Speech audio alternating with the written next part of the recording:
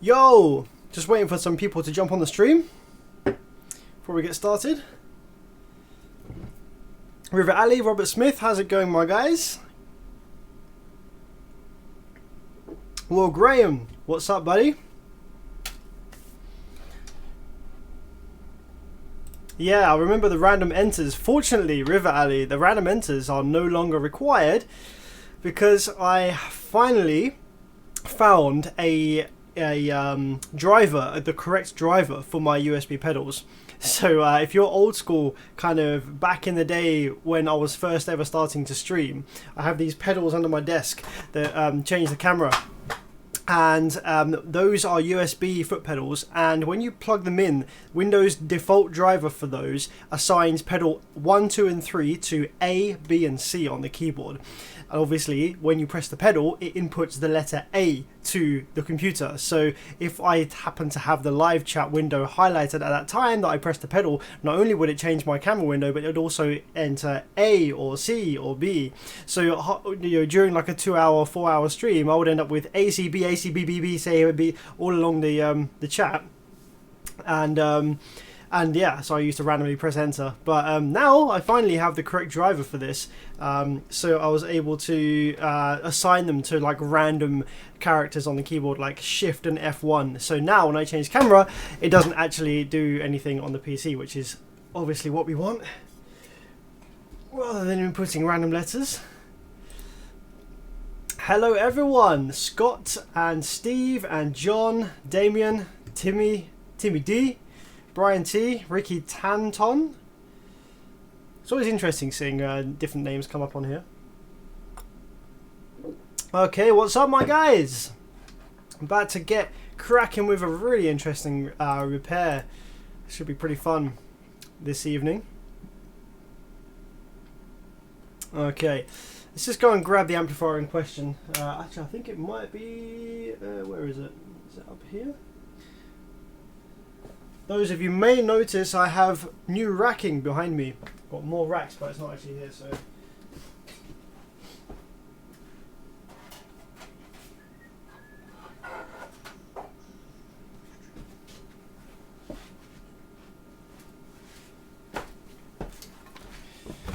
Yo!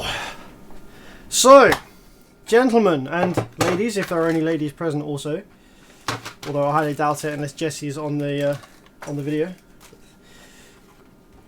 Gentlemen, this evening we are going to be making a pretty solid repair attempt of this Soundigital 8K. This is one of the older ones. I'm just going to show you the case here so you can see what it looks like.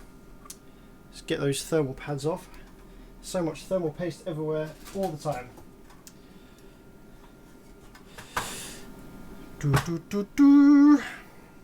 Is that upside down? No, yeah, so this is the amplifier that we're going to be repairing this evening. This is one of the older Soundigital 8Ks. So this is 8,000 watts at... Oh, this is a 2 ohm version. Holy crap. This is going to have a massively high internal rail voltage. Okay, so... Yes, this evening we are going to be attempting a repair on this Soundigital 8000 watt 2 ohm amplifier. Now this has a whole host of issues. This one died really dramatically. Although it didn't kill the power supply section, it only killed the output section. But what it did kill was pretty dramatic. So we're going to get started on getting this up and running. I'm going to show you exactly what happened when the amplifier failed. I'm going to show you what I'm going to need to do to get it back up and running. I prepared for this video, I prepared for this live stream in the fact that I've bought all the parts that I believe I'm going to need to repair this already, like in advance. So hopefully we should just be able to go through. I'll explain exactly what needs changing and why on this board, and we can fit the parts and it should just hopefully come to life. Zoom in a bit more here. So yo, let's just check out some live chat real quick. Got a bunch of people in here this evening. Oof. Yeah, it's a good time to start. It's a little bit early this evening, starting the live stream, which I thought was pretty good.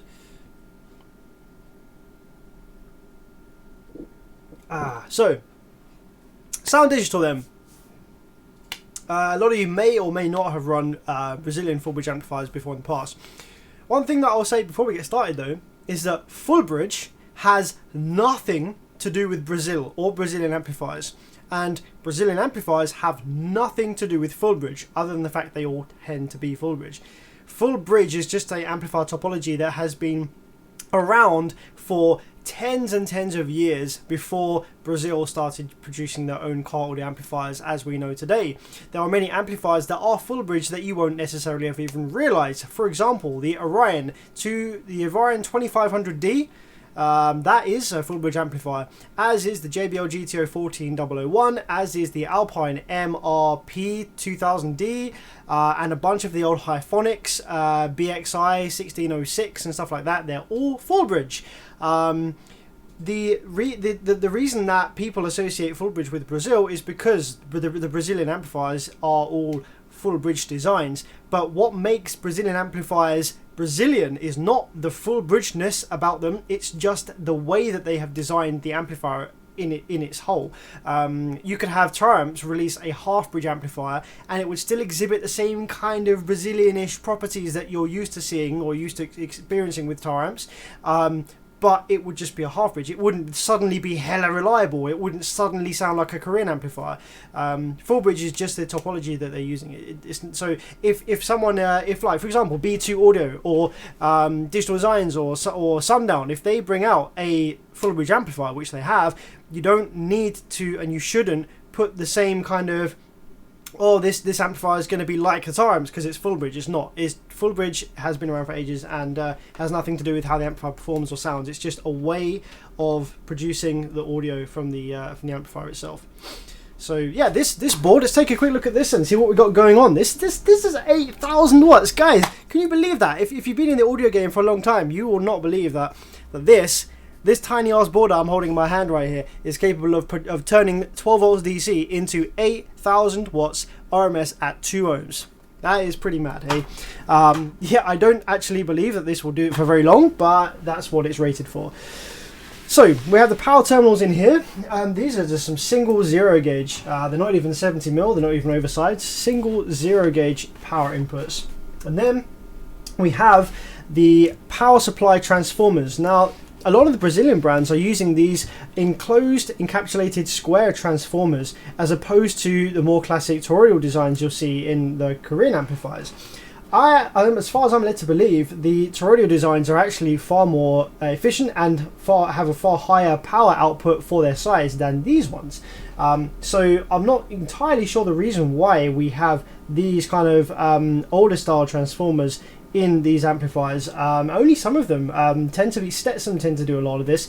Soundigital see a lot of these transformers in a range of their amplifiers. But I mean, yeah, they do make the power, obviously, for a short period of time. Now, power supply MOSFETs, we have all along here. These are all the power supply MOSFETs. You've got 1, 2, 3, 4, 5, 6, 7, 8. You've got 8 per side, which means that we have four MOSFETs per transformer, 2 push, 2 pull. So if you ever want to work out how many banks of MOSFETs you have on an amplifier power supply section, you just need to add up the number of transformers, times that by 2, I think. Yeah, 1, 2, 3, 4, 5, 6, 7, 8. Yeah, add up the number of transformers and times it by 2, and that will give you the individual number of banks of MOSFETs, because each transformer needs a push bank and a pull bank. So for 4 transformers, we'll have 8 different banks of power supply MOSFETs. So the MOSFETs that are being used here are actually pretty insane, and that is how we are able to produce so many watts from such a small kind of form factor board here. These MOSFETs here they're using in the power supply are CSD 1850 2KCS. Would my camera focus? It does focus in nice and close, this one. You just have to give it a second. Yeah, so these are actually pretty badass FETs. Now this is definitely backwards. Let me just transform this. I'm actually streaming from a new PC, which is why the OBS is not quite. There we go. So you can see that now clearly. CSD 1852 KCS. These are absolute badass FETs. They're incredibly low RDS. They're quite hard to drive, which in the Tyrants and some other boards is one of the reasons why these tend to be not as reliable as some of the older Koreans. These FETs are really, really hard to drive, and in some cases they're not actually used to their full potential. The power supply switching frequencies are still very, very low frequency. When we're talking about actually getting as much power out of these power supplies and transformers as possible, the switching frequency, the higher you go with the switching frequency, the more peak current you can draw through that circuit, up to a limit where the transformer starts to saturate. But a lot of these designs are just sticking with the classic kind of 25 kilohertz, which is really, really low. You could definitely get more power out of it with a higher frequency, which is one of the amplifier mods that I'll be doing in a later video, actually, regarding the audio pipe. Stay tuned for that. I'm working on that video, trust me. It's just taking ages because it's such an in-depth, complicated video. But luckily on this amplifier, the power supply section survived. So I can show you how it works, and I can show you it powered up. But I do believe that it survived. I haven't yet powered this amplifier up to confirm, but everything checks out okay. What we're doing on live stream today is going to be the first power up that I've ever done of this amplifier, so I guess we'll wait and see. But as far as I know, this power supply is absolutely fine from my non-powered checks. Now the issue lies in the output section for this amplifier. The output section is tiny. You know, this amplifier is pretty small as it is, but the power supply section makes up for all of this. All of this is power supply section. The actual amplifier that's creating 8,000 watts at 2 ohms is literally from here to here. This is preamp, this is amplifier section, and the rest of it is power supply. How crazy is that? So yeah, this amplifier section is very, very small. We only have a total of 12 MOSFETs producing the 8,000 watts into 2 ohms. We have 6 of them on this side in one half of the bridge, and 6 of them on this side on the other half of the bridge. So being a full bridge amplifier, we essentially have 2 channels, or 2 separate amplifiers. I guess they're 2 channels because they share a power supply. So this is like a 2-channel amplifier, but they're in constant fixed bridge mode. Like you get a 2-channel amplifier, you bridge left and right. That's kind of what this is, but it's permanently bridged. You've got the signal coming from the RCAs into the drive circuit into the PWM generation is monoed and is split off into each half of the amplifier. So yeah, one half over here, one half over here. Each half of the bridge has its own inductor, and then each of the separate outputs from the inductors, each of the separate kind of outputs from this amplifier goes to its own terminal. So you've got speaker plus and speaker minus. And speaker plus will be the output of one half of this amplifier, and speaker minus won't be ground, it'll actually be the output of the other half of this amplifier. So both positive and negative speaker terminal will have audio on them, will have a sine wave on them. It'll just be 180 degrees out of phase from each other, so that you get a higher potential difference between those 2 terminals there. Now the terminals, as you can see, I've removed the terminals. And the reason I removed the terminals is because these actually snapped off, and I believe this is why the amplifier failed. So through vibration damage, I assume the terminals were actually kind of cracked and snapped off of the solder here, and this little tiny this tiny trace here, this is responsible for listening. This is the feedback. This goes all the way back to the drive circuit for feedback of what's actually on the speaker terminal and the audio that it's creating. This this was all kind of coming off as well. And it was actually, this was coming away before I even touched the terminal. So I believe something bad has happened. Either the terminal was kind of cracking off, and then this channel lost feedback to the drive circuit, so it kind of shat itself, didn't know what to do, or this just shorted against the other one where it was kind of loose and vibrating. They kind of shorted together, and then that killed the whole output section. Are you following so far? Let's have a quick look at some live chat. Elliot V, I hope the computer parts I gave you are still going strong. My man! That is the PC we're using today, actually. So yeah, Elliot Vieres, that is the computer parts that you sent me are currently what we're streaming on. So thank you very much for that. That's awesome.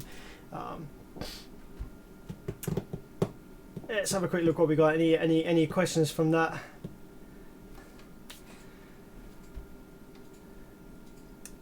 Yo, Jesse, yes.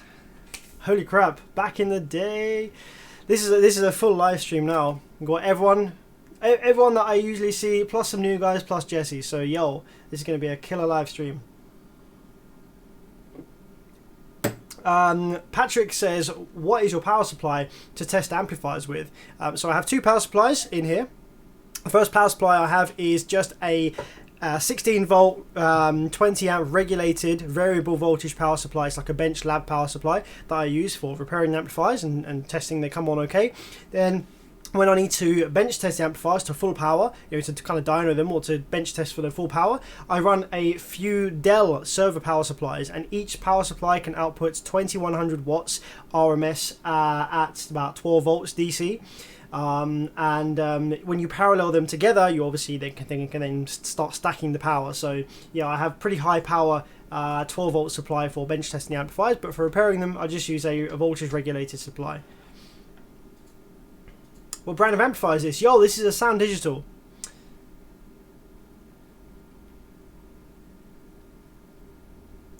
So, where have you been? Very busy, my man. Very busy.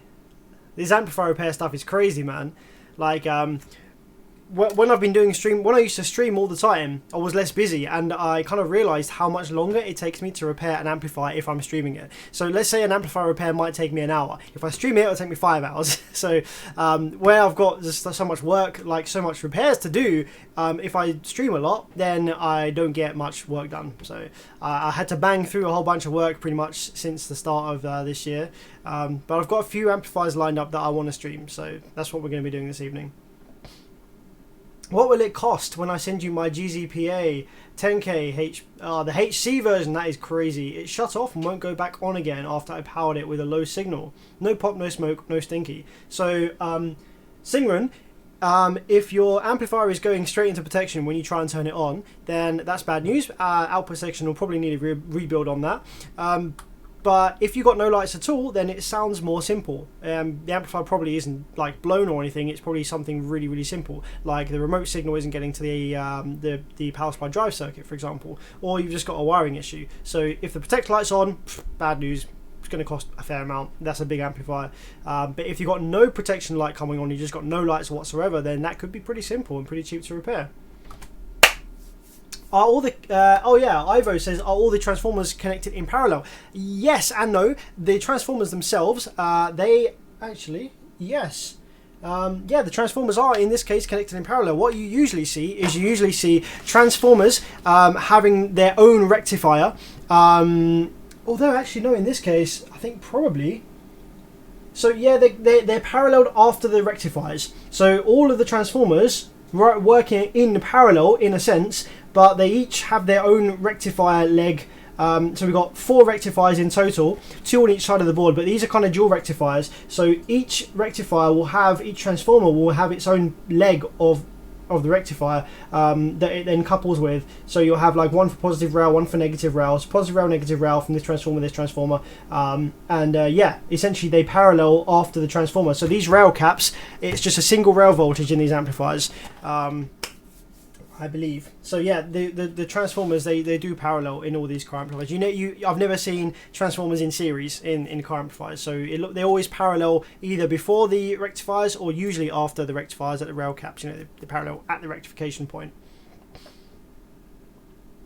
Have you ever tested a Power US amplifier? I've only ever seen one Power US, Powers, however you want to say it, amplifier, and it was like a small one. It was like a 3K.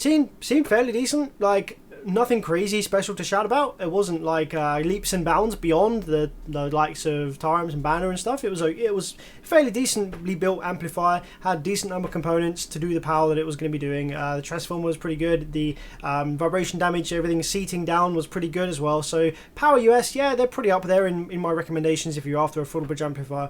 I would still probably look at going Bandit if you can. Their stuff is, from what I've seen still to this day, like on the upper scale of quality and power and stuff from the Brazilian range, aside from perhaps the Taram Smart 3. The Taram Smart 3 is fantastic.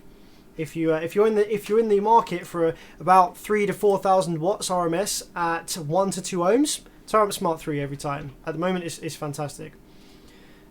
Okay, cool. Well, let's get cracking with this one. I'll show you what's wrong with the output section. So for those that have just joined, this amplifier, this Soundigital, this is an 8K, 8,000 watts RMS at 2 ohm. This is the 2 ohm version, which means the rail voltages inside will be very, very scarily high.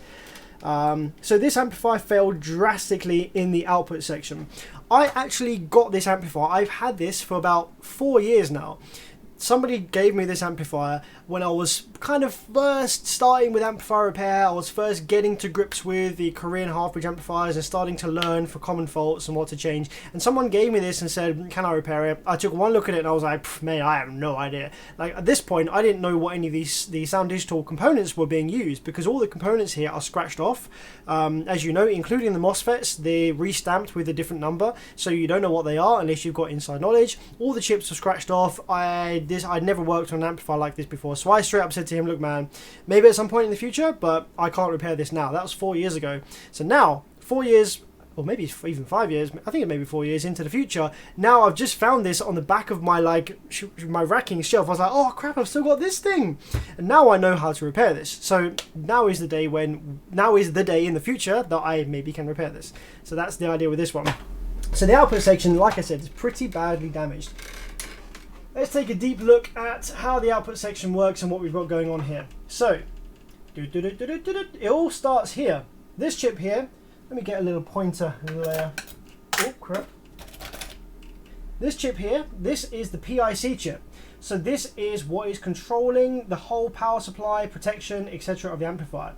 This chip right here is generating the pulses for the power supply MOSFET gates. This is also listening for signals to know when to go into protection. This also deals with the health check mode at the start. When you first apply the remote to an amplifier and first turn it on, it'll go through a health check mode to make sure that rail voltage is building before it goes full duty cycle. That's what's being dealt with here. In terms of the actual output section, we have a few things going on here. Here and here, these are the drive ICs for each half of the full bridge. So this being a full bridge amplifier, we essentially have two channels that are then 180 degrees out of phase with each other on the speaker terminals. So when the output section failed in this amplifier, we lost both the drive ICs. We also lost a bunch of resistors in both channels here. You can see I've actually removed all of the parts that I read as dead already. So we've got two 100 ohm resistors over here that I've removed. We've also got a 10 ohm, 10 ohm. We've got a 4R7, a 10 ohm. And we've got some 15 volt Zener diodes that I've also removed. Over this side, there's a 15 volt Zener diode that I've removed. We've got another 10 ohm resistor here, another 10 ohm resistor here, another 100 ohm. And we've also removed the drive buffer chips.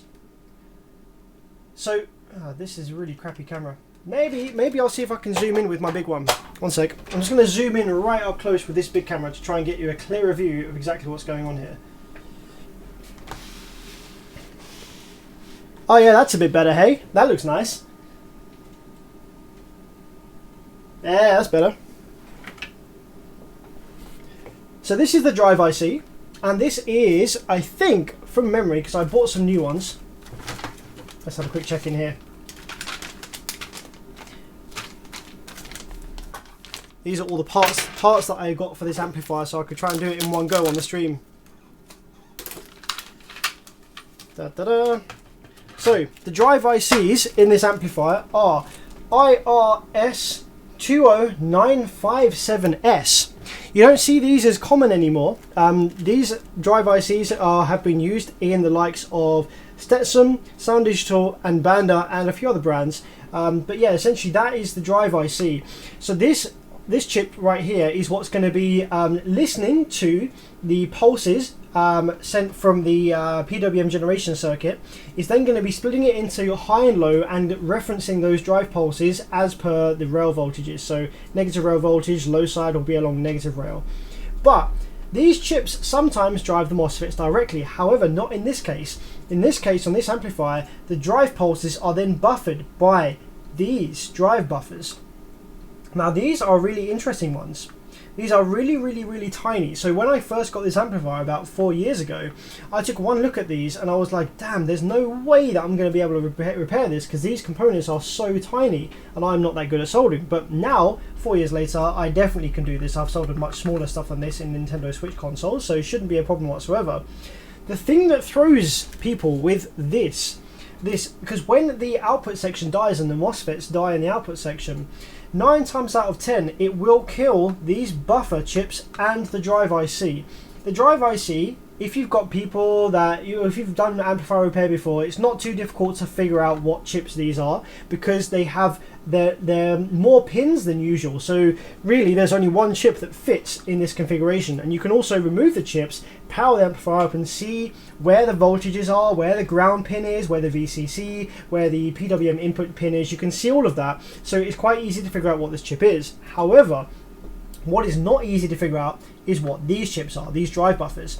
Now, where it throws you is these are labelled on the board as what is it? It's labelled as IR4427.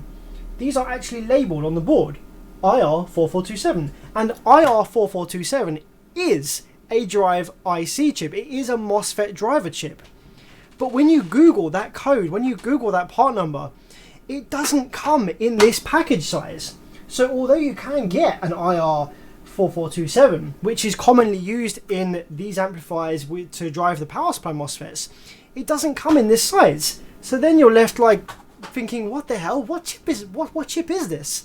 Like, is it just that they don't make it in that size commercially? Maybe they make it for Soundigital in that specific small size. Yeah, it's really, really tricky. Now, I did some research. What I did was I looked at this size. I looked at this size of drive IC, of this integrated circuit here. I figured out exactly what the size code for this is. I can't remember it off the top of my head. Then once I figured out exactly what size of chip this is, what package chip this is, I then Googled and looked up some MOSFET drivers that come in that package, and there were only a few that were currently available.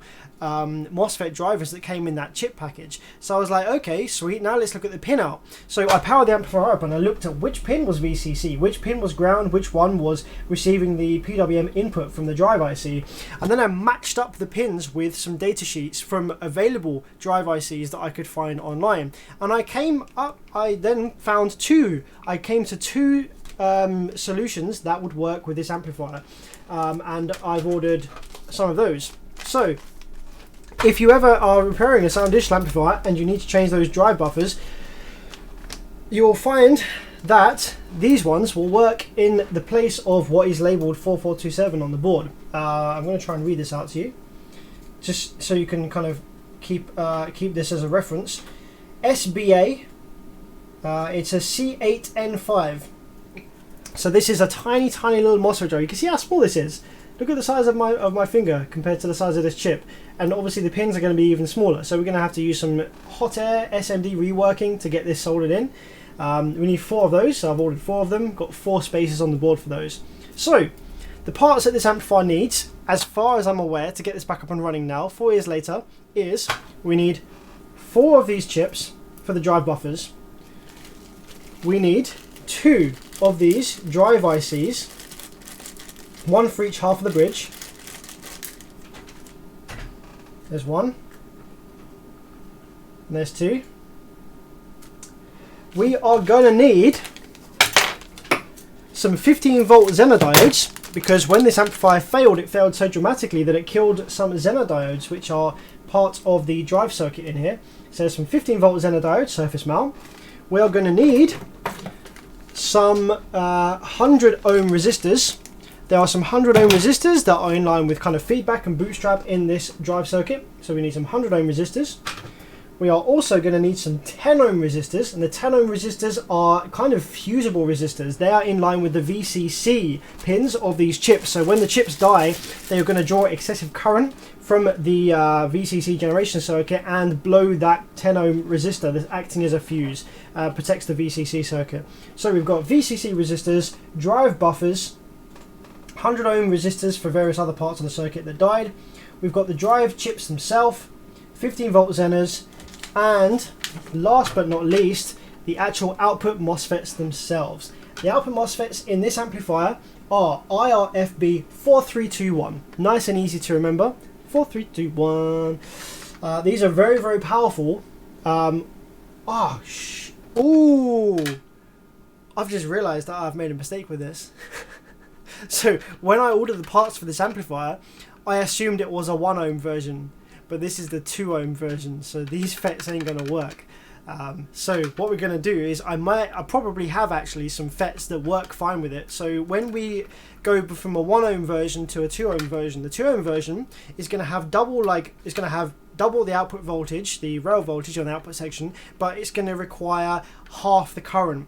So I'm going to dig through. I'm sure that I've got some output MOSFETs that are twice the voltage and around about half the current, and they should work absolutely fine.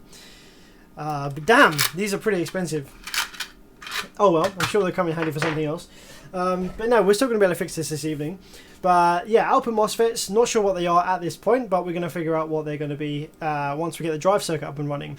But that's going to be the interesting part, is fitting all of these parts to the amplifier and seeing what happens. Yeah, Pele says that the chips can be swapped between Soundigital models. So if you've got a Soundigital amplifier that is a donor board, maybe it's got a bad transformer or something's not worth repairing, you can steal the chips from them and they will work in other models of Soundigital amplifier because they're all using the same generic kind of circuit architecture. The only differences will be the MOSFETs, the capacitor values, the protection resistors and stuff like that.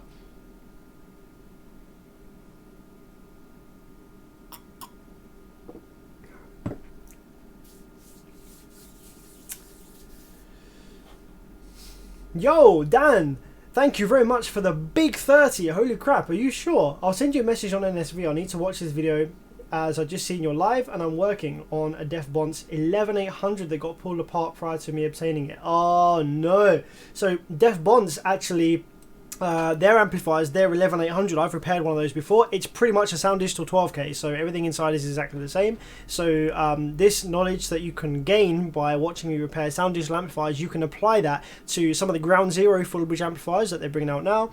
Def Bonds, Alphard, and possibly a couple of the Sundown full bridges. I'm pretty sure they're based on, because yeah, they're made in China and the Chinese guys have kind of copied a lot of the Soundigital boards.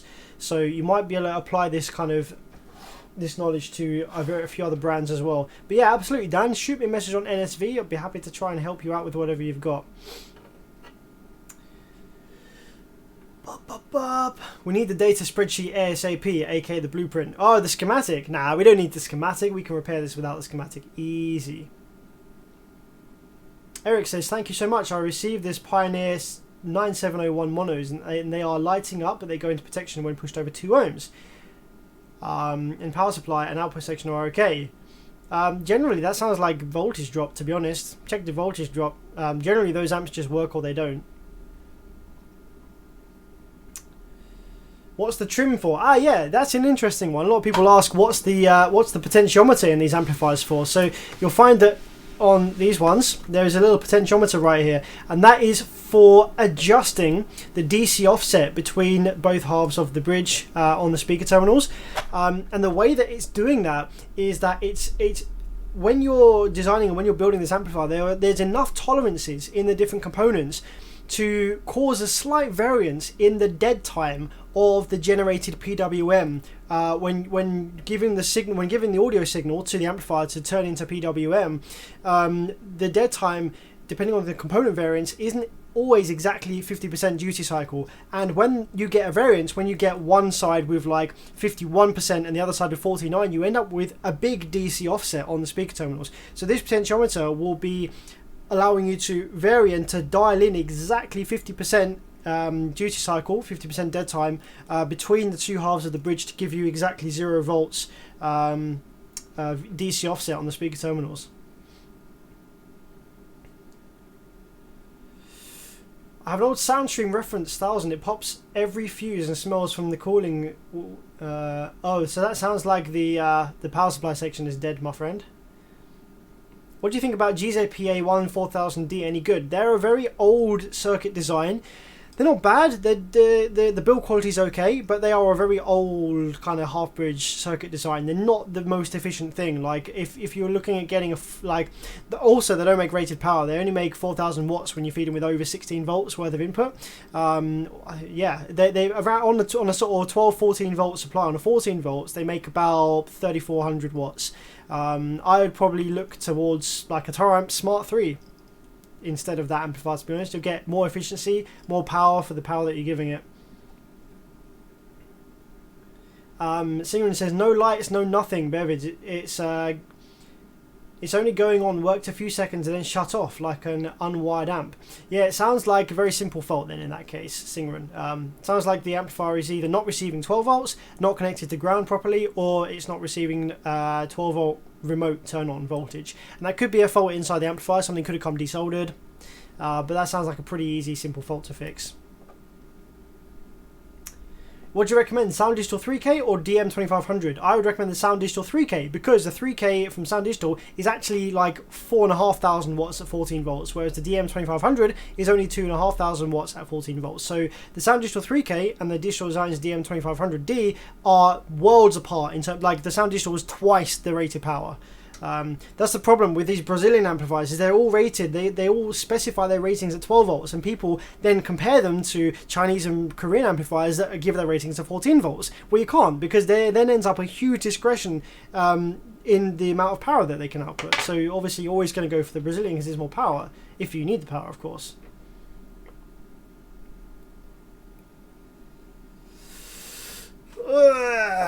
Right, let's get started on this repair then. Let's actually start fitting some parts. So what I'm gonna do, what should we do? Should we power it up first and actually see what it does without any of these new parts fitted, just to see the power supply come to life, and make sure there's nothing else on here that's kind of going to smoke up. Okay, that's what we're going to do first. We're going to power it up. I'm just going to zoom back out on this camera so we get a kind of full board view here. Yeah, that's nice. Let's scoot that over a little bit. Okay, so yeah, the first thing I'm going to do is power this amplifier up and just make sure the power supply section works okay. Make sure that we are getting the VCC voltages that supply all these different chips. Make sure that they're actually going to receive the supply voltage that they need. And just make sure the amplifier is building rail voltage and it's not going into protection straight away. So let's give that a crack and see how that goes.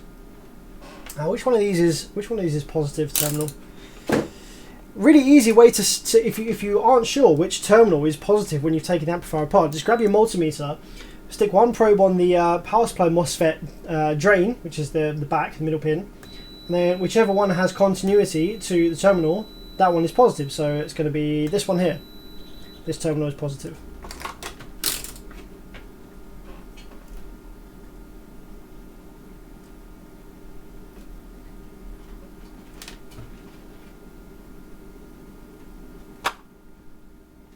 Shout out from Tampa, Florida. Yo, what's up?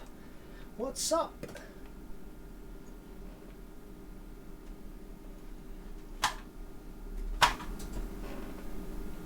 Oh, by the way, I have additional sound effects, which I always forget about on the live stream. I have some funny sound effects for things that are good. If I ask you a question, you get the answer right. It's a correct sound. Oh crap! That brings up some nonsense. If I do a great success, if something appears, ta-da! If the amplifier works after repair, that should be playing a yay sound effect. If I get something wrong, I just have to remember to use them because I always forget that they're there. Okay, let's get the power supply turned on and see what this thing's doing.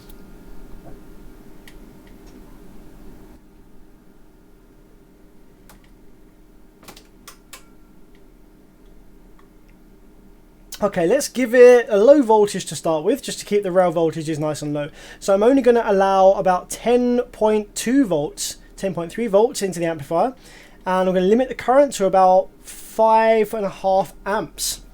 That keeps things nice and safe for the first power up. And to power the amplifier up first, I'm going to take my oscilloscope probe and I'm going to probe the back of the power supply MOSFETs. When we do that, you see that we have 12 volts DC on the back of the power supply MOSFET. And when we power it up, we should get some pulses. It won't look like a very nice square wave to start with yet until the rails are built, but we should get some little pulses here.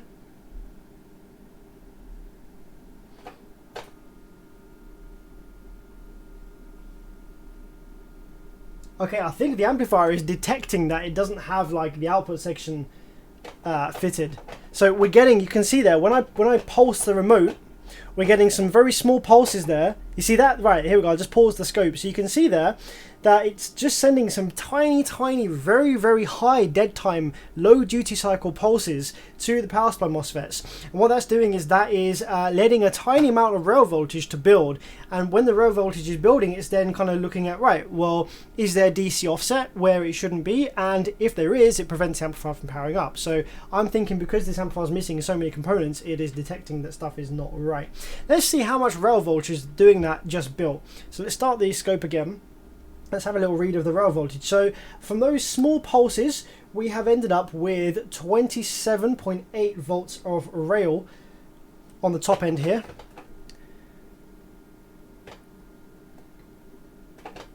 Yep, every time I pulse the remote, we get a little higher on the rails, as you can see there. There we go. Okay, now the rails have built high enough that the amplifier is going to want to come on fully.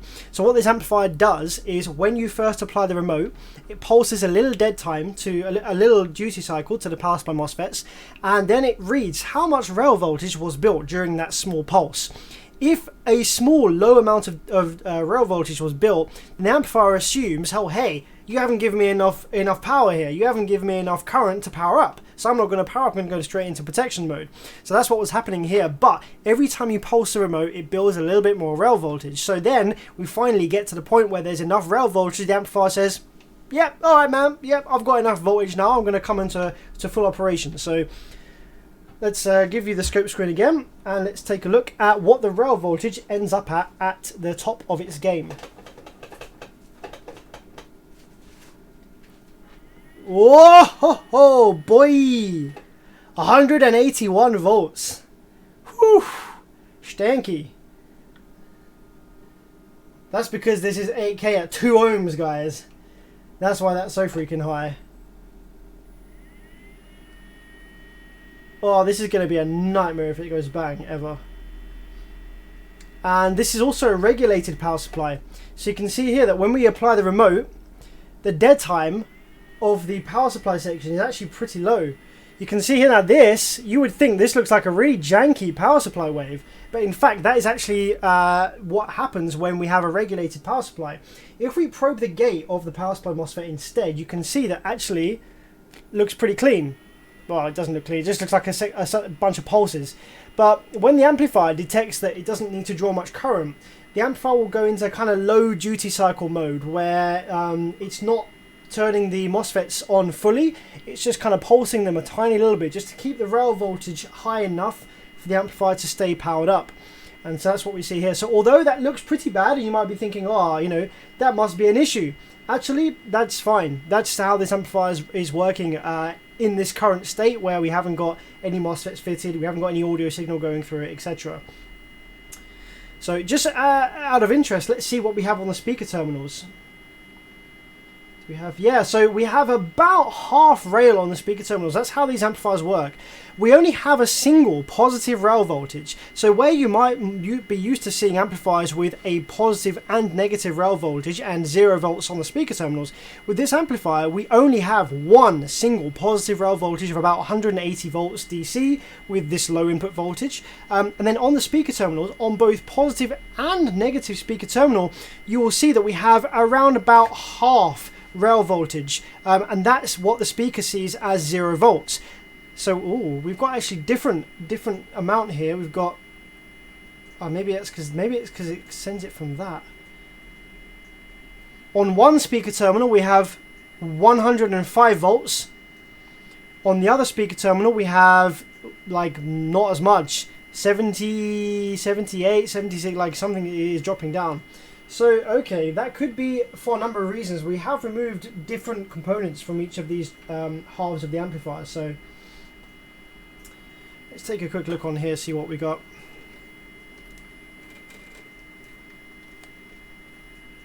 So what I'm going to do now is just go through each of the pads of the output MOSFETs, gate, drain and source, and see what we've got on either side. So on the side closest to me, this is going to be the high side MOSFET. No, is this the high side? This is going to be the low side MOSFET, I think.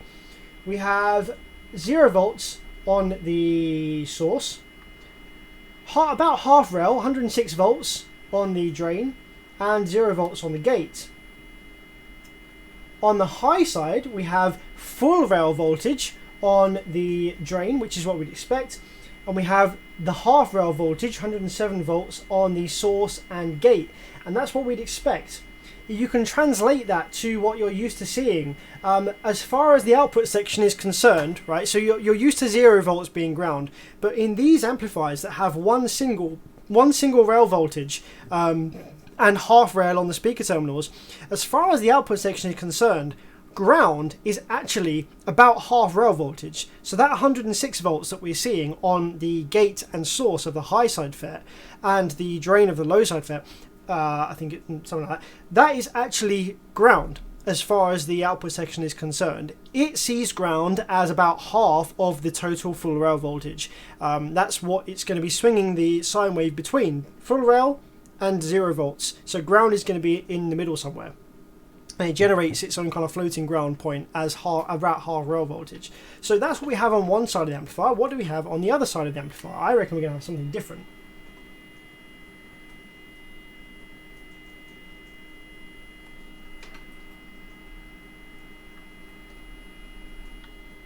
Yeah, the other side of the amplifier is very different.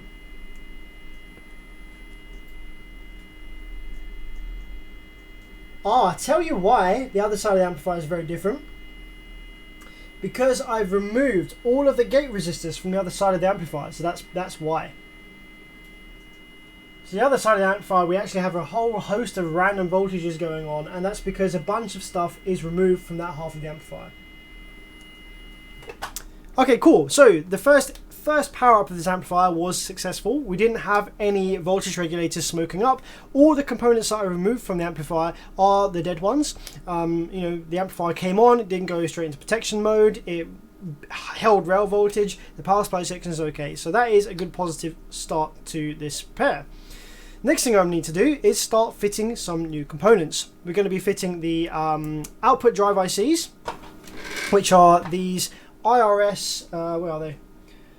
IRS 20957S. These are slightly larger drive ICs to what you might often see in these amplifiers, and that goes here and here. So that's the first thing that we're going to fit, and the reason that we're going to fit those things first, plus some resistors to help feed them with their VCC, is once we've fitted those, we want to make sure that the actual signal from the RCA input is making its way to these chips. These chips will be receiving probably some PWM from the PWM generation circuit based on the input signal that we give to the RCAs. And I want to make sure that both those chips are receiving and outputting the same kind of signals, ready for buffering for the MOSFETs.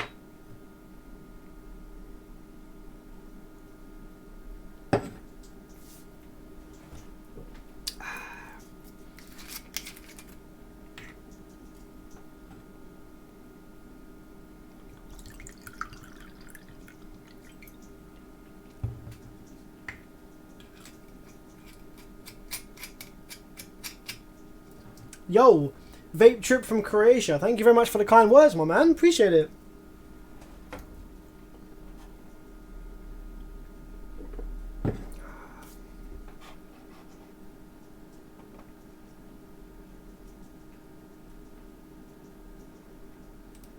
Someone said the stream stopped, but I don't believe it did. I don't have any dropped frames. I think it's alright. Question. Power US amp or HCCA 5K Orion? If it's one of the new HCC amplifiers, I would definitely go for the HCC amplifier. They're beasts. They are crazy, really awesome amplifiers. What happened to the last stream? It stopped for no reason. Oh, the last stream stopped for no reason because my computer crashed and I couldn't get it back up and running again that evening. So, yeah, the last stream that I did, it kind of just stopped randomly because my PC crashed. But to be fair, it was at the end of the stream anyway. So. Okay, so now before we fit any components to this amplifier, obviously we've just had it powered up and there's probably still going to be some pretty dangerous high voltages inside. Yep, there's still 154 volts sitting there inside the amplifier ready to kill us at any time. So what we need to do is drain that out first, and then we can start messing around with the amplifier. So it's going to take some, I've got a 16 ohm like kind of bench, what's it called, dummy load here. So I'm just going to short that out against the ground. Poof, there it goes.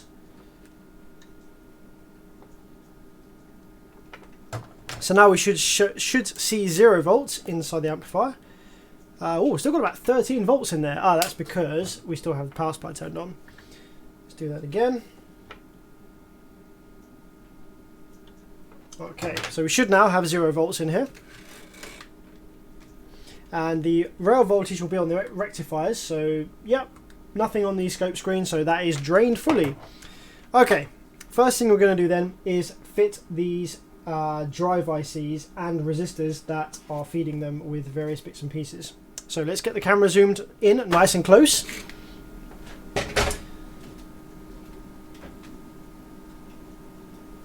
And we're going to want to go over here. There we go. Yeah. So we're going to be replacing this chip and this chip.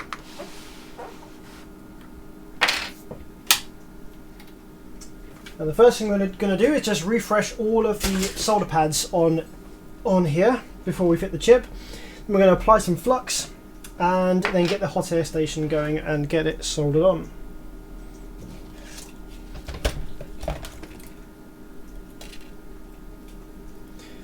Jaden says, what's the best starting sub? That's a really tricky question because there's a lot of decent subs you can find on the used market for real cheap that will do you really good.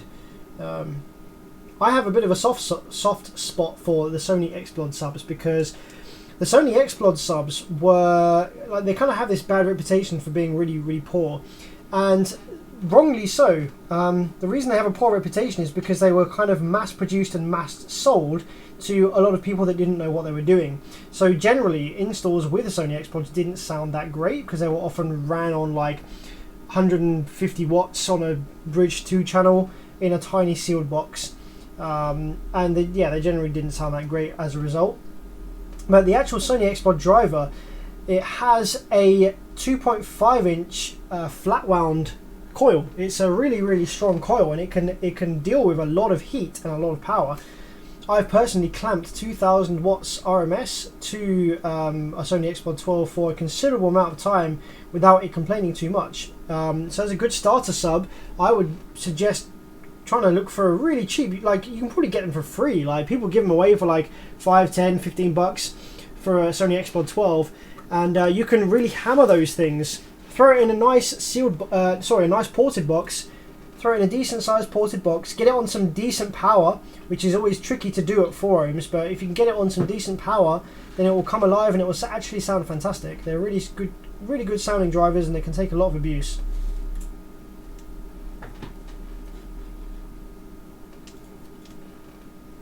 Just refreshing all of these pads first with some fresh solder. We're going to throw some flux down and then hot air these bad boys in place.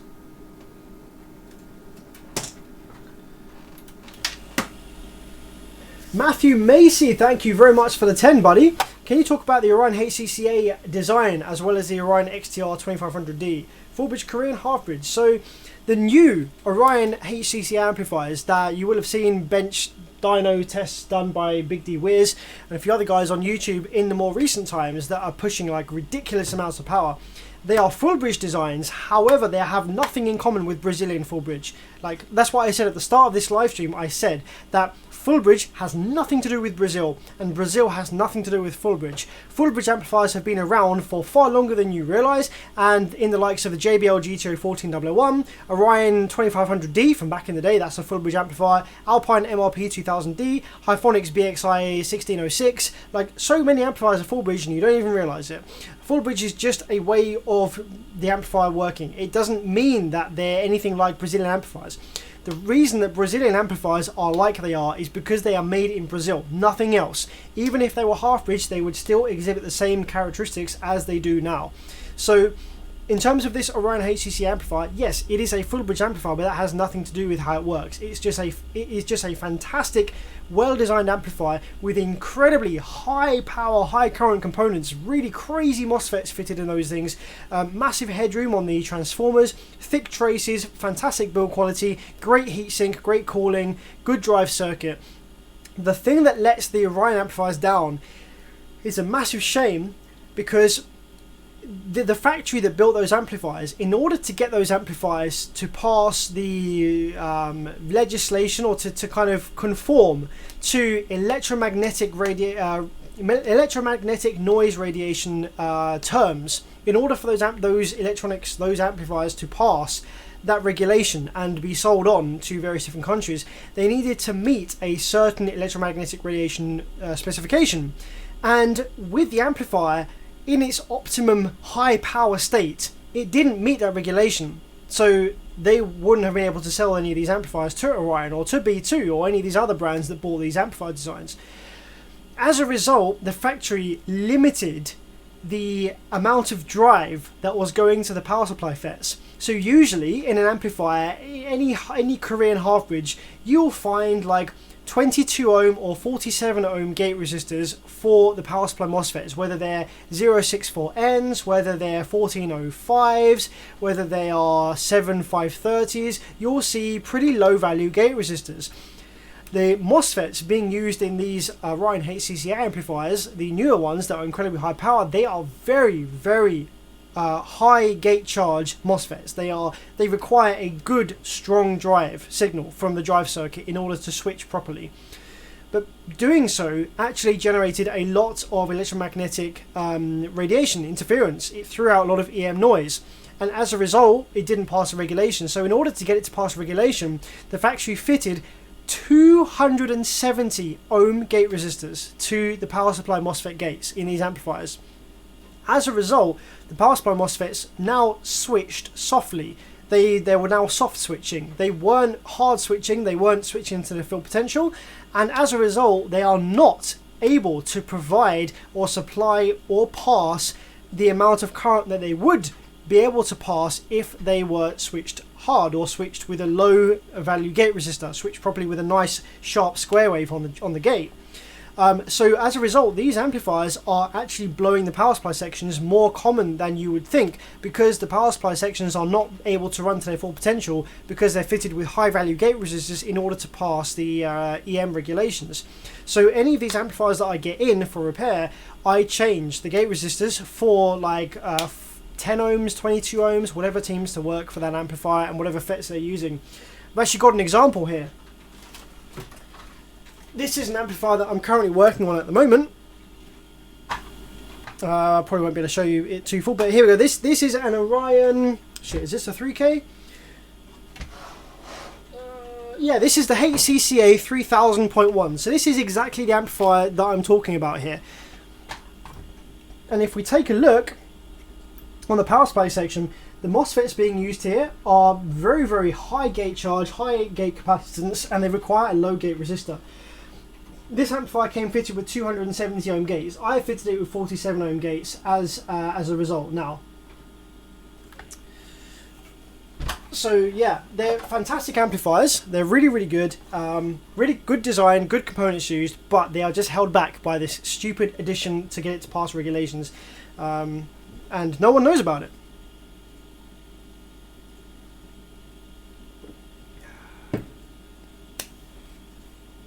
Matthew, it's a completely different board to Banda. A very different circuit design to Banda. Quasi says, looking at getting a JBL A6000 GTI repaired. It's been sitting for a long time because I just told parts were pretty much impossible to get.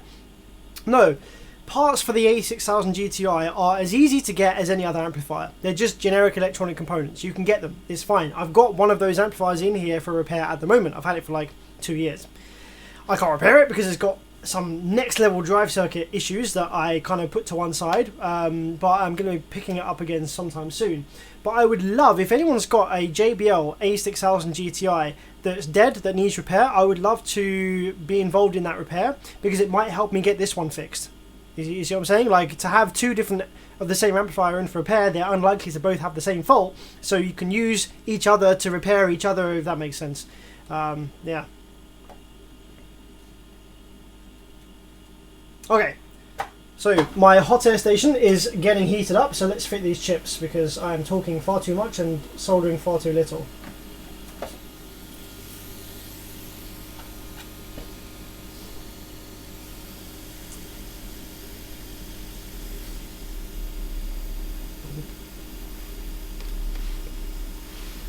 Yeah, but I can't pronounce your name. Sorry, Mr. Brenner. Yeah, but the issue is that when the FETs are soft switching, they are not able to pass the amount of current that they would be if they were being switched sharply. I've confirmed that in my own testing. When I saw this with the higher gate resistors initially, I was surprised, and I actually performed some tests with the same amplifier, and I was able to confirm that when they were switching properly with a low value gate resistor, they ran way cooler and were able to provide way more current than when they were switching with the 270 ohm gate resistors fitted. It massively bottlenecks them. It massively limits their potential.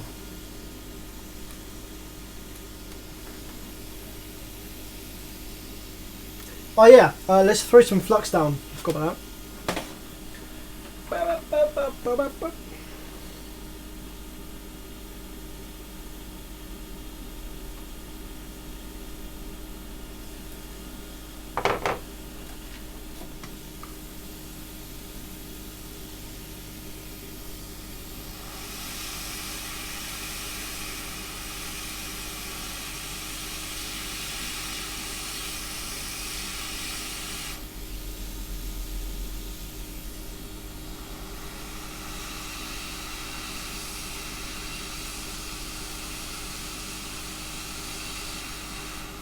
Oh, damn it.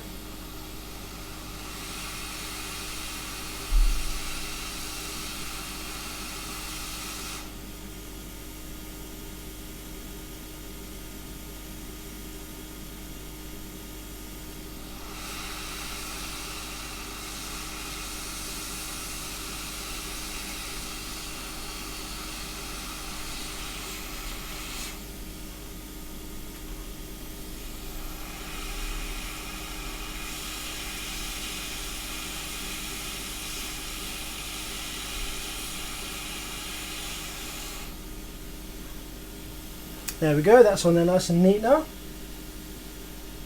Let's flip her over and do the other one.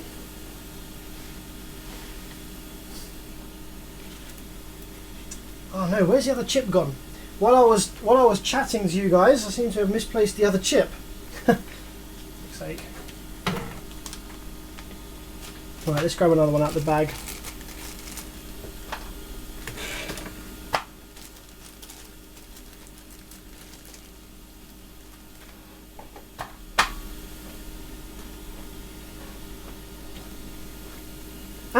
Anthony Knorr, thank you so much for the 10, buddy. Massively appreciate it. Is the Tyram's 15k really 15k?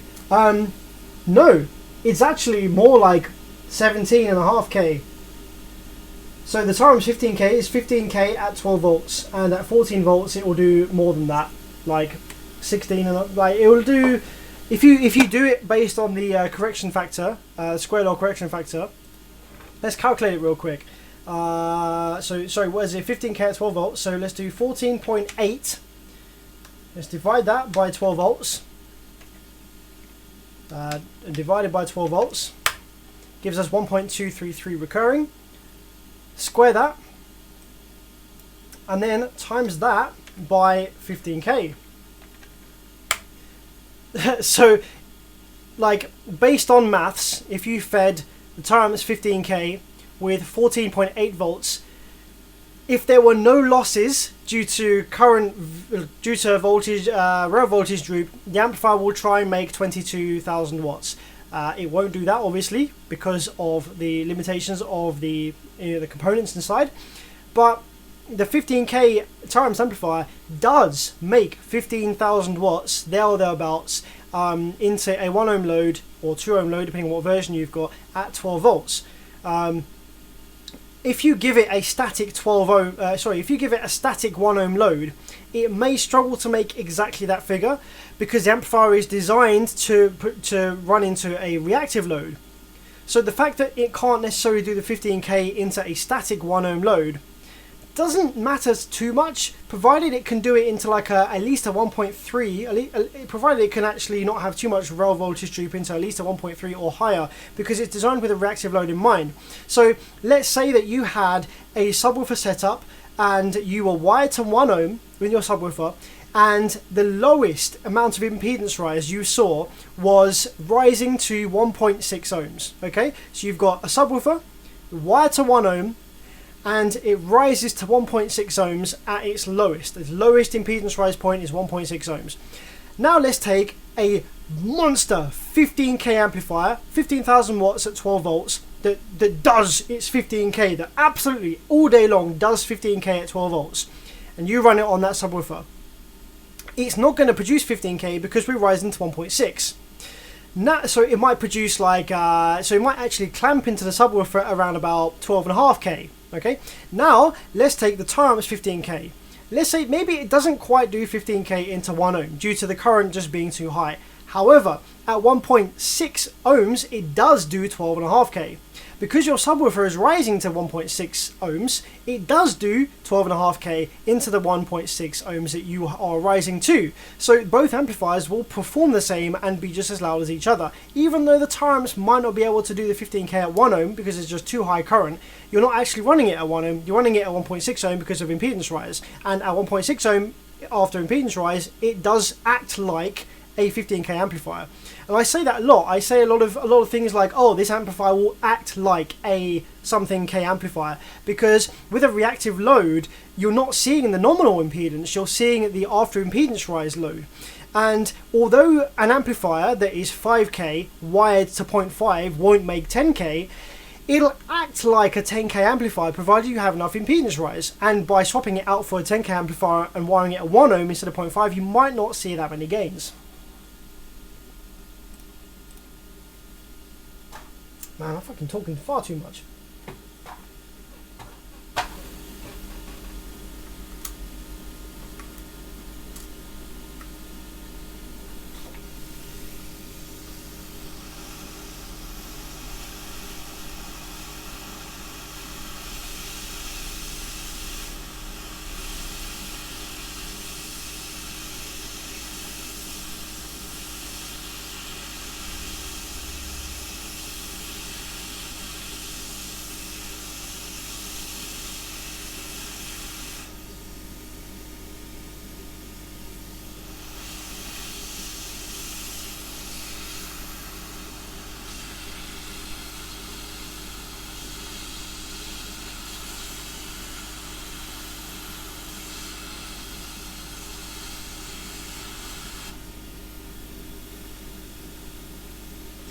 Okay, cool. That's two fresh, spanking new drive ICs fitted to this Soundigital 8K. So the next thing we need to do is replace all of the resistors around this area, and they are going to be responsible for kind of bootstrap and feeding this amplifier with feeding this chip with VCC voltage. So luckily for me, this amplifier actually has the resistor values written and labelled kindly on the board. So that's going to make life a little easier for me in remembering which ones go where, because I took these components off the board like weeks and weeks ago when I was preparing for this live stream. So let's get some 10 ohm resistors first. The 10 ohm resistors, that blue, they are actually for VCC. So VCC is the voltage that powers this chip. So when this chip dies and it shorts, it presents a short circuit on its kind of power input line, the same way an amplifier would do. When you blow an amplifier, it short circuits the power inputs. So it's the same as the chip. So when the chip dies, the VCC will be shorted to ground, which will blow this 10 ohm resistor. This acts like a fuse. So we can go ahead and drop one of these in here.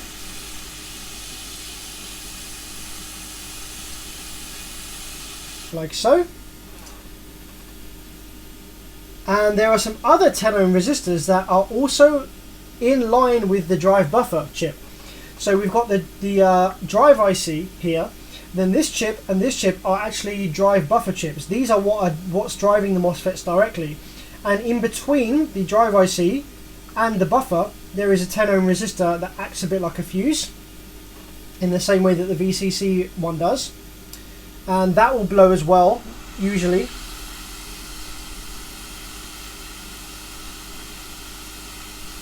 Yeah, when the chips die, that'll blow as well, because that is passing a lot of current across it.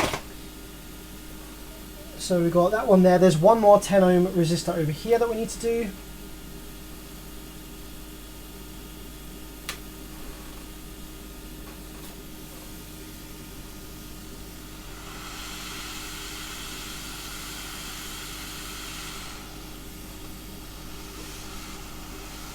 Got my pressure turned up too high, it's just blowing them around all over the place.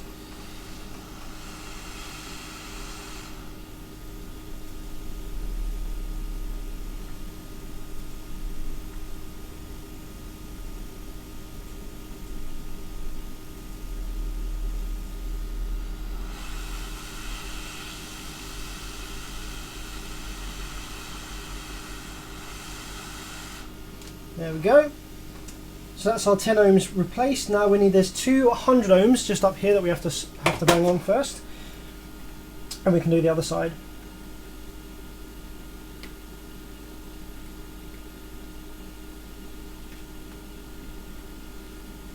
The numbers on surface mount resistors can be confusing because they don't make sense with what they are. So the resistors here that I'm fitting are 100 ohms. And so you'd think that maybe they would have 100 written on them, but in fact they actually have 1000 written on them. And that is because that is telling you that the resistance of this resistor is 100 and 0 multiplier. So the last digit of on a surface mount resistor is the multiplier. So you will multiply the digits before the last digit by the multiplier. So we have 100 times by, well, it's not 100 times, sorry, it's not a multiplier, it's how many additional zeros there are on the end. Sorry, it's not a multiplier, it's how many additional zeros there are on the end. So 100 with a 0 on the end is 100 ohms with 0 additional zeros, so it's 100.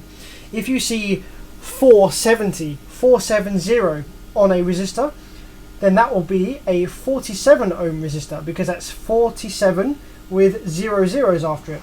If you see 471, then that is a 470 ohm resistor, because that is 47 with a 0, with 1 0 being 470 ohms.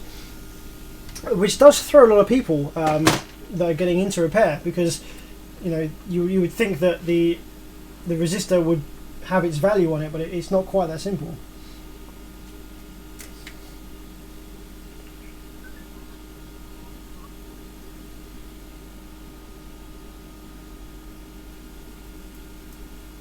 Okay, so on the other side of the bridge, on the other half of the amplifier, there are some 15 volt Zener diodes that are missing because they failed quite dramatically. One of them just fell on the floor, which I'm never going to see again. So let's whack some flux into this half of the board.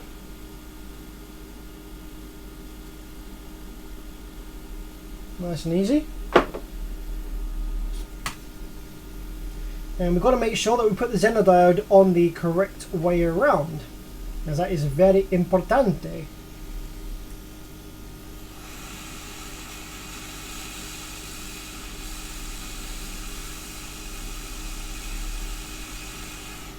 There we go, that's one.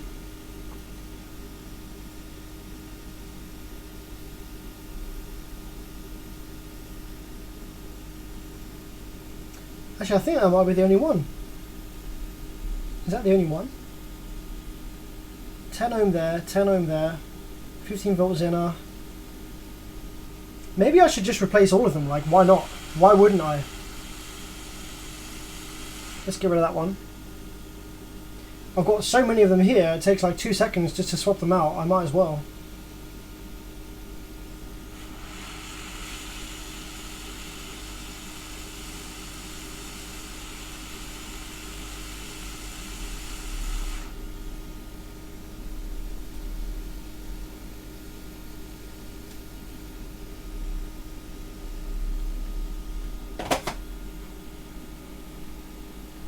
There's another 15 volt there, that seems to be okay, that's actually feeding this one.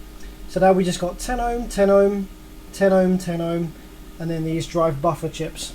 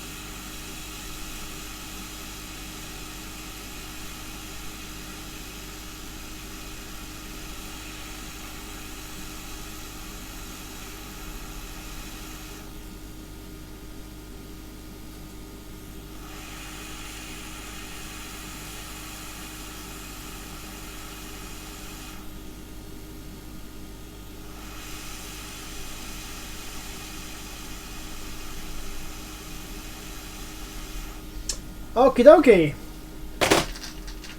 So that is the drive ICs and the resistors and Zener diodes, or maybe you guys say Zener diodes? Who says Zener diodes versus Zener? Like we say Zener diode over here in the UK, but I think I've heard some people on videos say Zener diode. Oh yeah, because in the UK it's Z, and in the US it's Z. So Zener diode, Zener, that makes sense.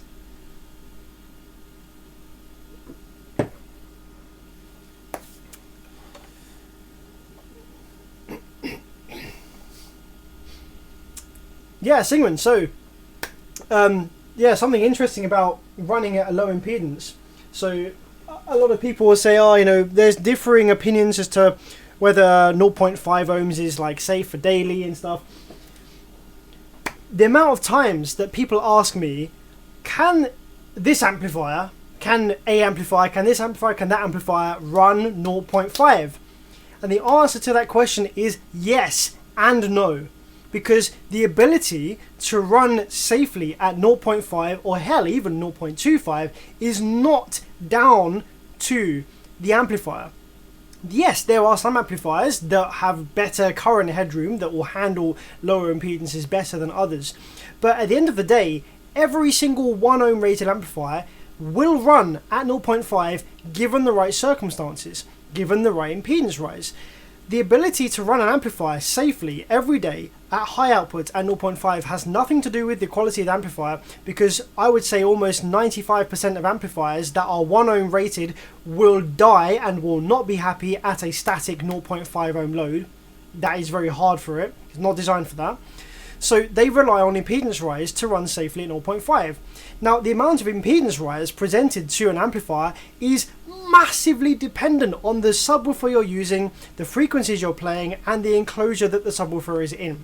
So when people ask me this question, I can't give them an answer, because they say, oh, can my Sundown 4K, 4.5K, 5, whatever, run at 0.5? I have no idea. Until you tell me the sub, the box, and the sub music you listen to, I can't answer that question.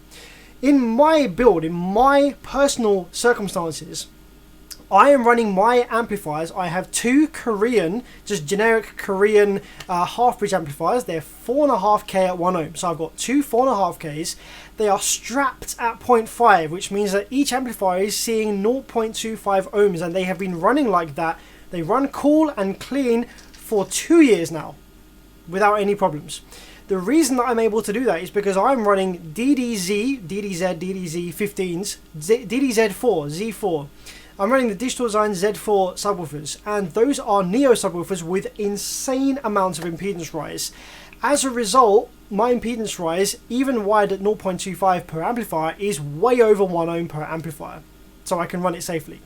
So the amplifiers I'm using, they're not stable at 0.25.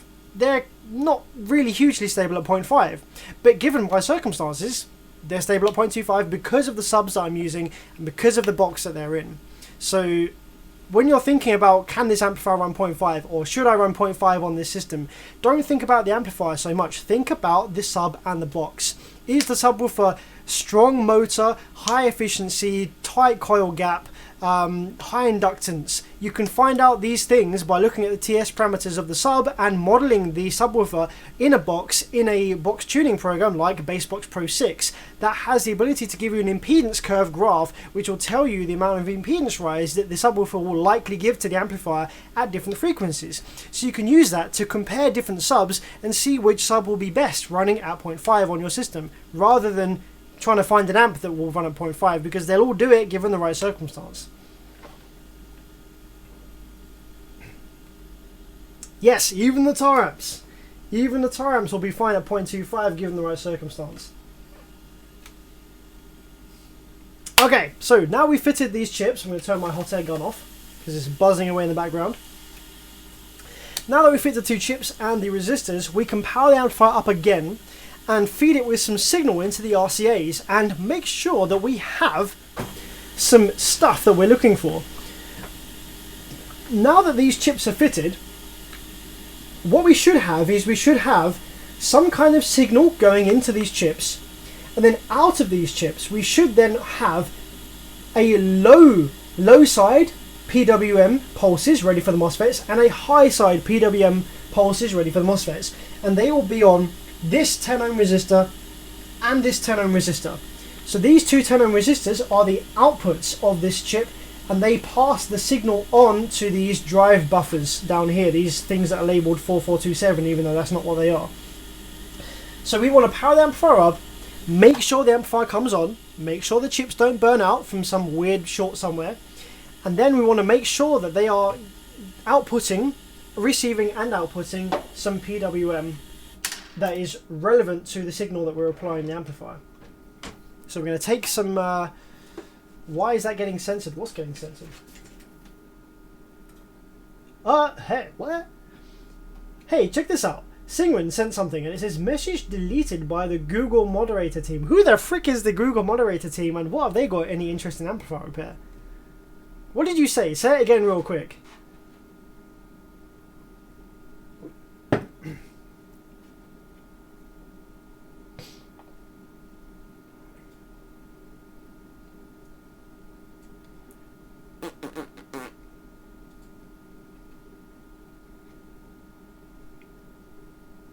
Drinking pop in a wine glass. My friend, this is Pinot Grigio.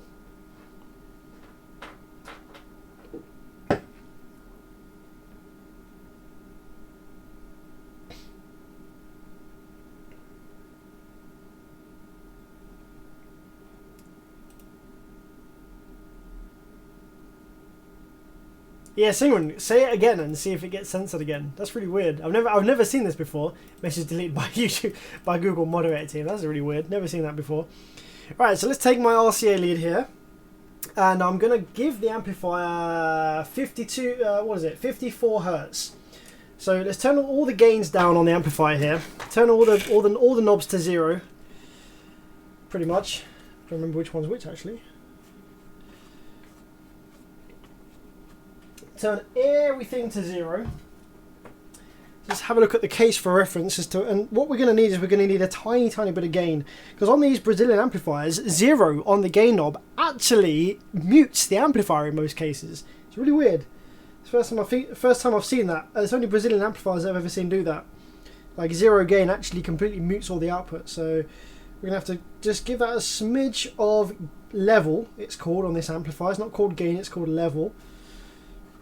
Yep, high pass filter down low. The low pass filter, the lowest it goes is 80 hertz, which is one of the reasons people don't like Brazilian amplifiers. That's another video. So yeah, we've got that going in. 54 hertz in the RCAs.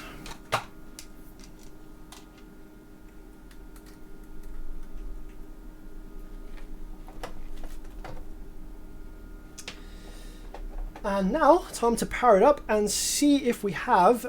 I'm guessing, I'm hoping and I'm guessing, I'm thinking that we should have a 54 hertz square wave on the outputs of these drive chips.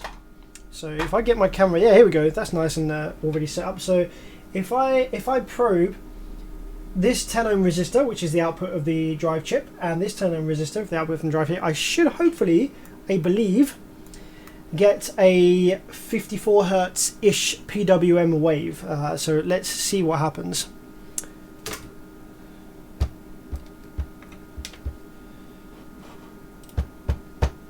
Oh, it seems that... Oh, what the hell? Scope. There we go.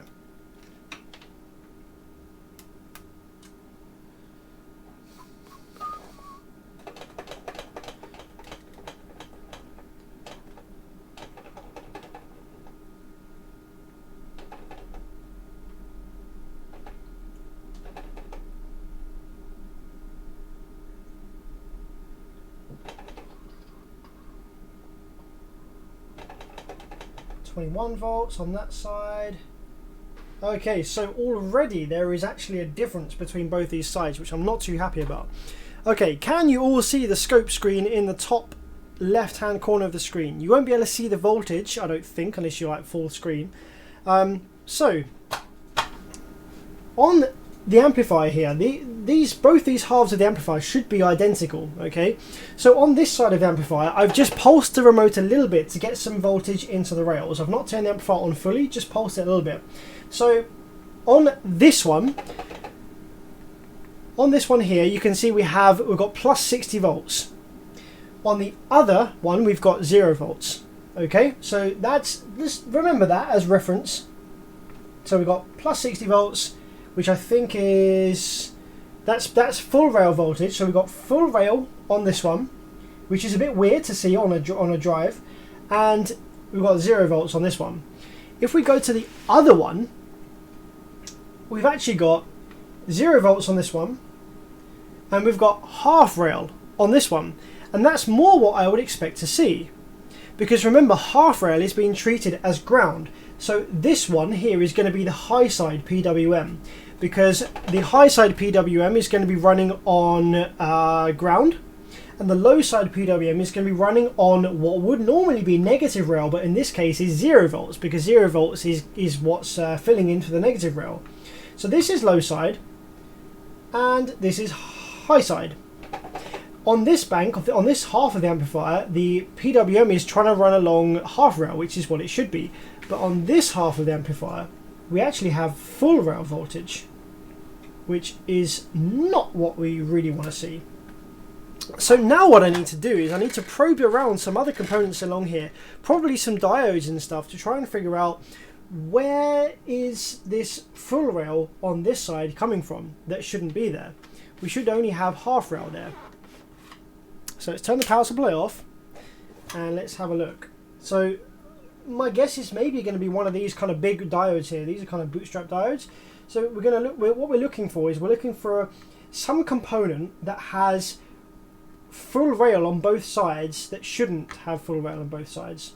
So let's go across to the good side. I believe this to be the good side.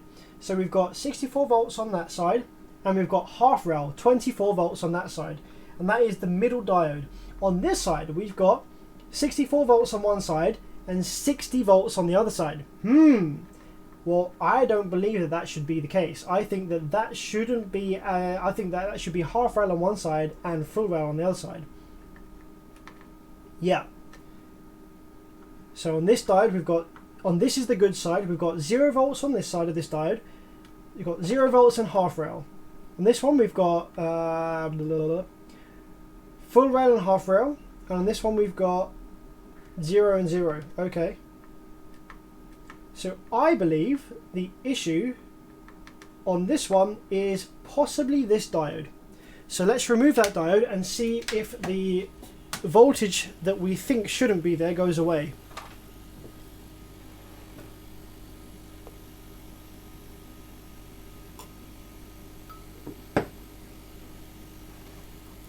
Oh, Singman has messaged with the sensor thing again. Let's see what he said.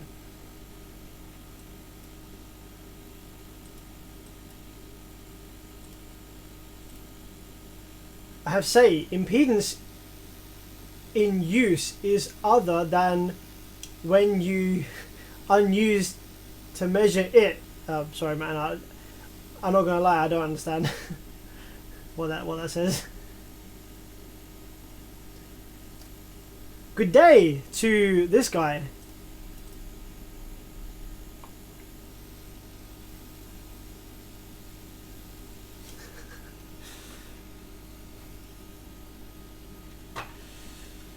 Okay, so let's remove this capacitor and see if the voltage that we think shouldn't be there goes away.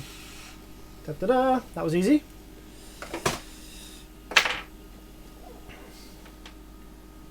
Full rail on that side. Ah, no, it's still there. Okay, so it's not the diode then in this case. Interesting. The next thing to do is to look and see what other components have that voltage on both sides.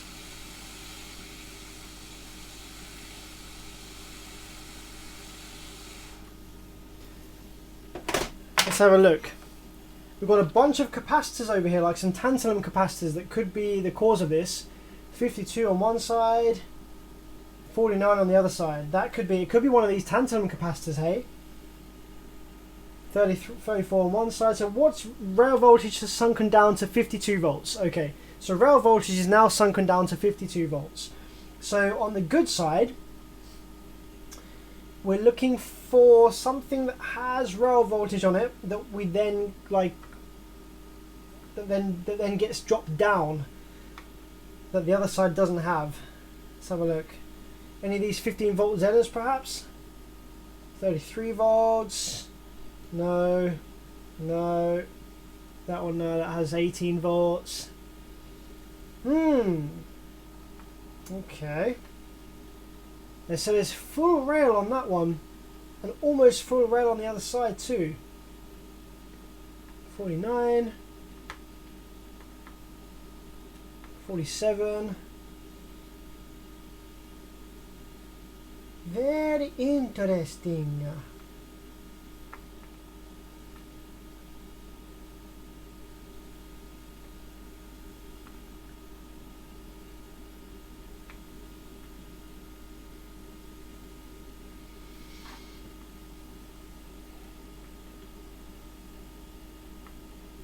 $45.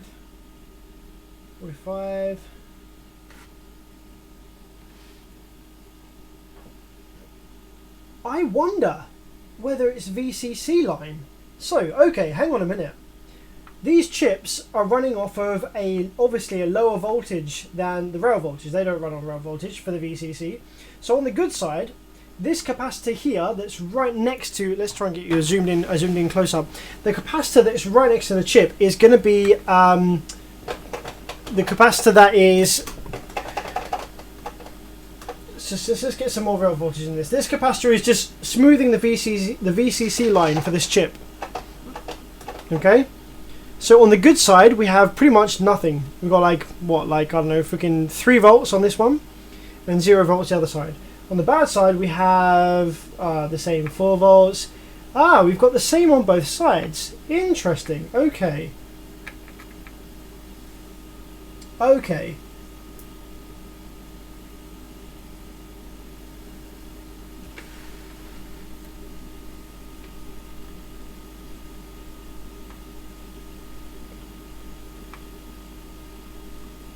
It's tempting just to power the amplifier up fully and see what happens.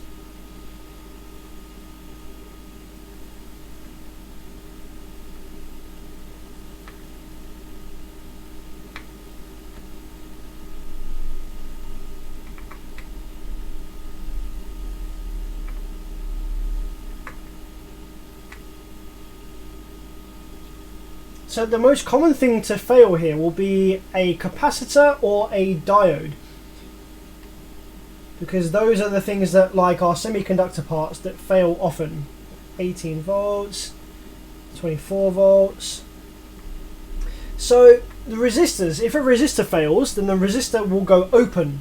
So if a resistor goes open, then it won't pass more voltage than it starts with, because resistors that blow open, they don't blow short. So if we've got rail voltage where we shouldn't have it, then it's generally going to be like a capacitor component or a semiconductor component that has shorted, or like leaking. So that's the thing that we're looking for. When we've got high voltage where we shouldn't have high voltage, it's generally going to be like a semiconductor or capacitor component that has failed, that has shorted or is leaking, but I can't see it anywhere. It is possible though that one of these, maybe one of these 15 volt Zenas over this side has gone. So over by the gate resistors, we also have these 15 volt Zenas that are on the gates right here, but that isn't the case. We've got negative 28 volts on that side. What the hell? Never had negative voltage on any of these. Okay.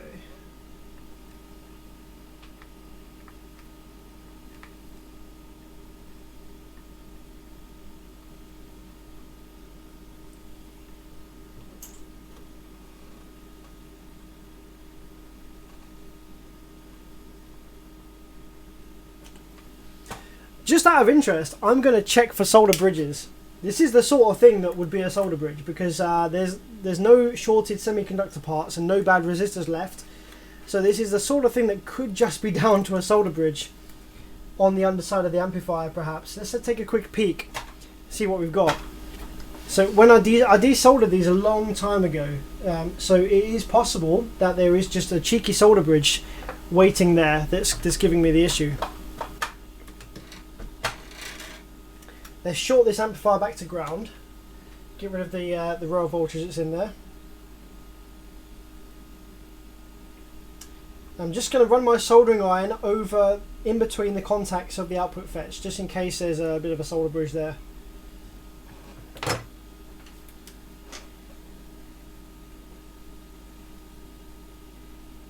Oh, and look, hey, also, you can see over this side, where the amplifier failed really badly, it actually like kind of blew apart part of the traces here. Pretty crazy.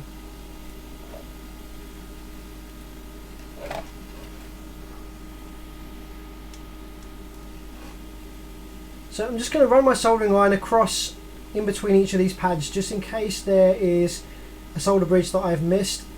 Sometimes the solder bridges can be so small you can't see it with your eyes.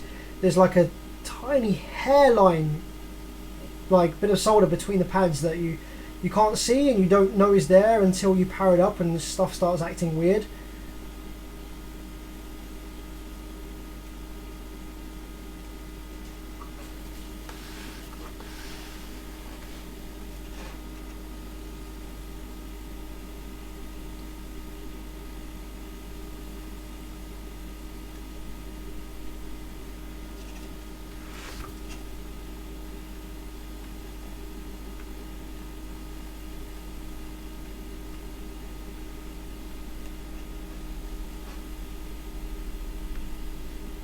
Okay, I haven't seen anything. I don't believe there are any solder bridges left down here.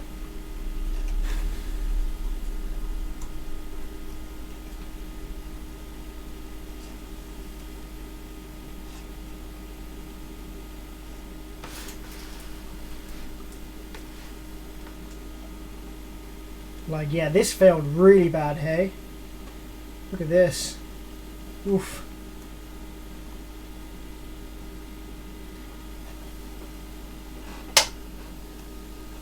Okay.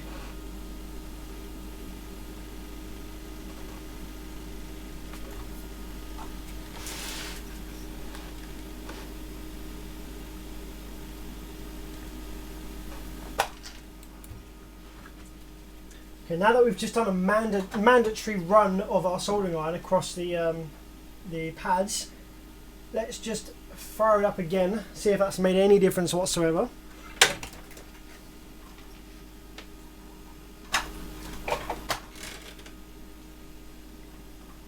So good side was this side and bad side was this side, I believe.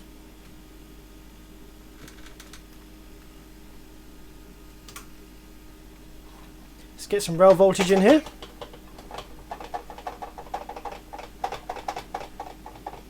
So rail voltage is sitting at about 60 volts again, 60 volts worth of rail. So on this side we have 0 volts, half rail, 0 volts on the low side. On the high side we have half rail, full rail, half rail. That's what we should have on this other side also. We have 0 volts, 0 volts, 0 volts, 0 volts. Although that could be because the traces are burned on the bottom. 0 volts, there we go. 0 volts, full rail. 0 volts, half rail. Now there's still a problem. So this is the low side that should have 0 volts, half rail, 0 volts, but it's actually got 0 volts, full rail, 0 volts. And on the high side we've got like not even half rail, some random 13 volts. There we go, got full rail.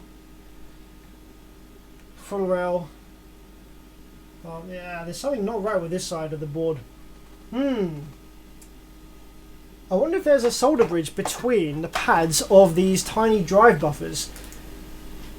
So these, where I've removed these tiny drive buffers, I wonder if there's like a solder bridge between one of these tiny pads that I can't quite see. So I'm going to run my soldering iron across those as well. I'm just going to do that just to rule out any random stupid shit like that before I start looking at whether there's any dead components or anything.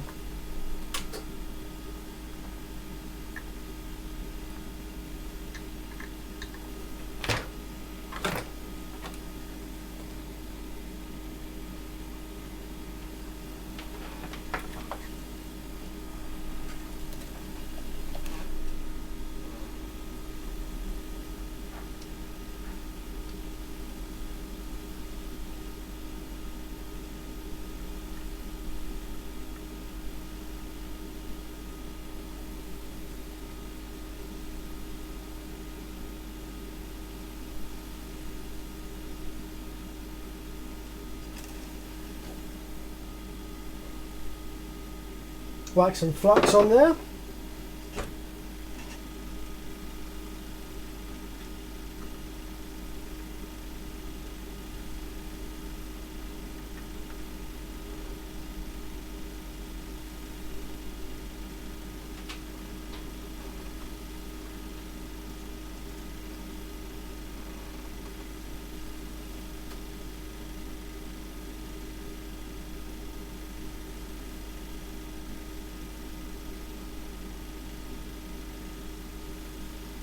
Okay.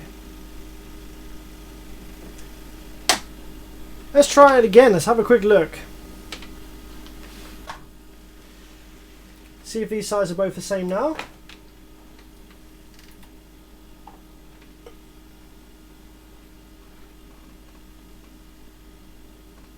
Get some rail voltage in here.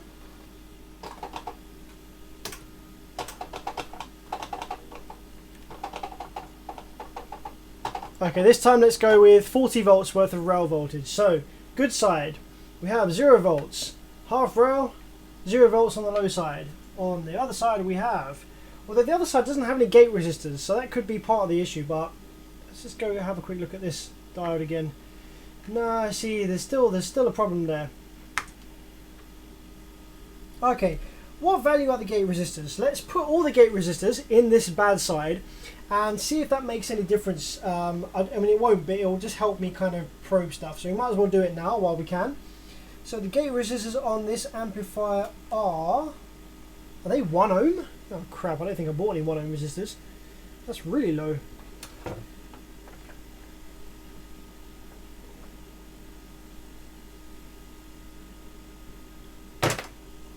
One ohm gate resistors?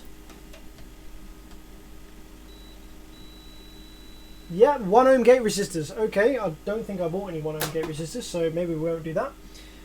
You know what? Let's just power the amplifier up all the way, and I'm also going to reconnect this little bit of wire here. So this little bit of wire here was part of the output terminal, and it's part of what caused this amplifier to fail. The terminal came loose and it shorted against itself. But this little kind of bit of wire here is part of the feedback circuit. So I'm just wondering whether that actually might have anything to do with this. So I am going to just reattach that just to rule that out. And then we're going to power it up fully and see if we can see any hint as to where the issue lies on what I'm calling the bad side of this amplifier.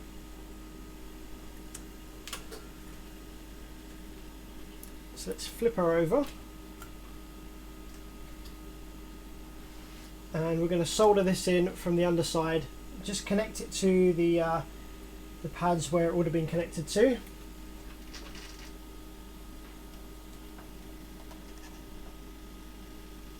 Just temporarily while we diagnose this.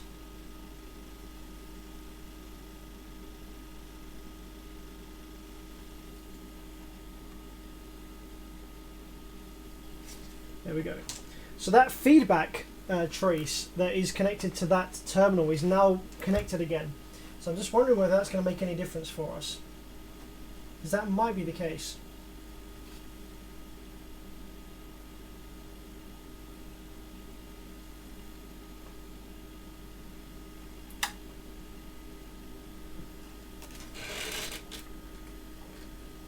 Okay, 40 volts of rail, 40 volts. On this one we have 13 volts full rail. On this one we have full rail, almost full rail. No difference. Okay, screw it. Let's power it up fully and see if anything gets hot, see if we can figure out what's going on here.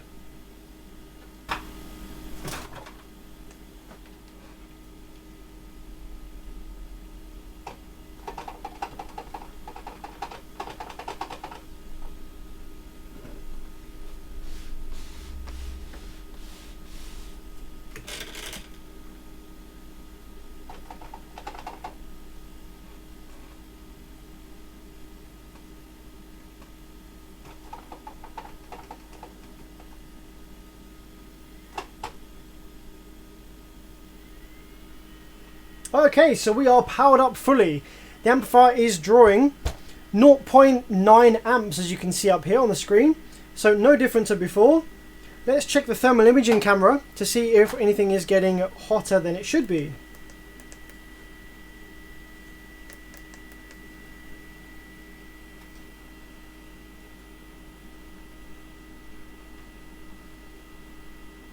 Okay, as far as I can see, everything looks pretty darn equal. Let's start looking for drive pulses. So I believe that we have one side of the amplifier that's still bad and one side of the amplifier that is possibly working okay. So what I'm going to do is take my multimeter, my oscilloscope probe, and probe the gate pin of the side that I believe might be wanting to come to life, and see if we have any drive pulses.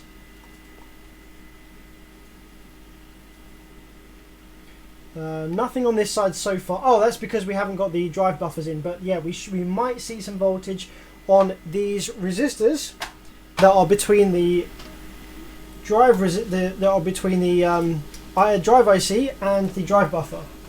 These 10 ohm resistors are between the drive IC and the drive buffer. Might have some PWM on them now. So let's have a look.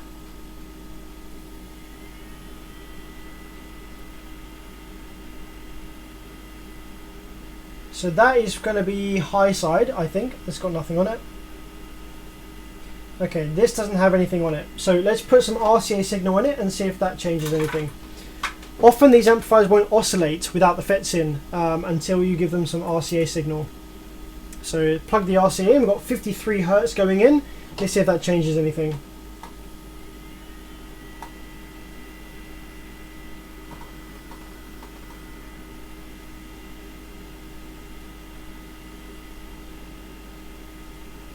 Not getting anything there at all still. The clip light on the amplifier is actually fully on. So a lot of times when you repair these amplifiers, oh wait, can you see that? Yeah, so the power and the clip light are both on constantly.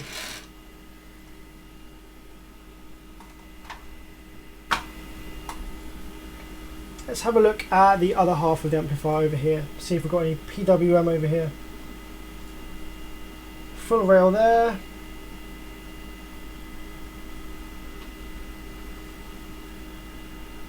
$12 volts on that one. Okay.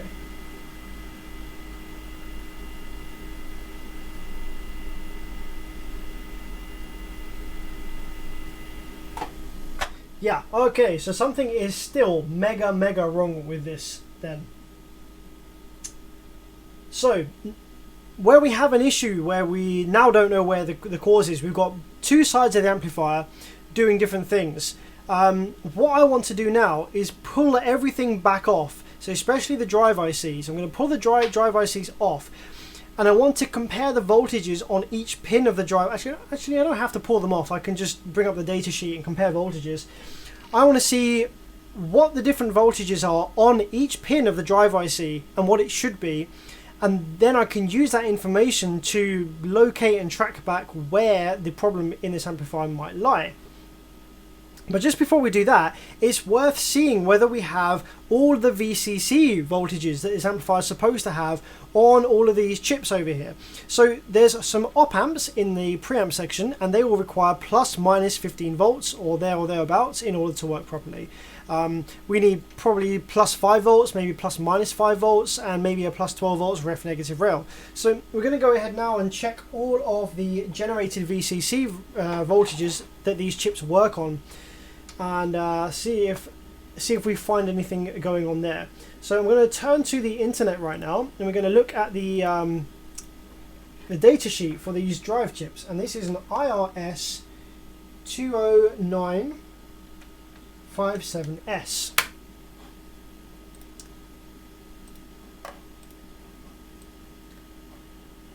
And we have the PDF for that just here.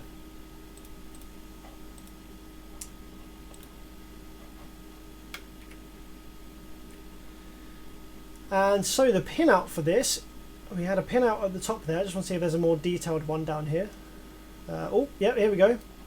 So here's a nice detailed pinout So the voltage that this chip works on, there's a couple of voltages. We have VCC, which is low side logic supply. So that is going to be like plus 12 volts, ref negative rel. That is going to be supplying this chip's logic side with power for splitting the PWM signal into high and low side. We're also going to have floating input positive supply. That is probably going to be for high side. Shutdown timing capacitor, yeah. This is going to be the input. Right, okay, so this chip listens to PWM, so pulses from a pulse generation circuit for the Class D circuit. And so pin 3 is going to hopefully be some pulses from the circuit, which is generating pulses based on the audio signal that we apply. DTS for dead time, that is going to be ground. Low side output, that's the low side gate output. That's the high side gate output. High side floating supply, that's going to be connected to the low side drain. High side overcurrent sense. Okay, so we've got some things here to work with. So the first thing that I want to check is whether these chips are getting VCC. VCC, which is going to be pin 11, is low side logic supply. So let's go ahead and have a look and see if we have that. Okay, low side logic supply was pin 11. 1, 2, 3, 4, 5, 6, 7, 8, 9, 10, 11. So it's the third one up here. Let's see what we have on pin 11 up here. Okay, we have 12 volts on this one. So this chip has 12 volts of VCC. The other side, let's have a look, see whether that has 12 volts of VCC also. Yep, the other side, both sides have 12 volts VCC. So both sides are receiving low side logic input. Now let's take a look at what else we got? We need floating input supply return. That's pin number 4. So let's see whether pin number 4 is the same on both of these chips as well.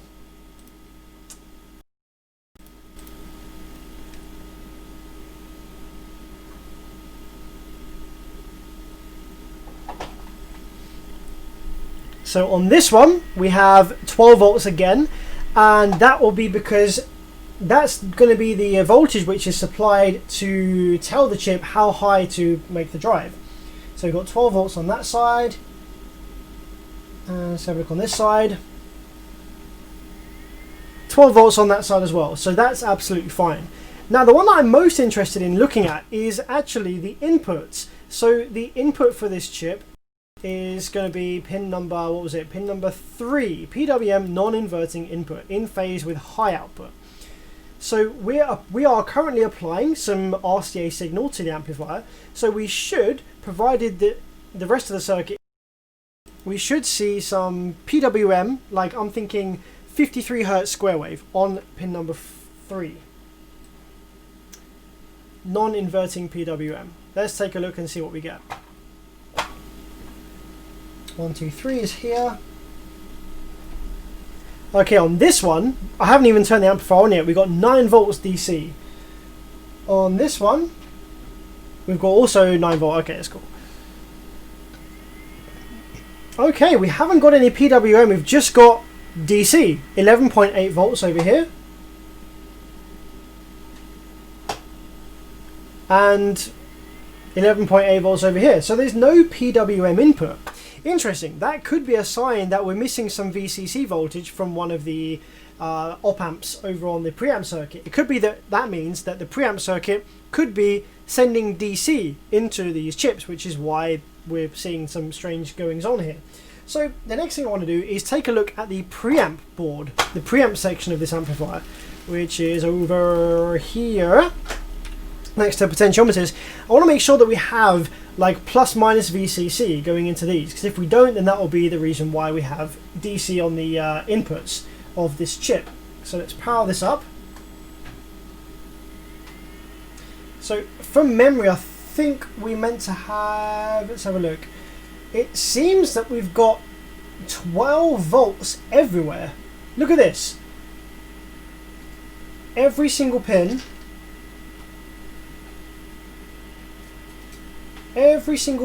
has 11 volts on it.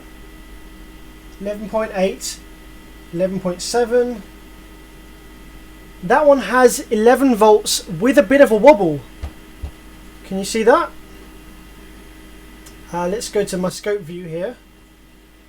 So this pin seems to have maybe some audio signal riding along that 11 volts. Yeah, it does. As I turn the gain up, it actually increases the amplitude of that. Ooh. Ooh. What is this? That's not looking too good, hey? Okay, interesting.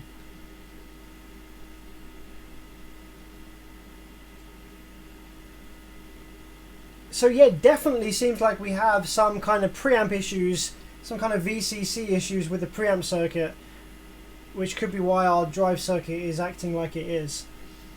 So these op amps, these will need plus and minus VCC in order to work. At the moment, they have 11.3 volts worth of DC everywhere, with no like negative reference. Now, I believe that these chips are the equivalent of 074Cs. So let's go for TL074C and have a look at the pinout of this chip, because I believe that's what these ones are, or if they're not, they're going to be pretty much exactly the same.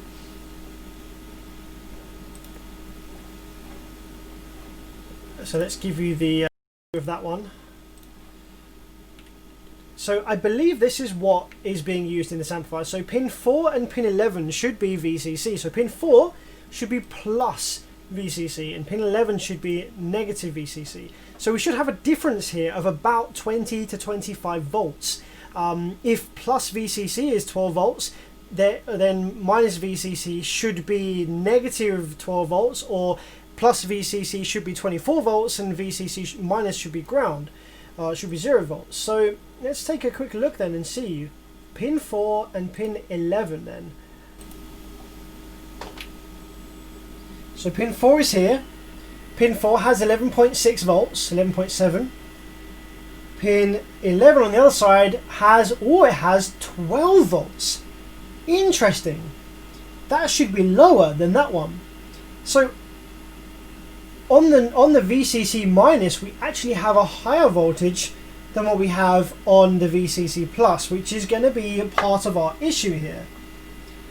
So in order to solve that problem, we need to trace back what supplies these chips with the negative VCC, because that's probably going to be the faulty component that's giving us all sorts of headaches in the drive circuit.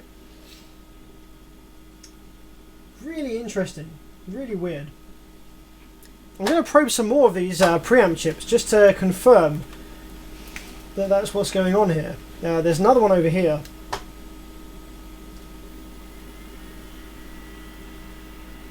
So 11.7 on the plus, 12 volts on the minus. Wow, very, very interesting.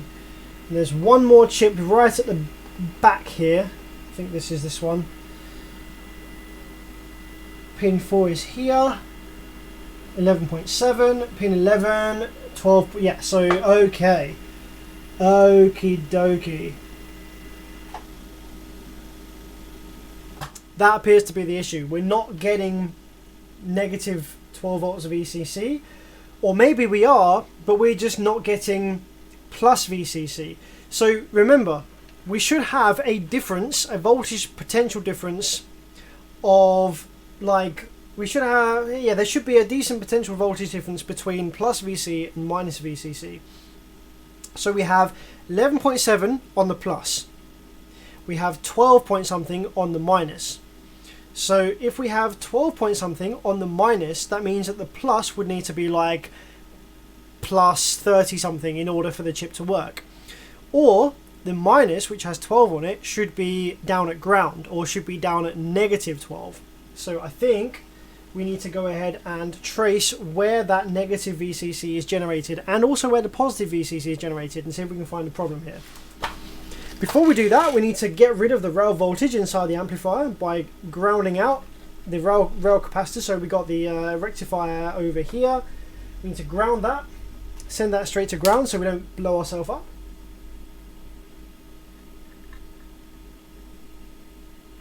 There we go. We should now have 0 volts in the amplifier. Still like 2 volts in that side.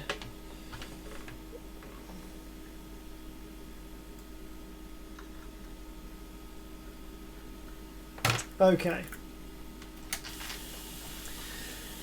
So now what I want to do is I want to find out what generates plus and minus VCC for these op amps, because there's clearly a problem there. There's clearly something that's not happy, not right over this side. So with a multimeter on continuity mode, we're going to see what has continuity to, first of all, plus VCC pin, and then secondly, negative VCC pin. So in order to do that, we're just going to probe the plus VCC pin, and then just kind of scrub over the board in the areas that I think it might be coming from, and see what has continuity. Listen for a beep from the multimeter. Okay, so there's a 10 ohm resistance to up here.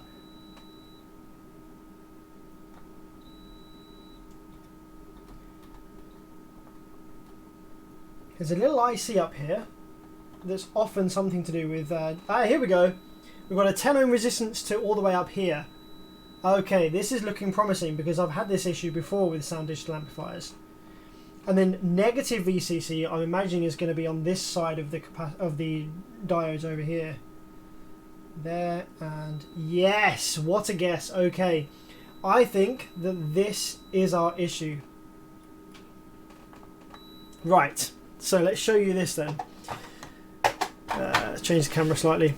So over here, right, here we go. So there's a little circuit over here, and this circuit is what's responsible for generating plus minus VCC for the op amps and for other parts of the circuit. What we have here is we have 2 diodes. On this side of this diode we should have plus VCC. On this side of this diode we should have negative VCC. So this side, this has a 10 ohm resistance to the VCC plus input of the op amp, and this side has a continuity to the negative VCC input of the op amp. So whatever the issue is, it's going to be something along the lines of this circuit over here. See this tiny little chip here labeled as IC3. This is a little switching chip. This is like a little kind of pulse generation, kind of maybe a bit like a buck converter type of thing, and this is going to be sending pulses, and it's going to be helping to generate these VCC voltages. There also might be another one. Yes, there is. There's another one further on down the board. Look down here. We've got another one of those little chips down here, and this is also should be generating pulses, and we've got another couple of diodes here that also should have like VCC type of voltages on them. And the way that this works is that this little circuit generates some voltage that then gets sent all the way over to this little circuit that then generates some further voltages. So I think that this circuit is generating the kind of primary VCC voltages, maybe like 30 volts plus minus or something like that, and then it goes over to here which generates the lower VCC voltages for all the op amps to work on. So in the past I have had a Soundigital amplifier that has had an issue with this circuit. This IC went bad, and that is as a result of the drive ICs, these things dying. When these die, they pull a considerable current through the VCC line, which is why this 10 ohm resistor dies. So this is the 10 ohm resistor that is responsible for feeding VCC, I believe, to either this chip or it might be these little ones. Here we go, these little ones. So these drive buffer chips, when these die, they short out across this 10 ohm resistor, which is why I've had to replace it. And then this 10 ohm resistor is fed with voltage from here, from this circuit. And this diode here, on the other side of this diode, we have that one, which should be then fed through a resistor. So yeah, I think that the issue is going to be either this circuit or this circuit up here. I just have to remind myself what component these parts are, because it's been a long time since I did one of these with this exact issue. So I'm going to have to look up on my old Soundigital video where I actually did a video on what these components were, because I can't remember exactly what they are. So let's watch one of my old videos together and figure out exactly what component these are. Hopefully I remember I said what it was. And another thing as well, these green things, these are inductors, and these should have a low resistance, and sometimes they blow open. So let's read these inductors and just see if these are bad. Okay, this inductor is reading 1 ohm, that's nice and low, because these inductors are what is, you know, passing the current for the VCC lines. This one up here, this is also reading 1 ohm. Okay, that's cool. So the inductors are fine, they didn't die. So I think it's one of these chips. Now, in order to find out which chip it is, I'm going to power the amplifier back on, and I'm going to see which of these chips has like pulses on it and which of them doesn't. Because that'll tell me which one of these VCC generation circuits is actually bad and which one's not. So let's power it up and have a look. I'm going to go for this camera right here now. So we're going to check this circuit first, because this is the primary VCC generation circuit. So let's give it some rail voltage again, get this thing powered up fully. Ba, ba, ba, ba, ba. Scary 180 volts coming. Bomb, bomb, bomb. Come on, here we go. Full duty. There we are. 180 volts. Lovely stuff. So let's probe this part of the circuit over here and see if we have any pulses. I can't remember which pin's which, but one of these should be output, I think. There's not really any. There's like some attempts. Look at the scope screen. There's some attempts at creating some pulses here, but not actually. Maybe is it generating some pulses? The way we should be able to tell is if we're actually getting VCC voltage on the output of this. So we've got 13 volts coming out, 10 volts, and it's ground. Okay, so this circuit is feeding the drive ICs directly with VCC.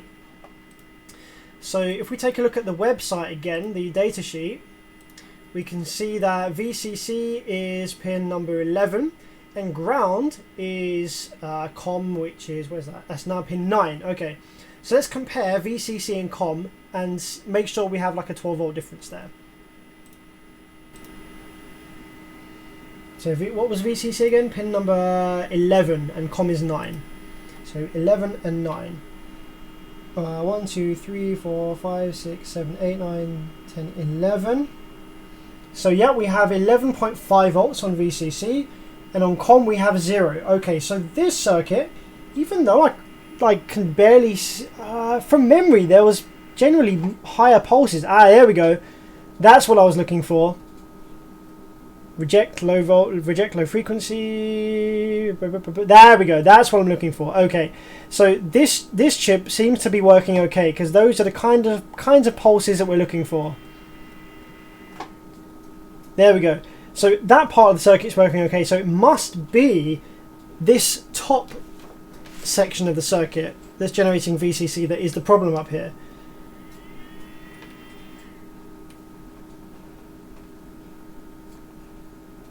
So now let's check the same thing on this chip over here. That looks a lot different. That doesn't look like any pulses at all, not like compared to the other one. So by comparison, this is what we have on the good chip that's actually generating pulses for like stuff, and this is what we have on this one over here that doesn't seem to be doing much. Yeah, that's not doing anything at all, is it? So we should have plus VCC on this side, plus 11, and we should have minus VCC on this side, plus 12. So this is where our problem lies then, my friends. And I think the issue is probably this chip.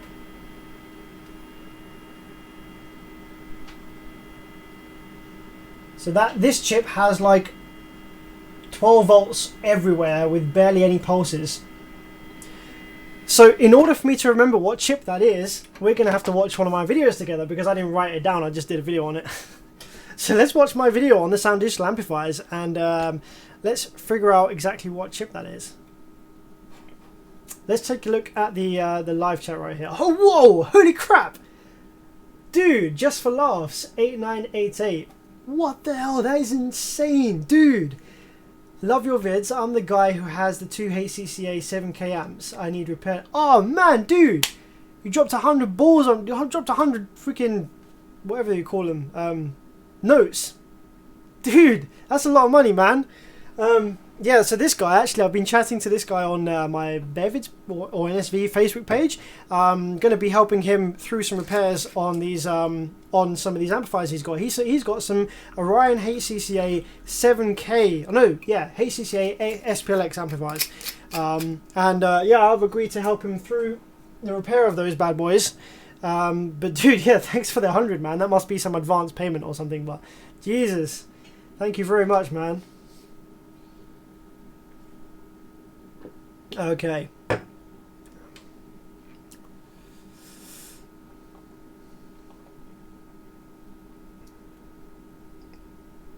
Greetings from Puerto Rico. Cheers. Thank you very much, Edwin. Good to see you on the live stream.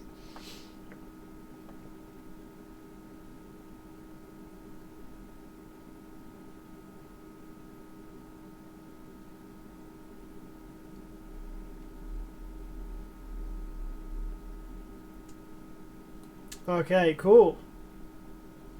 Yeah, those are freaking badass amps, man. The HCCA amplifiers are no joke. They are very well designed. They're the same kind of circuit design as the new B2 amplifiers.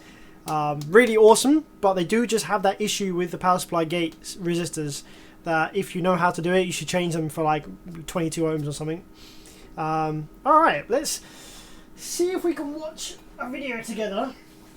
I'm going to bring up my Soundigital amplifier repair video and we're going to watch it together so I can remind myself what those little chips are that are generating PWM for the VCC generation circuit. Okay, let's go to web and I need to add a audio source. Maybe no, desktop audio. There we go. Advanced audio properties. Okay. If I do this, I think you get an echo of my voice, which is not ideal. So I'm just going to have to be quiet when the video is playing. So let's go to here. Go to my YouTube channel.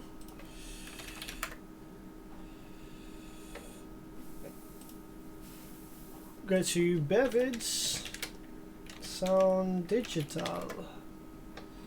Here we go. Let's have a quick listen and see what these parts are. See if we can find the part. And on number 11. Need an online video? Go to Fiverr.com and find it. Got a freaking advert on my own video. Video animator in seconds. Or don't go to Fiverr and waste your time interviewing 50 animators. I prefer 11. We have. Okay. Nothing. GD through the drive wave coming from the drive IC before it reaches the MOSFET on. Yeah, so this one is slightly different, this amplifier, because it has slightly different gate drive buffers for the output section. But I'm looking for the bit about the VCC. Where did I put it?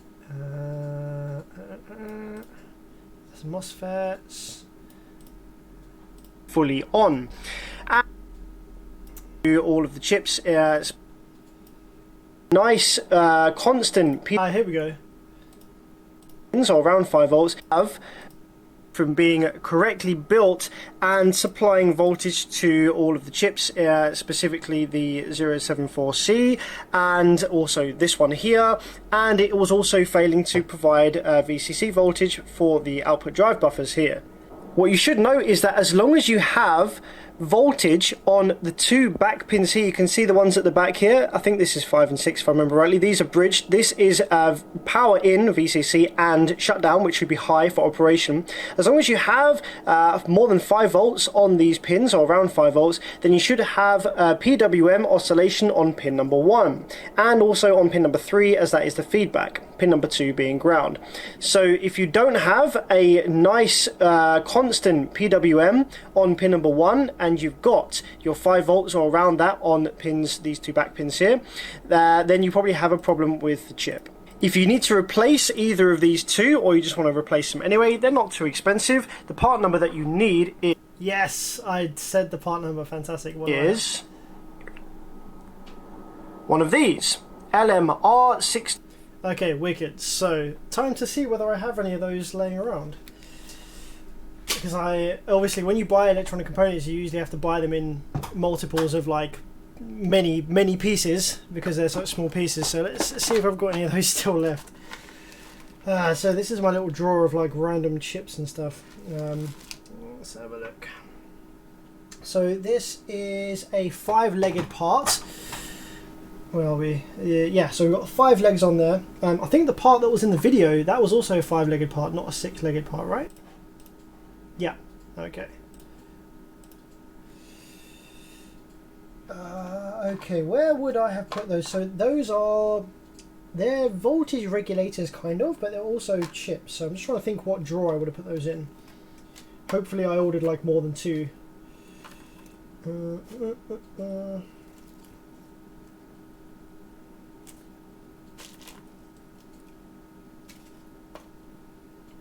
What do we have here?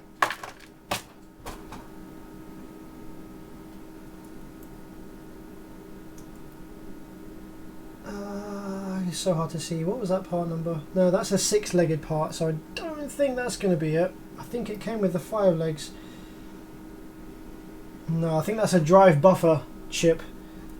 Let's see what else we got.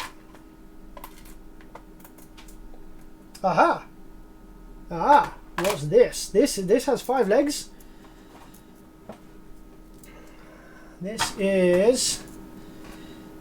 what's the marking on this? This is marked with LPFG. I wonder whether that's what it was. LPFG. What does it say on the datasheet? Let's have a look. So this is a LMR 62014. Okay, let's take a look at that. LMR, what was it? LMR 62014. 014 XMFE. XMFE, whatever. Oh, X. Spell. There we go. Okay, there should be a data sheet here somewhere.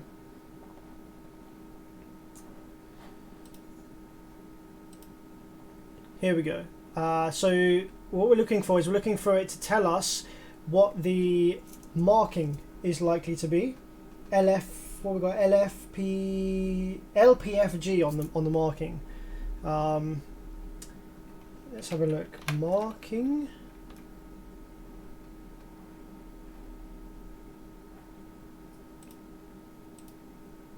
Oh, device marking.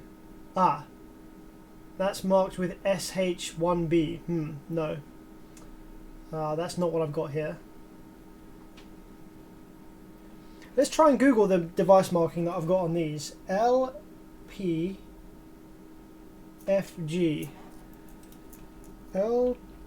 LPFG surface mount?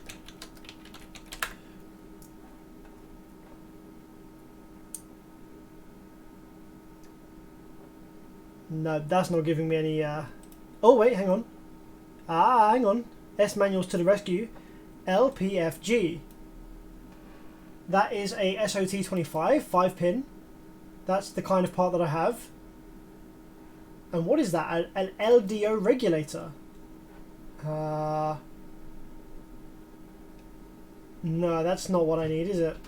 Low noise regulator. That's not what I've got here. That's not what I need. I need a simple switching, whatever this thing is. Simple switcher. Okay.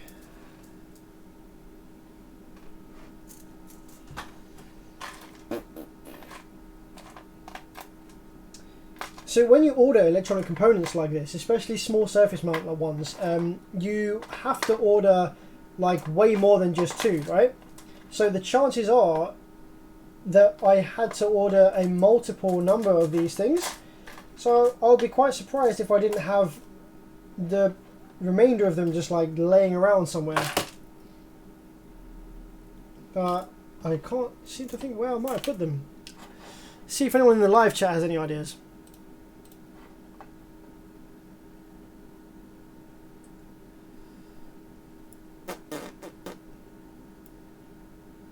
LPFG, yeah, okay.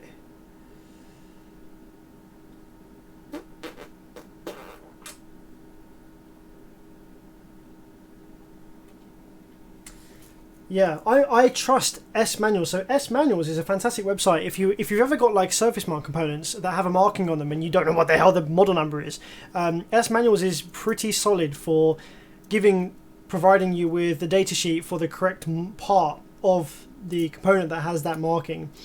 And this is LPFG, and I think that is. I can't remember what I would have bought these for though. I don't remember I don't remember ever using this kind of thing as like a voltage regulator before, so I'm wondering what on earth that would have been for. So this really isn't the simple switcher that I need, right, is it? No. Let's go to the datasheet of the one that I had in the video. Where are we? Here. So this is on RS Components. So let's go to RS Components right now and have a look. uk.rs. Oh really? Oh, it's because I'm using Firefox. I always use Chrome. RS Components. Google, you can help me out. And this is a LMR 62014.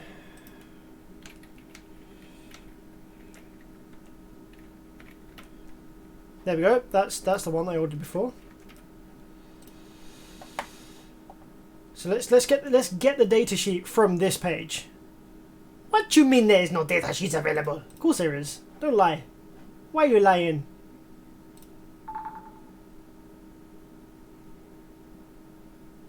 Oh, there legitimately isn't. What the hell? This is the first time I've seen RS Components not have the datasheet. They always have the datasheet.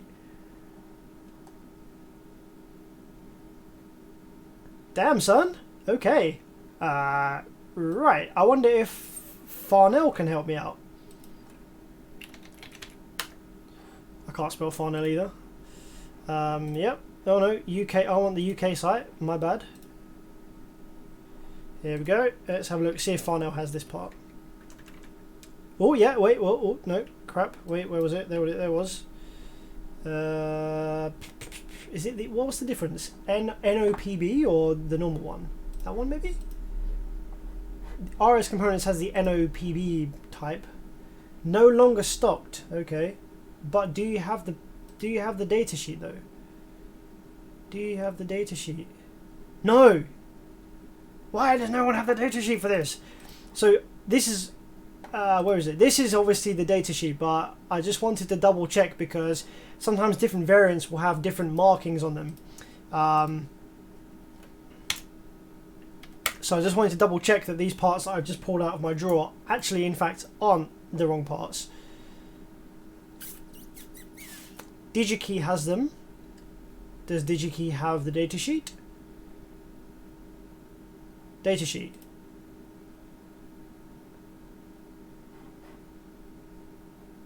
That's the same datasheet that I was just looking at. Right, okay. Okay.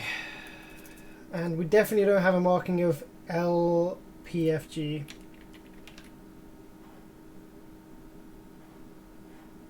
No.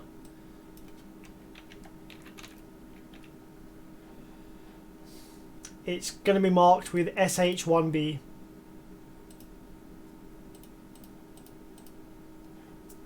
But there's one more drawer that they could be in when I bought these before. And I don't have another Soundigital amplifier in at the moment that I can just pull one off as just a test with.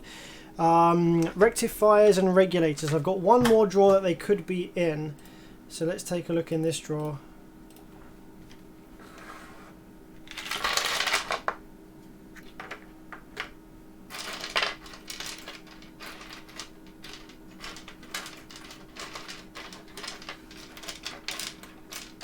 Nope. It doesn't appear to be in this drawer either. Okay, right. So, problem is that there is a chip on this board that generates pulses for plus minus VCC voltage that appears to have maybe gone bad, or maybe there's a resistor that's bad in place. So, but there is still some stuff that I can do in order to help. Oh wait, I need to turn off desktop audio because I'm probably echoing like a crazy.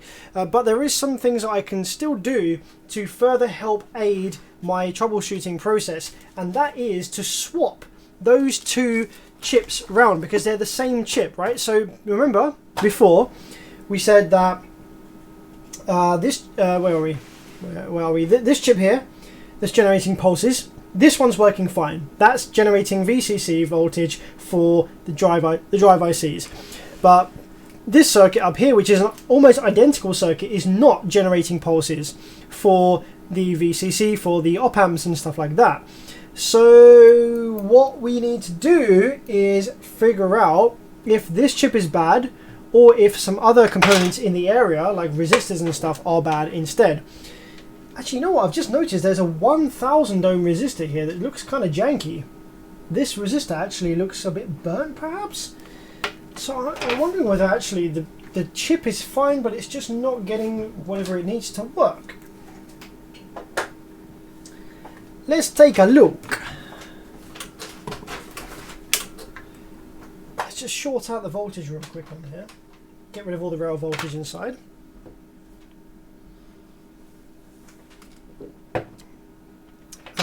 Yep. And let's take our multimeter and have a quick look and see whether there's any resistors over here on this part of the circuit that feed this kind of switching chip, and see whether they're bad. So this resistor here is labeled 1K. So if I take my multimeter on here, put it on the right setting, we should read around about 1K. Oh, hold up a minute, my man. Well, that's not 1K because that's just open. Okay. So the chip might be alright, but it might just be not being fed with feedback or with whatever kind of shit it needs to work. Okay. Interesting. Let's check some other resistors around the area. That's here. So yeah, this 1K resistor is the one that was looking kind of janky. And that appears to be possibly open because we have nothing on the multimeter screen either way. So resistors will generally burn open. So we also have a Zener diode here, which is labeled on the board as 5V6. I do love it when they do this. Early Soundigital, like, yeah, Soundigital might be known for blanking off components, but at least they label on the board what each part is. Fantastic. So let's take a quick look on there, and we have... Uh-oh. Okay. Wow, yes. Okay, yes, we're making progress. Check this out, guys. So this right here is supposed to be a Zener diode that's labeled 5V6, which is a 5.6 volt Zener. However, when we read across it, we actually read 57 ohms both ways. So it's very likely that that Zener diode is bad, is leaking, which also means that that 1K resistor is probably also bad. There's possibly some other junk around here that's also crapped itself. What about these diodes? Okay, so we've got 301 one way and high resistance the other, that's fine. 943 one way and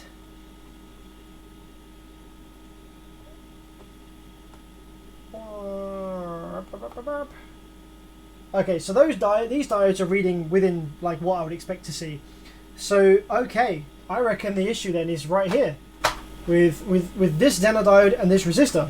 So let's pull those off the board and see if the low resistance across that Zener diode disappears.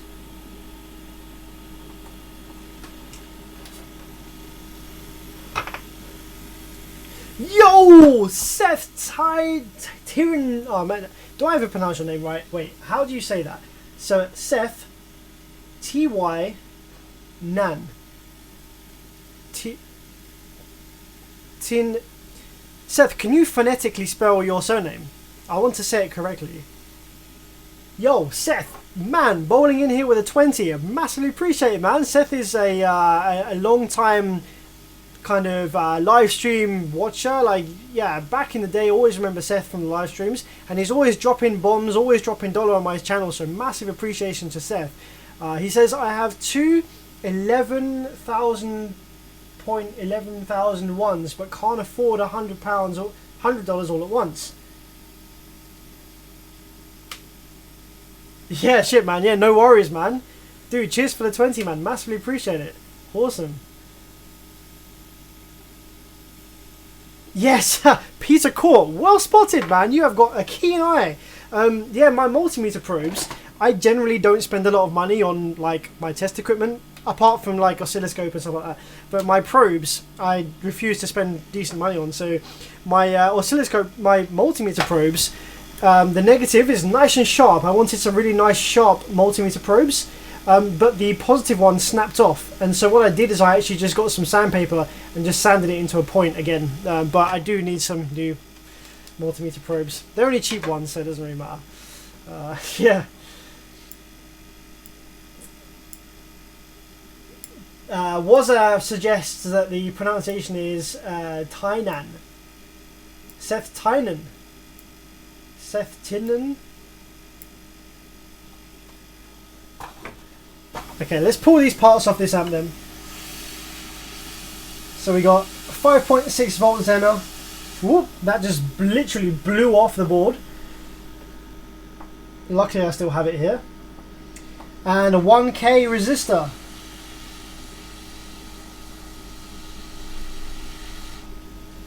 Alright then. So now that those parts are off the board, hopefully our 57 ohms resistance should have disappeared from here. Uh-oh. No, it hasn't. Oh, shit, guys. Okay. Oh, this could be one of those weird occurrences where actually it should be there. Okay.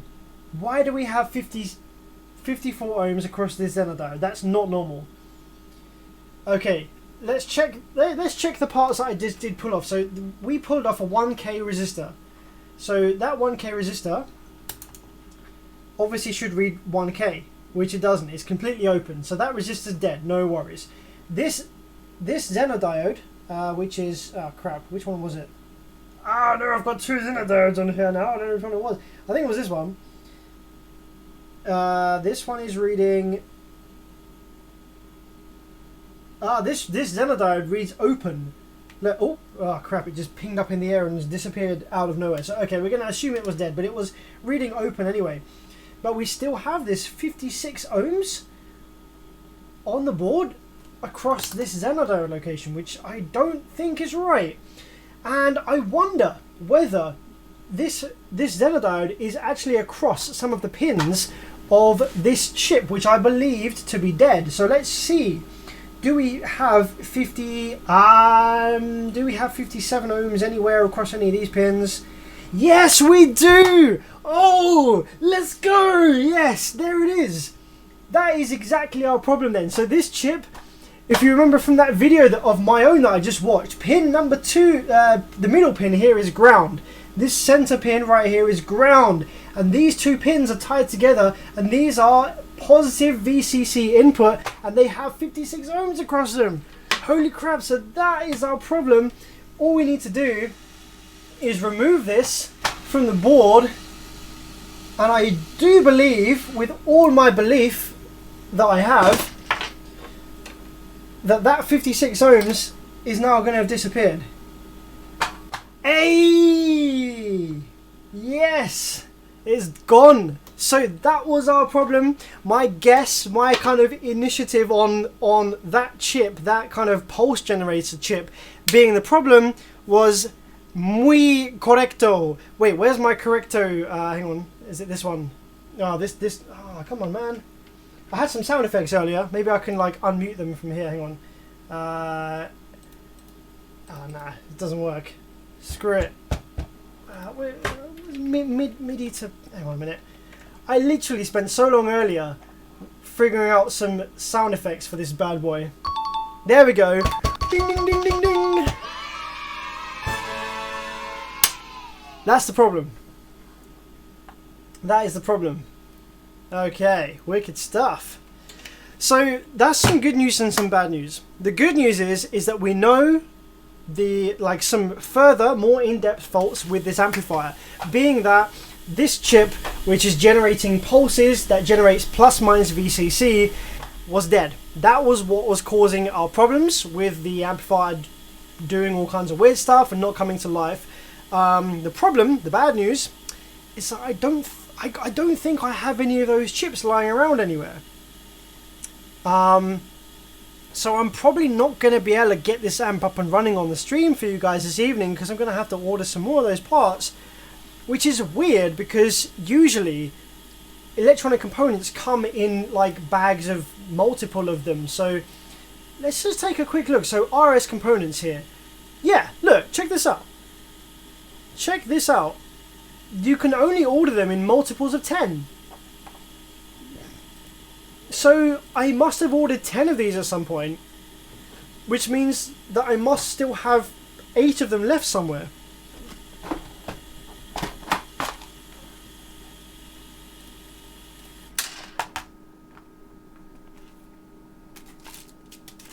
Let's count how many of those other ones I found earlier I've got left. Hang on a minute.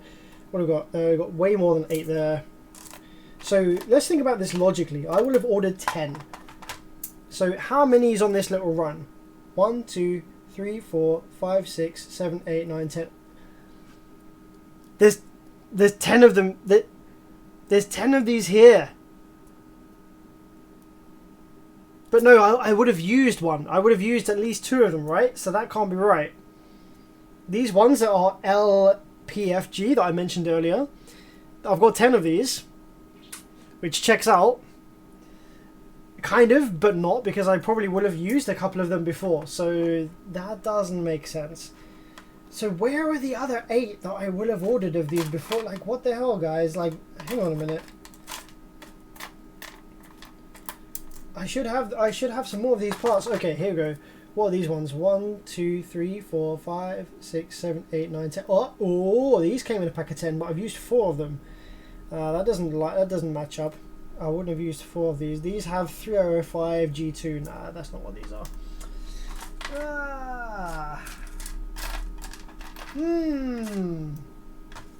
I can't think of where else I would have put them.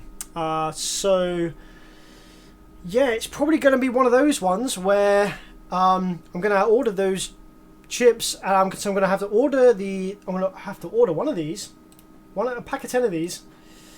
So let's add these to basket. Damn! They're £1.11 each. Are you joking me? Wow. What? That's before VAT as well. Dude, to order 10 of these, I've got to pay 20 quid for these tiny oh man, I swear, I should have 10 of these already. I should have at least 8 of these left, I swear. Oh, no way. Okay, alright then. Sheesh kebab.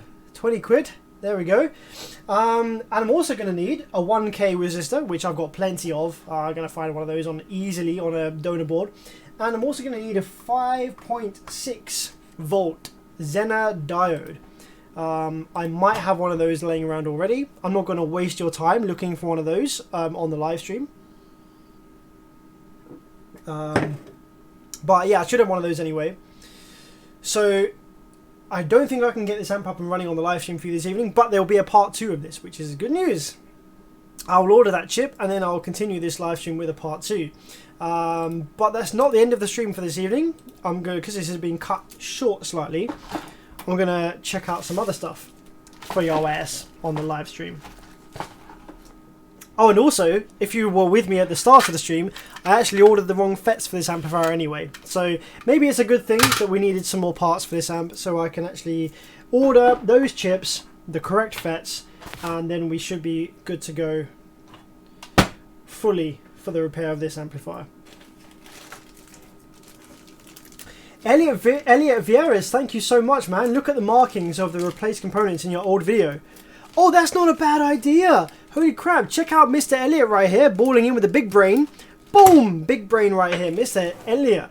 Check it out. Okay, that's a good idea. We should look at the video that we watched and see if I can make out the markings of the component that I obviously had replaced it with on the board. I don't know if the camera was like zoomed in enough. Oh, wait, are we going to be able to see this?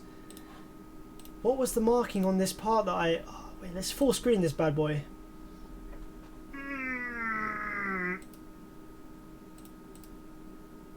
Oh, no. Oh, no, here it is. Ah, no, it is. It's SH1B or whatever it is. Yep. So those... Yep, that's definitely SH1B, SHIB. Yeah, okay, cool. For operation, as long as you have more than 5 volts on these pins, or around 5, you have voltage. Although that could be the original. That could be the original one. So let's see if I pan round to the other side. Because I on this amplifier, one of them was original that was working fine, and I replaced one other one. Come on, do I pan round to the other one? On pin number 1, and also on pin number 3, as that is the feedback. Pin number 2 being ground. Come on. So if you don't have a nice playback speed times 2 on pin number 1, and you've got your 5 volts around that on the pins, these 2 back pins here, then you probably have a problem with the chip. If you need to replace either of these 2, or you just want to replace them anyway, no. Oh, I didn't zoom in on it. I don't think I zoomed in on it. Preventing VCC or auxiliary would be fully on. And I, after a long process, are generated one over here and one over here. Oh. Can we see it? No. No, you can't see it. I'm too zoomed out. But no worries. No worries. I'll just have to order some more of those. Like, I'm sure I have them lying around somewhere, but like, where would they be? If I put them away, I would have put them in my IC chips drawer. Would I put them in the half bridge drawer? I don't think so.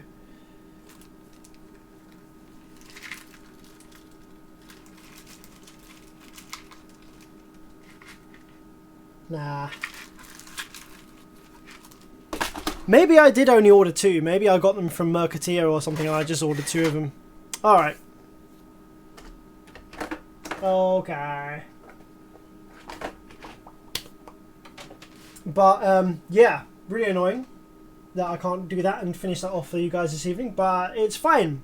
Because we'll make a part 2. And now we're going to move on to something else. I'm going to give you guys the option of what to do. Whoa, dude, Andrew Hurley bowling in here with a 20. Dude, thank you. Wow, to say thank you for the help with the Vibe VP4. I still haven't ordered the bits yet. Dude, man, yeah, wicked. No worries. Order the parts. Get it done. See how it goes.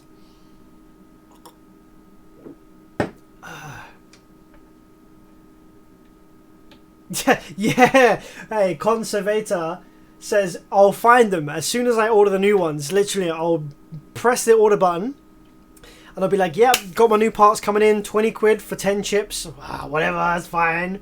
And then the next day I'll be looking through some parts and I'll find them. That is just the way that the world works. Just gonna double check through some random drawers just in case like I put them somewhere weird. How long ago was this that I was doing this Soundigital video? It was like, it wasn't that long ago. Not gonna be in there.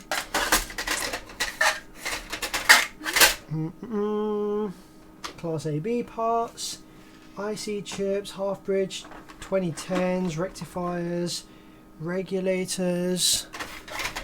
Nah, like. Maybe I did just order 2. You know what? I might have actually done that. I might have looked on RS Components and been like, damn, these things are £20 for 10? Pfft, man, I ain't doing that. I'm ordering them from Mercatio. So let's have a quick look, actually. Let's have a quick look. Do some investigation work. Let's see whether they are actually available on Mercatio. Because if they are, then I probably actually got them from there. What's the part number again? Here we go. LMR XMFE. This one. Ah, here we go. Yeah, they're on Mercatio. So yeah, they're cheaper as well. So I probably just ordered them from here, and I probably just ordered 2. What? From 250 pieces? What? No. No, thank you. That doesn't make sense. 10. So I probably just went along to here and just pressed 2, and then add to basket, and that will cost me £7, including like £4 shipping. So that's probably what I did. And that's probably why I can't find them, because I probably just ordered a couple of these.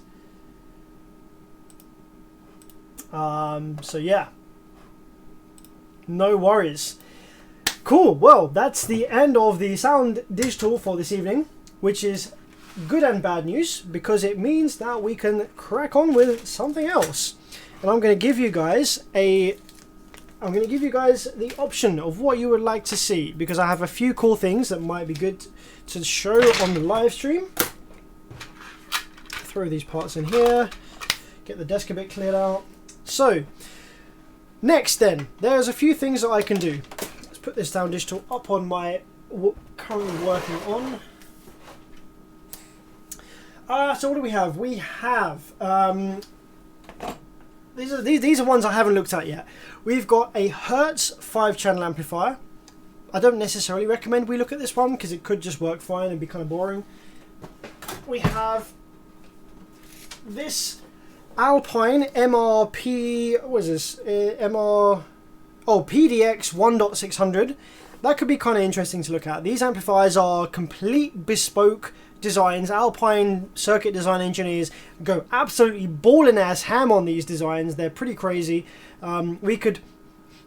Oh, stang. This one smells bad. This one's got a blown power supply.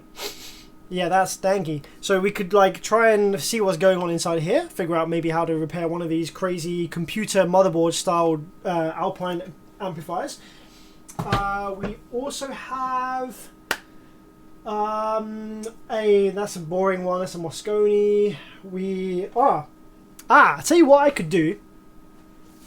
That might be cool to see. So, oh no, hang on. This is a JBL GTO 14001. I could also do a JBL GTO 14001, but I've done that before. I've done a video on those before, so that might not be so interesting. But what could be interesting is this.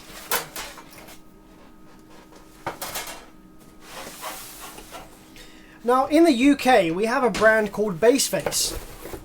And Bassface are your typical kind of generic, cheap budget brand of audio equipment. And, wait, this one's like brand new. Wait, what the hell?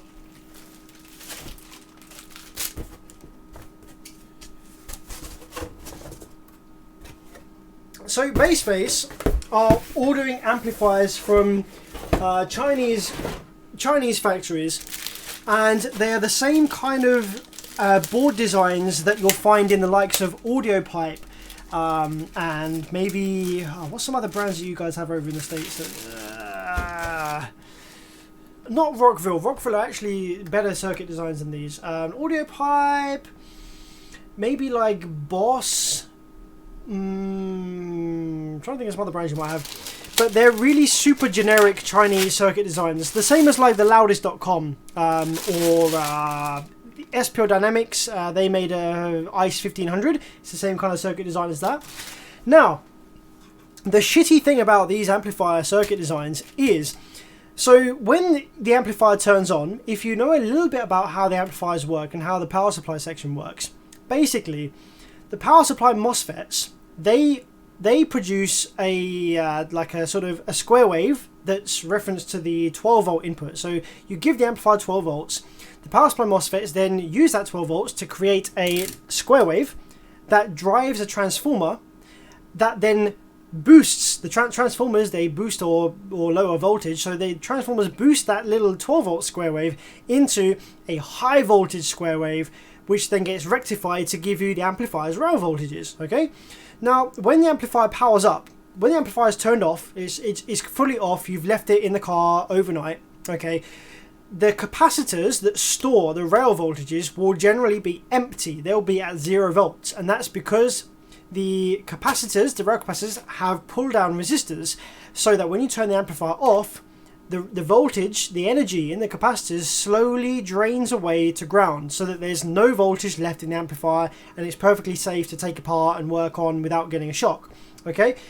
Now, when these circuits were first designed by the Chinese factory, they didn't feature pull-down resistors on the rail capacitors, which means that if you turn the amplifier off and you left it sitting for like even as long as 2 months or even 6 months, so you haven't touched the amplifier in 6 months, there will still be like 150 volts rail potential in the amplifier on the capacitors, because there's no pull-down resistors.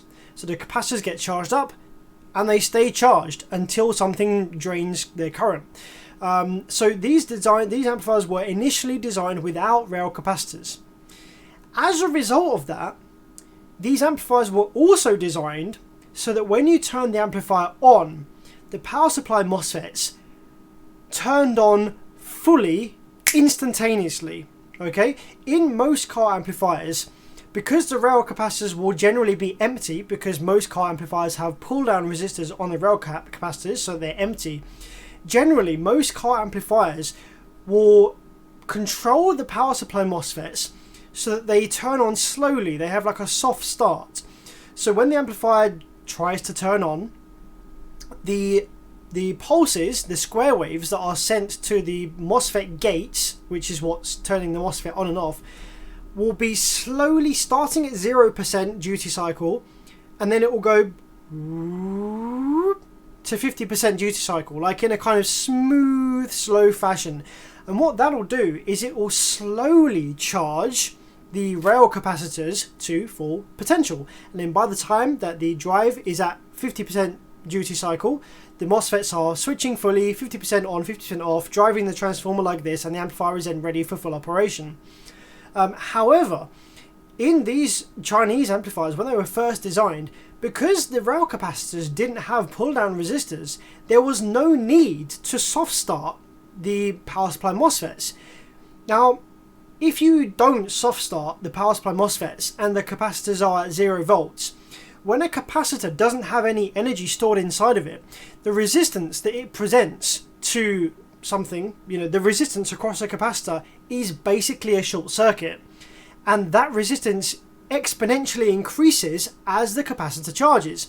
So when the capacitor is empty, it's basically a short circuit. So if you take 12 volts and you put it across the capacitor, you'll get a big spark, which is why you get a spark on your amplifier when you first connect your power wires, because it's charging the power supply capacitors because they're empty. So you get a big spark because you're basically shorting the wires out for a fraction of a second until those capacitors charge, and when they're charged, they then present a high resistance to the wires you've got on them, which is why it doesn't draw any current after the capacitors are charged. So when the capacitors, the rail capacitors, are empty, when you turn the power supply on fully, instantly, 50% duty cycle, nothing, boom, 50% duty cycle, the capacitors present a short circuit to those power supply MOSFETs for a fraction of a second. And when they do that, those power supply MOSFETs will be under considerable stress. You're basically shorting those MOSFETs for a fraction of a second until the capacitors gain charge.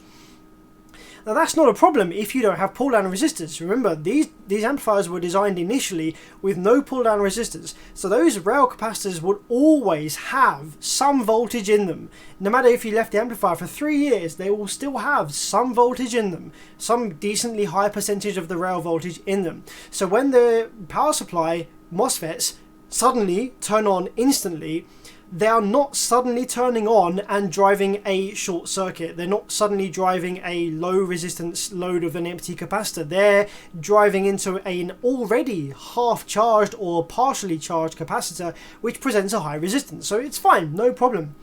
The problem with these amplifiers is that after some revisions of the circuit, they added pull-down resistors to the rail capacitors.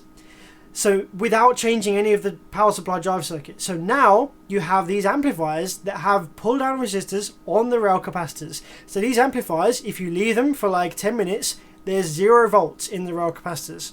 So now the power supply switches on instantly, full duty cycle, into a pretty much short circuit, which is an empty capacitor, for a split second. And when that happens, insane amounts of current is drawn from the amplifier. Like, it's very stressful for the power supply MOSFETs to do that, to charge a capacitor instantly like that. It's not an ideal situation.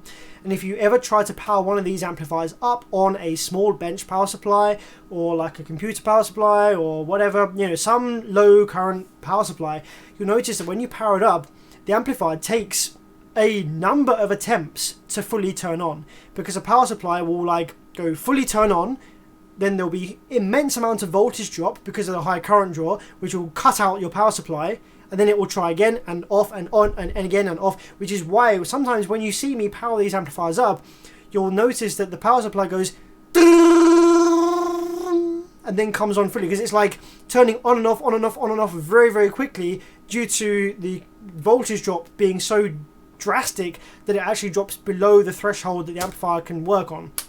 So what I have been doing recently with these amplifiers that have this problem where they just turn on fully without any soft start into empty capacitors, I've been adding a soft start circuit to these, so that these amplifiers, instead of just 50% duty cycle straight away, they actually ramp up from 0% slowly to 50% duty cycle, which massively reduces the amount of failures that these amplifiers have in their power supply circuits, and just makes the reliability a lot better. And it only requires a small number of components: capacitor, a 4148 diode, a 180 kilo ohm resistor, and a 10 kilo ohm resistor. That's all it needs in order to add soft start to these amplifiers. So sorry for that long explanation, but I can show you how to add soft start to this amplifier, because I haven't done that on this one yet, if you like. Or I can look at the Alpine PDX 600.1 or some other amplifier that I've got ready to start looking at. So let me know in the live chat what you'd like me to work on. And I know that there's a bit of a delay with the live chat, so while you decide and let me know what you'd like to see, I'm going to pour another glass of wine.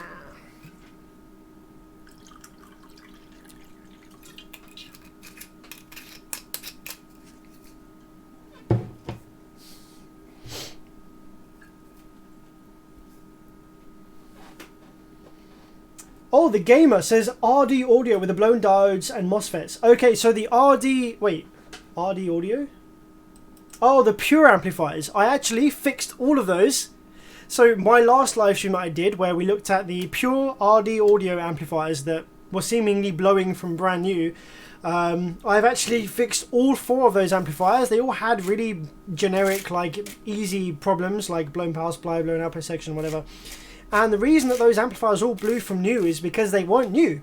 They were actually very used, repaired before amplifiers. So the company who bought those from the factory was massively screwed over, because those amplifiers were clearly returns or like refurbished badly. So the reason that those amplifiers all failed, all blew up in smoke as soon as they were turned on, was because they already had shorted MOSFETs in them, or like mismatched banks of MOSFETs, or other issues that caused the power supplies to blow as soon as you turn them on. Dude, everyone is saying they want the Alpine. Holy crap, alright. No worries, we'll check out the Alpine.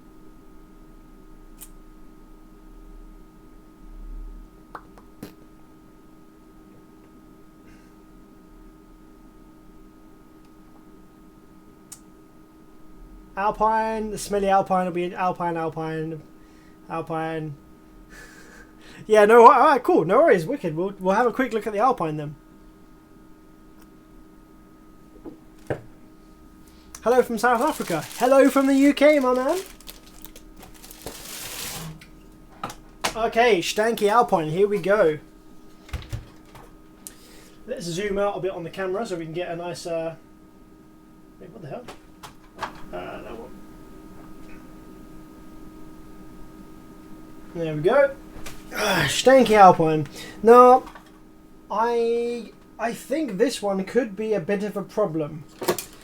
The reason I say that is because it's already missing case screws. So we've got all the screws around here are missing, and we've only got 3 in here. which possibly means that it's been taken apart by another technician, which is not the ideal situation.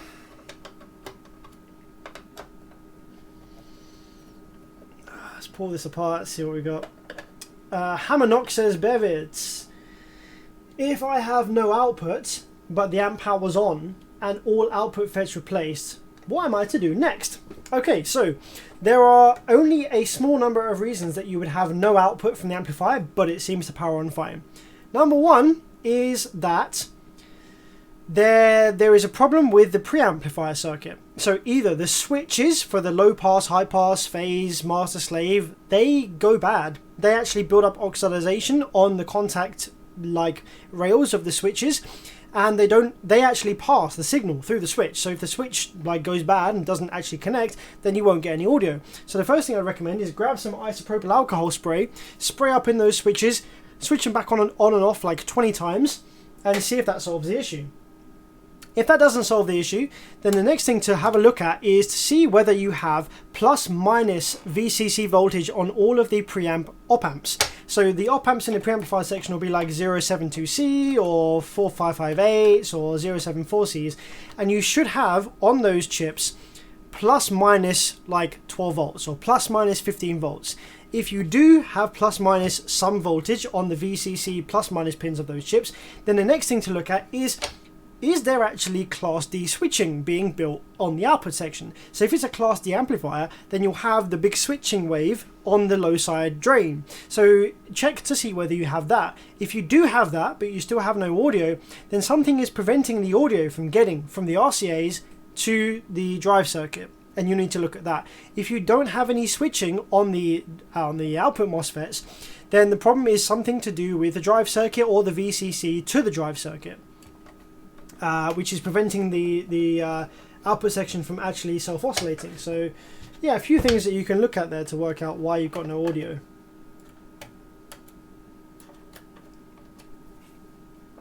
Do you increase the labor charge if somebody already had a go? Well, yes and no. Like not just directly. Like that seems like a bit of a dickhead move. Like I wouldn't just instantly increase the labor charge. However, amplifiers that have had somebody already have a go generally take longer to repair because they have like more shit for me to do. So at the end of the day, they end up taking longer, which then increases the labor charge. So kind of yes, but not like intentionally.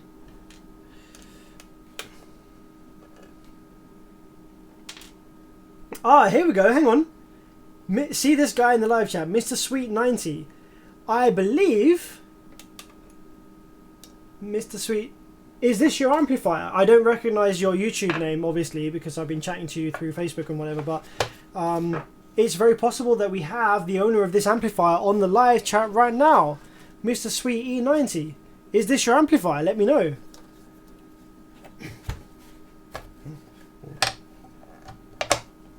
How the hell do these things come apart again? Oh, okay, yeah.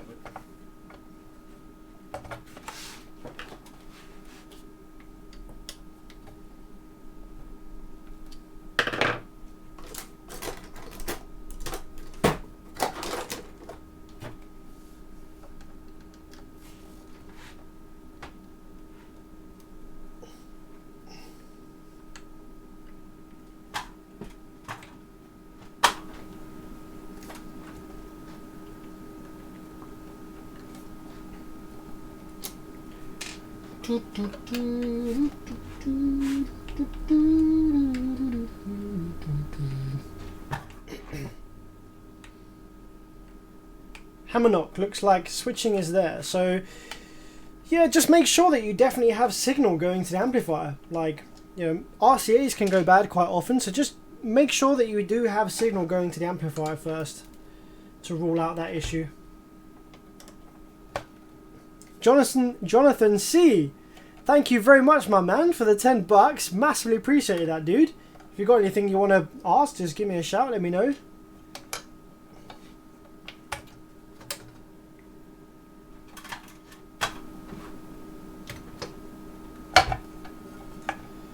Okay, here we go. Ah, cool. Not only has the owner left off the screws, but also disconnected a ribbon cable for me. Nice. Oh man, this is stanky in here. Oh! Oh! Ooh! Dude, what the hell, man? Oh. What the hell used to be here? Something used to be here. Oh, is that that's a capacitor, hey? That used to be a capacitor. Yep. I remember this one now. I remember the messages about this one now. So, okay. This is an output filter circuit. Okay. So, what's happened here then?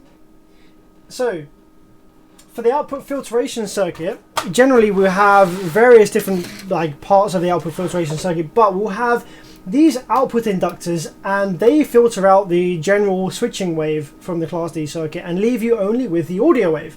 But there are also some of these bipolar capacitors that will get rid of any additional spikes that are created by the output drive circuit.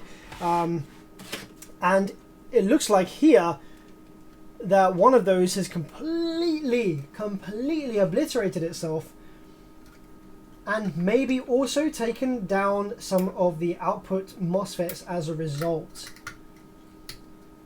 So we don't have anything left of this capacitor to read. So I'm going to assume that this capacitor has the same value as this one. So if you notice here, we have two output inductors.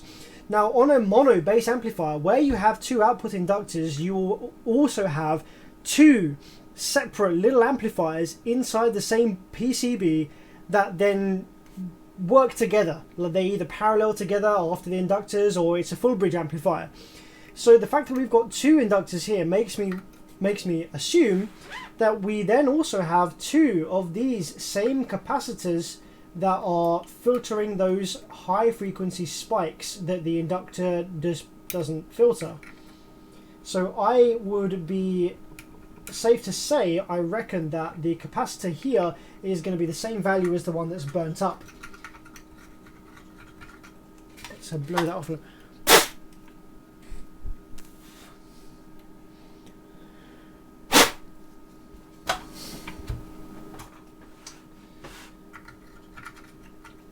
Okay, so yeah, we've got this resistor here as well.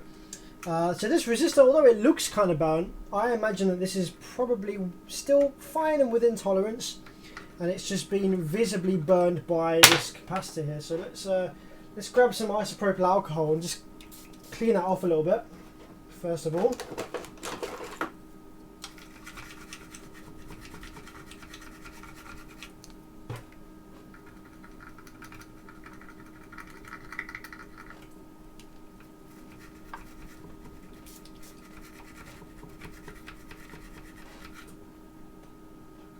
It's also melted part of this capacitor. So capacitors don't like temperature, they don't like heat.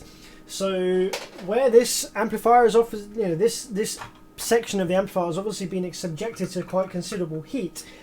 It would be safe to replace probably this capacitor, obviously the one that died, and maybe also this one, because this one also definitely got hot as a result of this one burning. Yeah, capacitors, they really don't like heat. So I think our best bet when this amplifier is finished being fixed is to replace this, and this.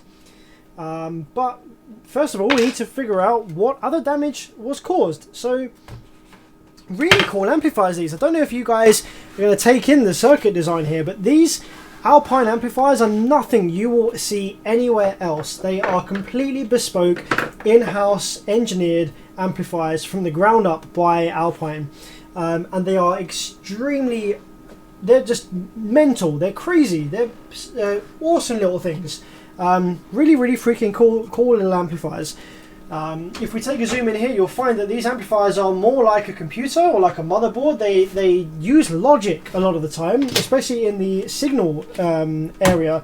So, as a result, they have like loads of tiny little freaking surface mount like chips and like logic, like processors and all kinds of crazy stuff. Like over here, we got what I assume is a PIC chip.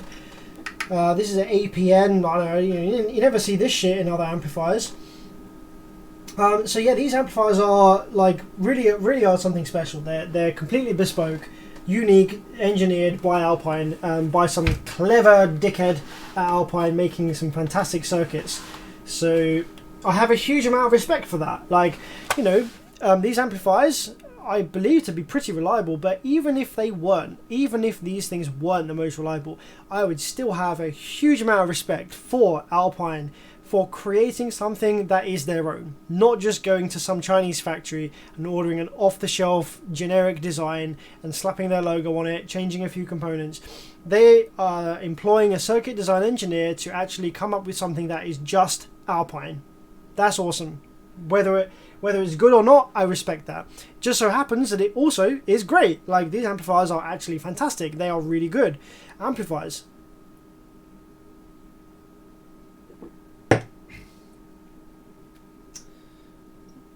Oh, hey, yeah, actually, I just noticed that. Someone in the live chat just mentioned that this other blue resistor looks pretty toasted as well, hey? If we go back over to here, see this resistor here, this one actually doesn't look too great either. Now, this could or could not be an issue. So these resistors are working in conjunction with the filtration capacitors, and if the amplifier is clipped all day long, like continuously clipped, then that is a recipe for disaster for these kind of capacitors, the type that has failed here. Because when you clip the amplifier, it actually creates so much more spiky noise that the inductor doesn't filter, that these capacitors then have to deal with.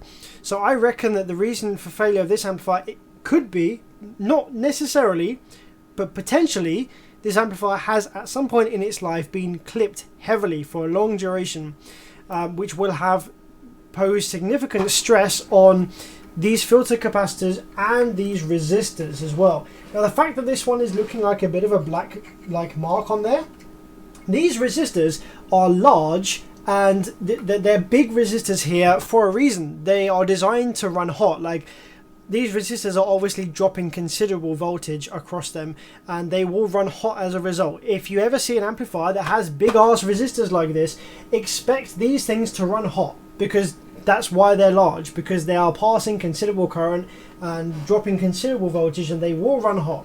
So the fact that that looks a little bit black, that doesn't instantly say to me, oh hey, I'm dead. That just says to me that this amplifier has been used for quite a considerable amount of time, possibly stressed. But obviously we will check it.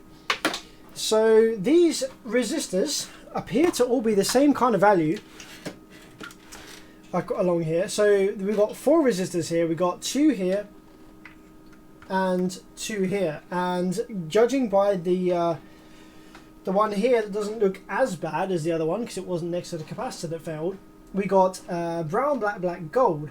And if we read the resistance across this bad boy, oh shit. Okay, so this is supposed to be a 10 ohm resistor. Okay, 10 ohms. Brown, black, gold. That's 10 ohms, right? So yeah, it's supposed to be 10 ohms.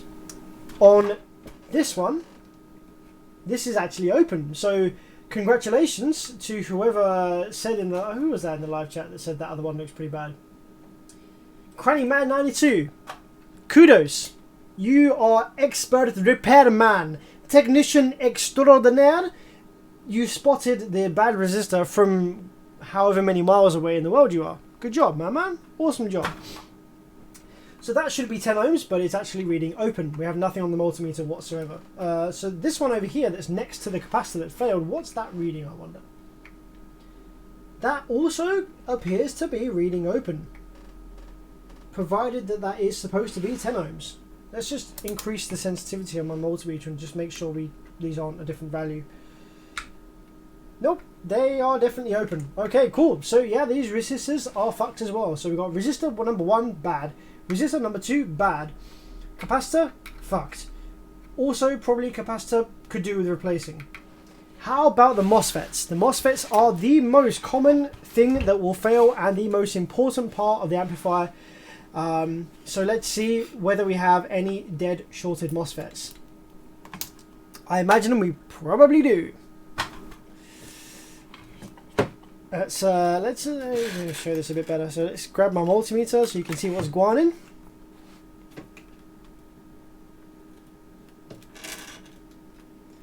There we go. Okay, MOSFETs then. Output section. That's good. That's gate to source. That's good.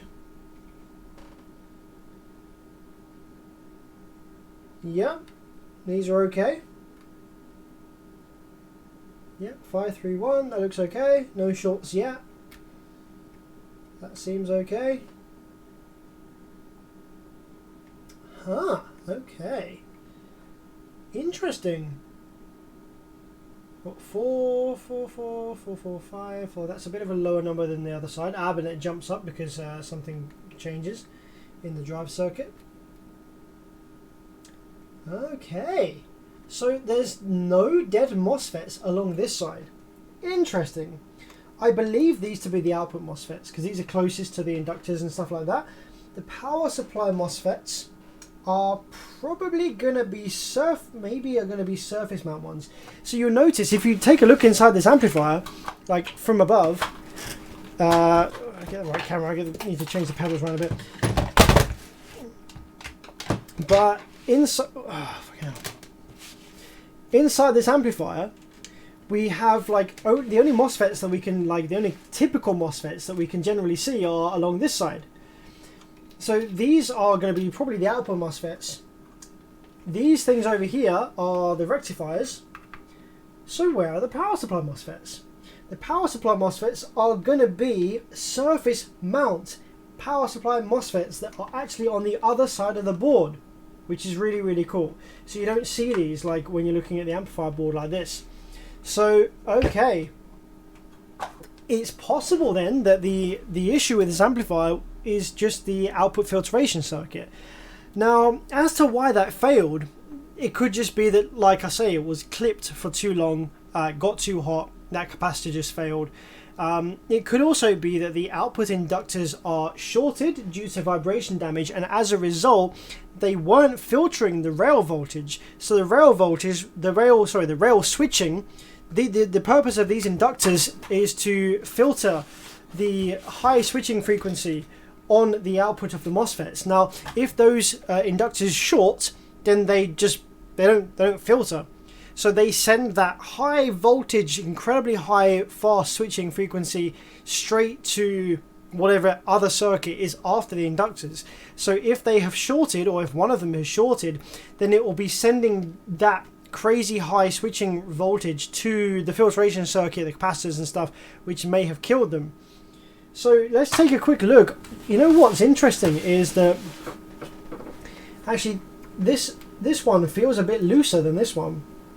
So this one is like pretty solid. It's like moving a small bit, but this one's moving quite a bunch.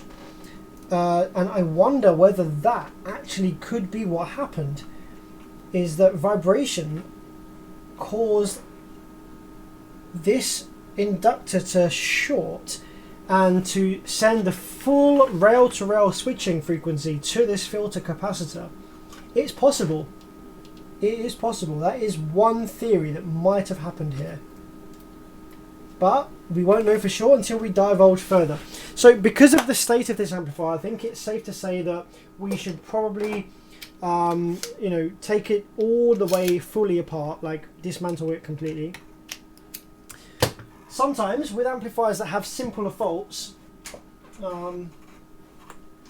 I won't generally, sometimes with amplifiers that I can see exactly what the fault is, they have surface mount drivers and easy to solder MOSFETs, I won't take the whole amplifier out of the case. You can do a repair without taking the whole amp out of the case. You can replace the MOSFETs from the top of the board the same way that you would from the bottom, because the vias go both ways, and all the drivers are surface mount. So sometimes I will repair the amplifier just from the top of the board without taking it out of the case. and yeah, it works great.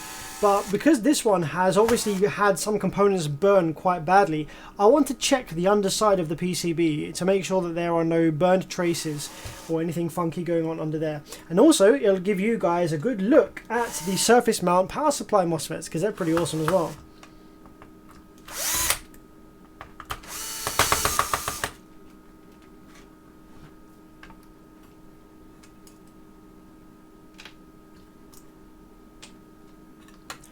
Let's give you this camera and zoom out a fair bit. There we go.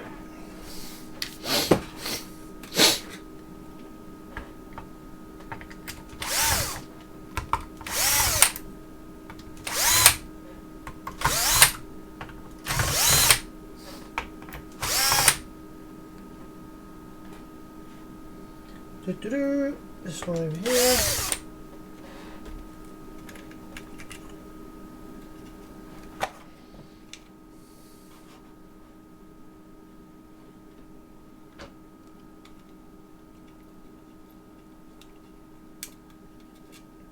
Mr. Sweet said, I know, literally, we was binge watching some Stranger Things, then I opened this live video and about, oh, that's quite jokes, man. No, it really has been, Sam. It was put in by a noob hooked up to a 15-type or something. Okay, so we have confirmation then from the owner of this amplifier that this was probably clipped to death. So the damage you're seeing here is as a result of hard clipping, probably for long durations.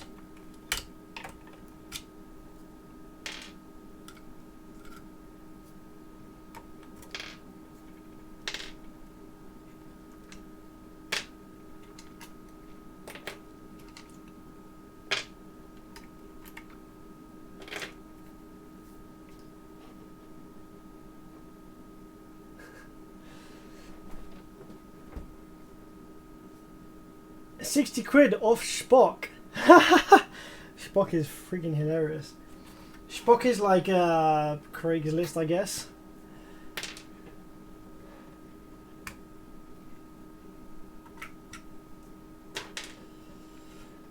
Okay, is that all of the screws? Am I missing one somewhere? Oh, there's one over here that I've missed.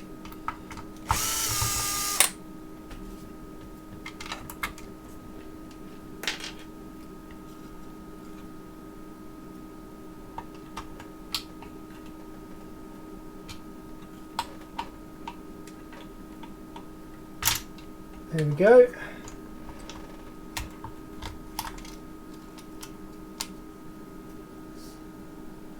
Yeah, there's like a whole bunch of circuitry on the back as well. These Alpines are crazy, man. Yeah, right, okay, cool. So we can see the power supply MOSFETs, which is pretty awesome. So let's take a zoom in again.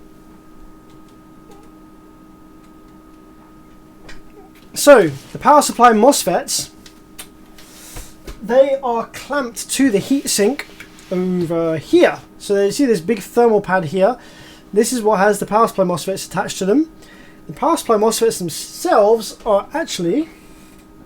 Where did my tweezers go? I heard them fall on the floor. There's some here. That's fine. The power supply MOSFETs are actually these bad boys. 1, 2, 3, 4, 5, 6, 7, 8. Surface mount, crazy little power supply MOSFETs. Now, I have seen various amplifiers using this style of power of MOSFET, not just in the power supply, also for output section. These, what are these called? They're called Max 2 no, what are they called? They're called I've ordered them before. They're called like Max something.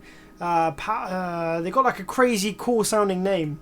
And they are incredibly very, very small, very, very thin MOSFETs. Yeah, they're actually very powerful for their size, provided you can get the heat sucked away from them enough. Now this is only like a 600 watt amplifier, so the fact that we've got 8 MOSFETs here on the power supply section is more than enough to power this amplifier. Interesting though that they went with regular TO220 package MOSFETs on the output section as opposed to those kind of smaller MOSFETs there. But yeah, Okay, so what we need to do with this one, oh wow, holy crap, we've got a bunch of MOSFETs. So, wow, this thing's a beast. So, this amplifier, this is like a what is this, 600 watt? This is PDX 1.600. This is using 8 IRFB 4227s. What the freaking hell? For 600 watts. Guys, just to put this into perspective, right? This is the kind of amount of high power MOSFETs that you would find in something like a Taramps 4K. Like, that is insane. 8 4427s. Wow. For a 600 watt amplifier. Dude. Overkill to say the least.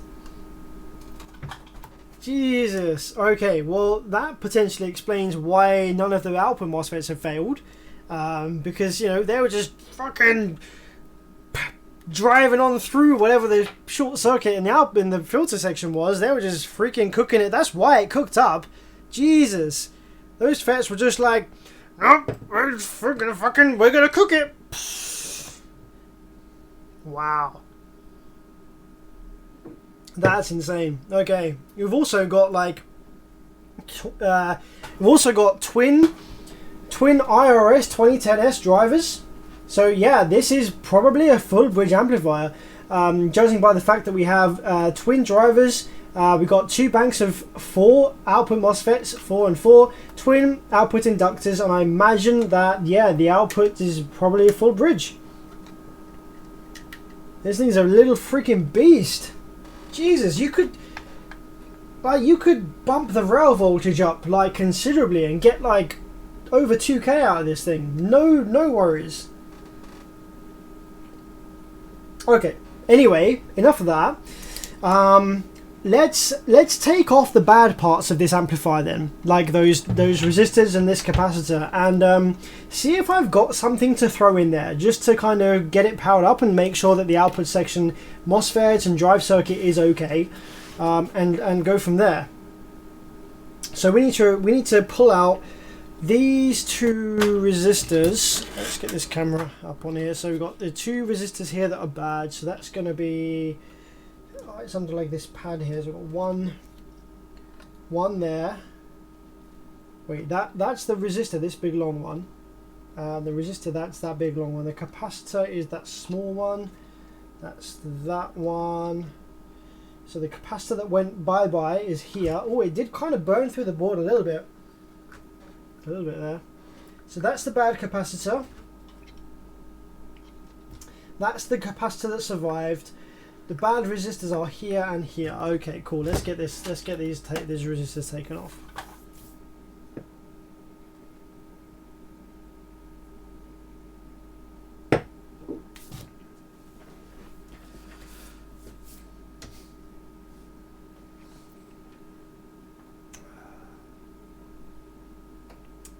Keith says, thanks for fixing my in-phase. It's been golden since. No worries, man. Cool. I can't remember which in-phase that was, but nice, man. Glad to know that it's working good.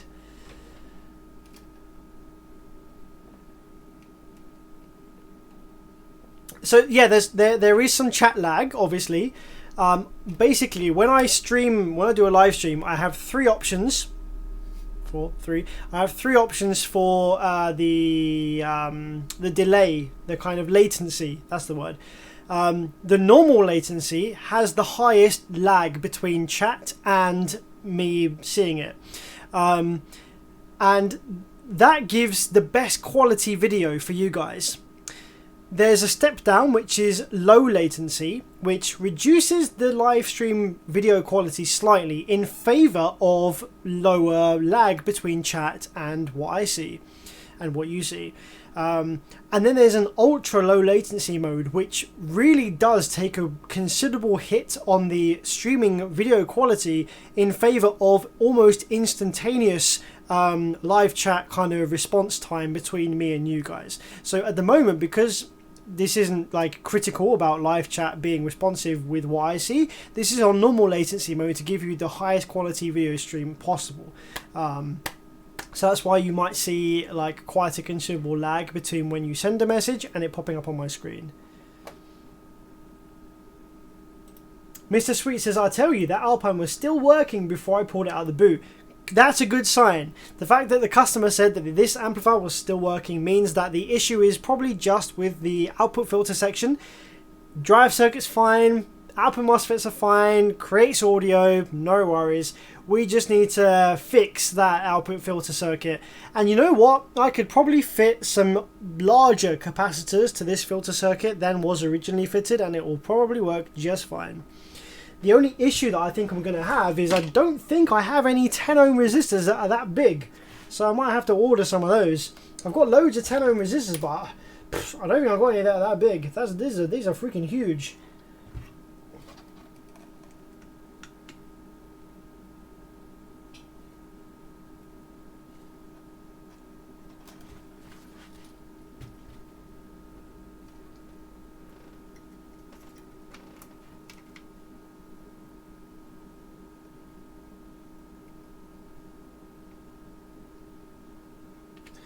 Another thing as well with the Alpine is that the PCBs are incredibly thick, and as a result they have a very high thermal mass. I love that word. I tell you what, that is one of my favorite words since I kind of got into electronics and physics and stuff. I love the term thermal mass. It's such a wicked awesome term that kind of is self-explanatory as to how heat works and stuff. I love the term thermal mass. If something has a high thermal mass, then it is able to store a lot of thermal energy. So like a large piece of metal, a large piece of steel, if you heat it up, it will stay hot for a long time. So it has a high thermal mass, so it's able to store, like suck away a lot of energy as heat and store it as energy. And obviously with a PCB that has copper traces, a thick PCB that has a lot of copper in it will have a high thermal mass, which means that when you try to solder two parts on that PCB, then it'll be much more difficult to solder, because when you touch your iron on the PCB, that PCB, because it has a high thermal mass, will suck away all of that heat energy from your tip, which means that less of that heat energy is actually going into the pad or the leg that you're trying to solder to. It's just kind of cooling it down. The same way that a computer heatsink, like a CPU processor, a CPU heatsink, has like a very, very high thermal mass because it has to, dissipate the heat from the processor. So think of the processor like my soldering iron, and think of the PCB like the heatsink of the processor. As soon as my soldering iron might be at like 400 degrees Celsius, but as soon as I touch it to the PCB, that PCB sucks away the energy from my tip, and it cools the tip down like considerably to like 280 degrees or even less, depending on the thermal mass of the PCB. And that can make it tricky if your soldering iron is not up to the job to solder onto certain boards.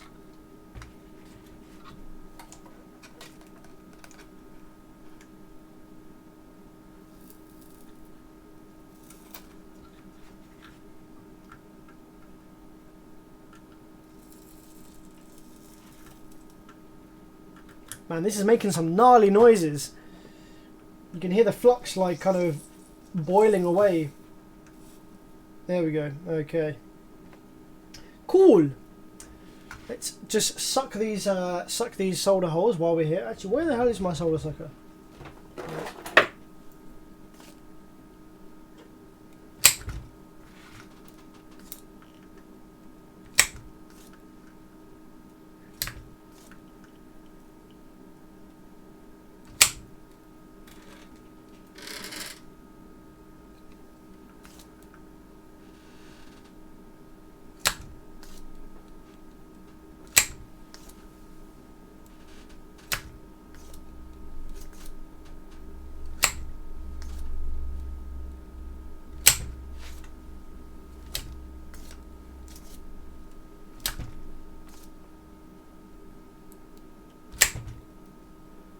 Okay, cool.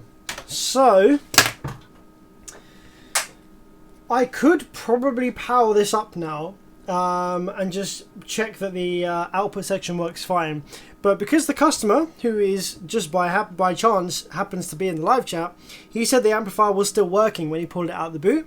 So that tells me that the output section is probably fine. All the MOSFETs check out fine, none of them are shorted, which probably means the drive circuit's fine. So the issue is just in the output filtration circuit. So I don't really think that I need to be powering it up unnecessarily without the filtration circuit fully there.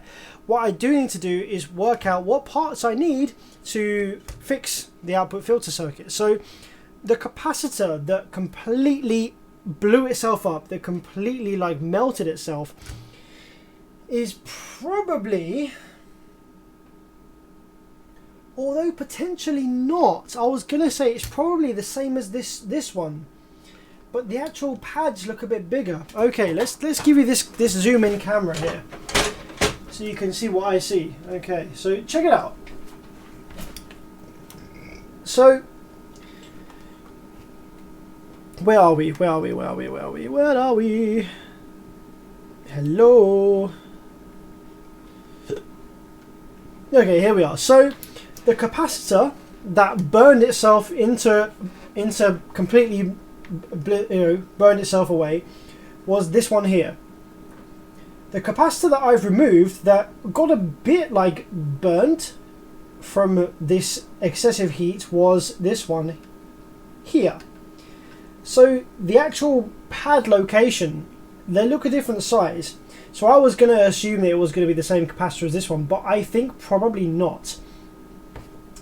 This is much smaller. So what I think is probably the case is this capacitor was probably one of these, because this capacitor is right next to this resistor, which is going to be forming part of the filtration circuit. So these 10 ohm resistor failed along with this 10 ohm resistor. So I think that the capacitor that burned up was going to be the same as this one, which is a 105 J250. So that's going to be a 250 volt. What's 105? What's 105? Can't remember what farad that is. Let's have a quick look on the web.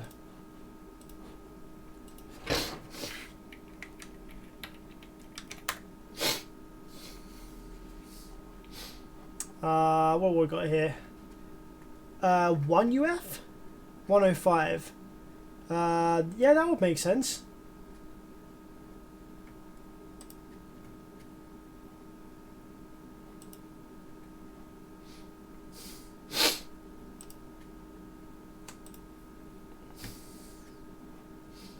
That doesn't help. I'll tell you what, like, the internet kind of sucks for electronics. Like, really does. Like, you Google the part or number on a capacitor and it's really not as, like, initiative as you would think, like, to try and work out what's going on or what part it is. Now, the internet is so, like, crazy and, like, you know, there's so much information and it's massive, but just Googling the part number of an electronics component doesn't really always give you what you need, which is kind of crazy when you think about it. Which probably means I should probably learn the markings of capacitors a bit better than I do, but I'm pretty sure that that is 1 microfarad. AliExpress is usually a good shout. Here we go. Because this is where the shit comes from, right? So, China. 105J250. So, we're probably... Here we go. Oh, that's 102J. That's a 450. What have we got here? 105J250. Here we go. Right, yes. 1 microfarad. Okay, cool. So, we need 1 microfarad capacitor. So, this one is supposed to be a 105J230, the one that I pulled off the board. Let's take a quick look and see if it is still within tolerance. Let's take a look at the this thing here. 1 and 3. We just want to make sure that this capacitor is like not anything weird and it's still within tolerance and we can still use it. Yeah, okay, that's actually reading as 1 microfarad still. So cool. I think this one's bigger. It's a slightly different voltage. That's SIC 230, whereas the other one here is wait, what the hell? 250? What? What's the difference between these two then? 230, 250. Slightly different voltage, whatever. Okay. Shove that back in there. That one's reading absolutely fine. ESR was not super high either, so this capacitor is going to be absolutely fine. We can keep that one in the board. I just wanted to check it because it had a bit of like visual kind of like scarring. Actually, no, look, it pulls right off. Look, actually it's fine. It's just like some electrolytes from the other capacitor. So yeah, this one's absolutely fine. So we're going to put that back in there. So what we need then is we need one microfarad 250 volt capacitor and 2 10 ohm resistors that are big enough and beefy enough to deal with all of these spikes. Do I have these components laying around by chance? Let's have a look in my capacitor drawer right here.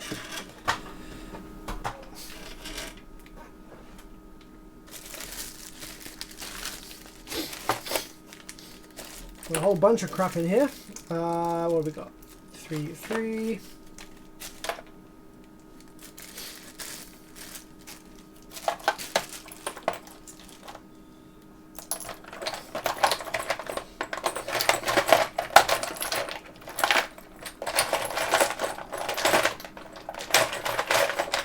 I imagine I'm probably not going to have the exact value that I need, but it's always good to check. 100k, 100 volt, no.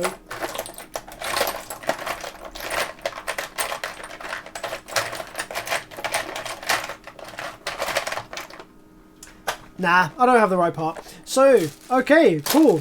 Good point to end the stream, I think. Need to order a couple of parts for this Alpine. Need to order a couple of parts for the Soundigital. Yeah. And then, on the next live stream, we'll be fitting those parts and just confirming that my assumptions were correct on how to fix these. So yeah, the fact that this one still works is good news. Probably means that it's just the output filter circuit we need to change, which is no problem at all. Somebody just, oh, passive fell. Which is fine. This one's going to be probably quite easy. Just those 2 resistors and that 1 capacitor, and this amp will probably work absolutely fine. And the Soundigital, replacing that chip, that pulse generation chip for the VCC plus minus, will probably also bring that amplifier back to a point where I can then start fitting MOSFETs and drive buffer chips and stuff like that. But just before we go, does anyone have any questions or anything that they want to say or ask in the live chat that is obviously a bit delayed before we leave, that I can help them with? Because I haven't been following the live chat too much this stream. I've been trying to get through stuff, so probably haven't. Yeah, the gamer Miala says put multiple 10 ohm resistors in parallel. That is something I could no. I have to do them in series parallel, because obviously if you parallel a resistor, you halve the impedance. So I could put 4 smaller 10 ohm resistors in series parallel to bring the ohm load down back to 10 ohms again. But doing that doesn't look very pretty. Like, it looks really janky on the board, you know. It's not, you know, that's something you do as a quick test, but it's not something that I'd want to do and then give back to the customer. So you might as well, resistors are cheap, just order the correct part.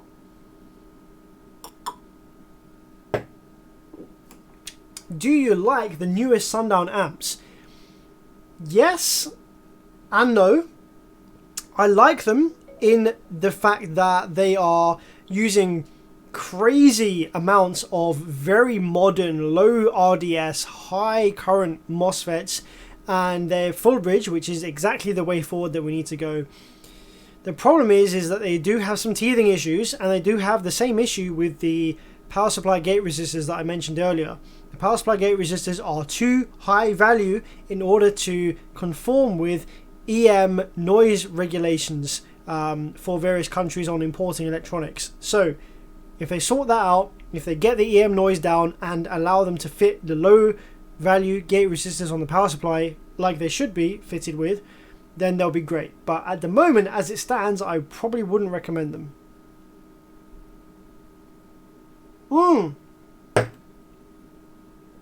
How's the audio pipe with Big D coming?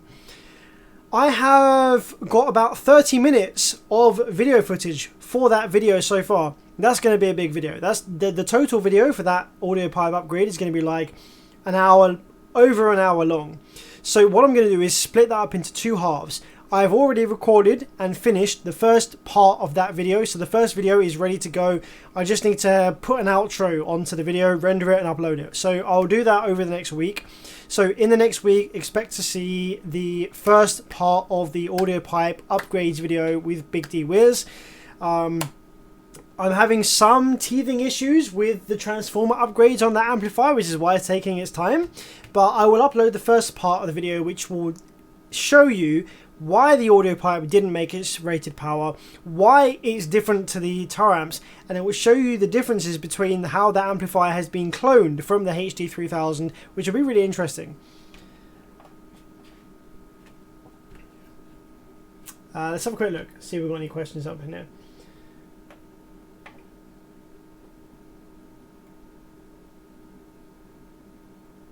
Brian Smith says it's 10 with 5 zeros. That's 10 picofarads, 250. Yes, I believe, yeah, that is correct, but I can never remember what the 10 with 5 zeros is. Like, is it 10? Yeah, he's right. That is how it works. It's the same way that resistors work. Surface mount resistors have the value and then the number of zeros after it.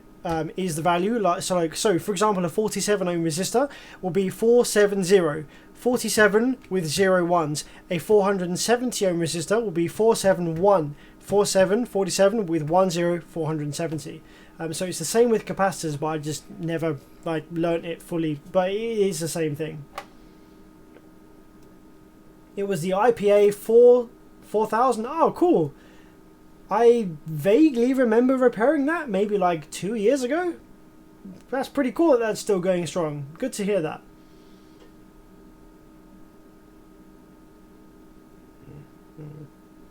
Lots of people are telling me what it was, even when I was searching. No worries. Love the videos, keep it up. Thank you, man. Dude, you need to upgrade your bins for parts. Yeah, mostly, but generally I don't keep parts in stock that aren't commonly used. So I'm not going to lie, probably in the 5 or 6 years that I've been solely doing car amplifier repair, this is the first time that I've ever needed a 1 microfarad 250 volt capacitor. So if I've never needed it before, then I've never needed to order it before. But now I need to order it. I'll probably end up with like 8 of them spare or something, so I'll have them.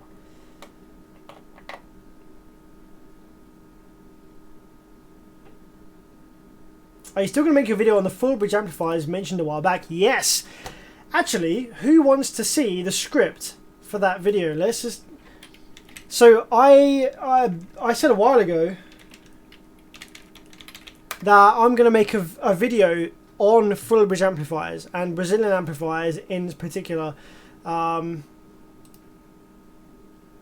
hang on a minute. And yeah, basically that I have a video that is planned and that I've written some kind of script for, that I need to film. I've just been so busy, so I haven't done that yet. But it is in the pipeline, and I hope to get it out probably early next year, early 2021. But it's going to be a big one. It's going to be a freaking crazy video, and it's going to break a lot of people's misconceptions about full bridge amplifiers, about Brazilian amplifiers, about exactly where car audio amplification is going in the future. So it's going to be a pretty big video, but I haven't started filming it yet. I've just started writing the script for it, to kind of work out what exactly it is I want to say. Let's have a quick look at some questions.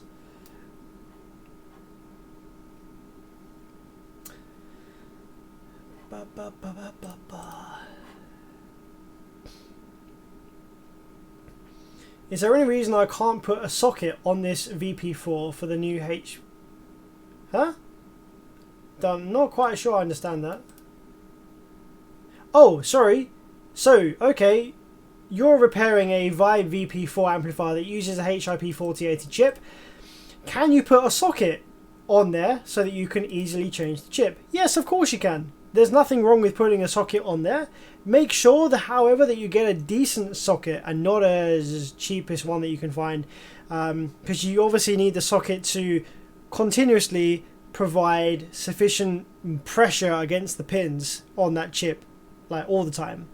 So make sure you get a decent socket. But yeah, of course you can. That's a good idea. It's a good idea to do that so that if the amplifier fails in the future, you can just change the chip without having to desolder it.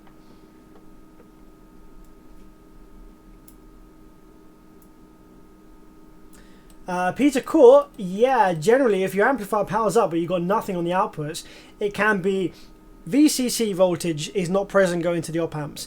Bad switches on the amplifier for low pass, slave master, subsonic, etc. Those switches are the most common issue for no audio. Or you have no class D switching on the output section, which could be a drive circuit fault, feedback circuit fault, VCC to the drive ICs fault, bunch of issues. But the first thing I try, clean all the switches. Even if it only has one switch that's slave master, clean it. Spray, switch it, clean it. 99 times out of 100 that fixes no audio issues on these amplifiers.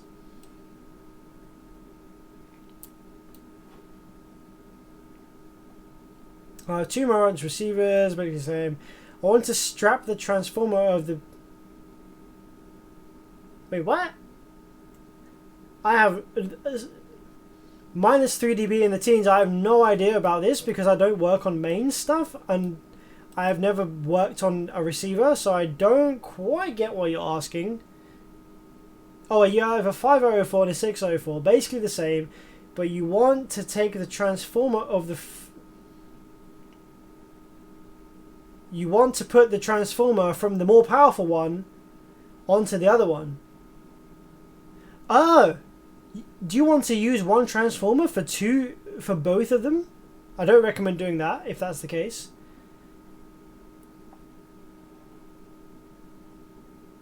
What do you think about the Hertz Milli power amps? I don't think that I have done one of those yet or seen one of those on the bench. From what I've seen in the past, Hertz do design their own circuits, but they are based on generic circuits. So they're not like Alpine where they go all out with a completely bespoke custom PCB like in circuit design.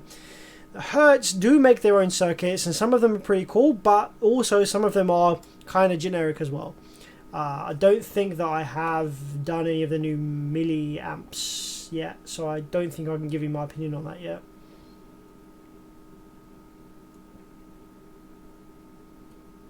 What do you see fail most on Brazilian amps like Tar amps?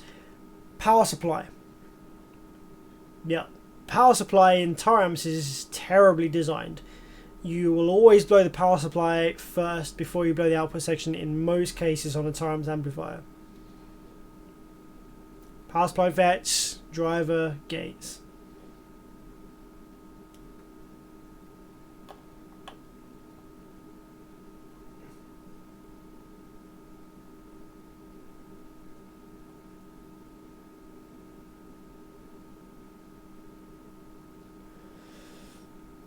How do I set the gain on the Alpine when it's hooked up to a sub with a higher wattage? Always see the methods for the other way around. So generally, if your subwoofer is more powerful than the amplifier you're using to drive it, then what you should do is start with your, if you don't have any special tools like oscilloscopes or anything like that, start with the amplifier gain on 0. So amplifier gain right down at 0. Then go into your car, play either a test tone on your phone if you're using your phone for audio, or play a really bassy track and play it with the head unit turned up to the maximum volume that you will ever usually listen to. So let's say your head unit goes up to volume 35. If you only ever go to volume 28 and you don't go any further than that because the front speaker starts sounding shit, then just turn it up to 28 and turn the bass, whatever sub level, up to the maximum that you would usually have it at.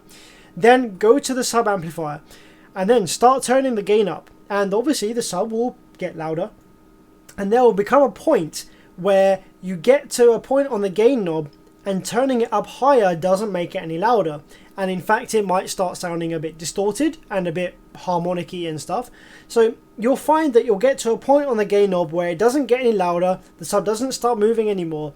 When you reach that point where it doesn't get any louder or it starts distorting, then you just go to that point and you back off a little bit, just a touch, just to keep that sub out of clip and out of distortion.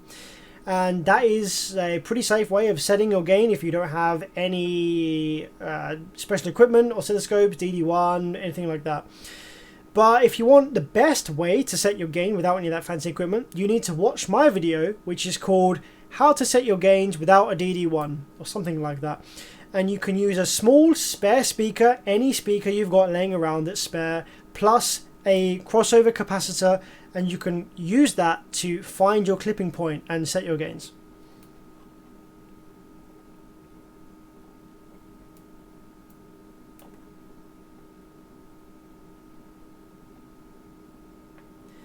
Are you still planning on making your own amps in the future? Abso-freaking-lutely. Absolutely. I definitely, one of the things I want to do before I die is make my own range of car amplifiers, even if I just do one series of them and that's it.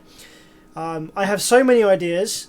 I have so many ideas of what I would do to design a car amplifier. And one of the things that I want to do is I want to offer a lifetime warranty on it. I want to make it indestructible. I want to make it so overbuilt and so well protected that you cannot blow it no matter how hard you try. Reverse polarity, no problem. Shorted out the speaker terminals, no problem. 12 volts into the RCAs, no problem. I want to make it so that you cannot blow this amplifier. And if you do somehow manage to blow the amplifier, I will repair it for you for free and ship it back to you for no charge. That is one of the goals I have surrounding the amplifier that I want to design. I have a few ideas of ways I will go around that. So yeah, it won't be anytime soon. Like, to repair amplifiers is one thing, but to design them is a whole nother ball game. It's a whole nother game. It's, you know, to problem solve, to find bad dead components and replace them is quite easy in comparison to coming up with a circuit completely from scratch. That requires a lot more knowledge, and that's some knowledge that I don't quite have yet. So what am I now? I am 28, almost 29 years old. By the time that I am 40, I would like to have my own range of amplifiers, I think. That gives me like 12 years, 11 to 12 years. I reckon I can do that. I've only been honestly, this is honest to God truth. I think 6 years ago, probably 5 or 6 years ago, I didn't even know what a MOSFET was. I had not got the faintest freaking clue about electronics. Literally no idea. Less of a clue than any of you guys have. I knew how electricity flowed. I kind of understood about electricity. I understood Ohm's law from audio playing with speakers. I understood a bit about electricity and how it works. I understood Ohm's law. That's about it. I had not a freaking clue about anything electronics. So in the 4 or 5 years perhaps that I've been doing car amplifier repair, I've got to the stage where I'm at now, where I would say that I can repair pretty much anything that comes into the workshop, bar maybe one or two things that I probably could repair but aren't worth the time. It might take me 2 weeks of solid work to repair it, but generally I can repair anything. So in another 11-12 years time, I would like to think that I might be at the stage where I could design an amplifier to the specification and to the quality that I want to design it at. So I would say, provided I live to 40, fucking life is crazy, you never know what's around the corner. Provided I get to 40, I would quite like to have my own amplifier brand, and I would like it to be freaking next level, absolutely mental. I want it to be freaking unbreakable, stupid amounts of power, sounding amazing. Yeah.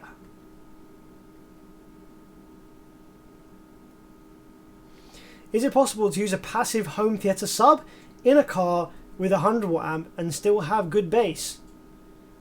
yeah, a subwoofer is a subwoofer. Home theatre subwoofers are generally designed to play lower than you might want for music in your car, but yeah, of course.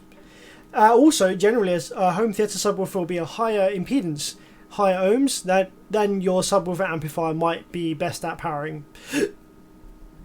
So just keep that in mind.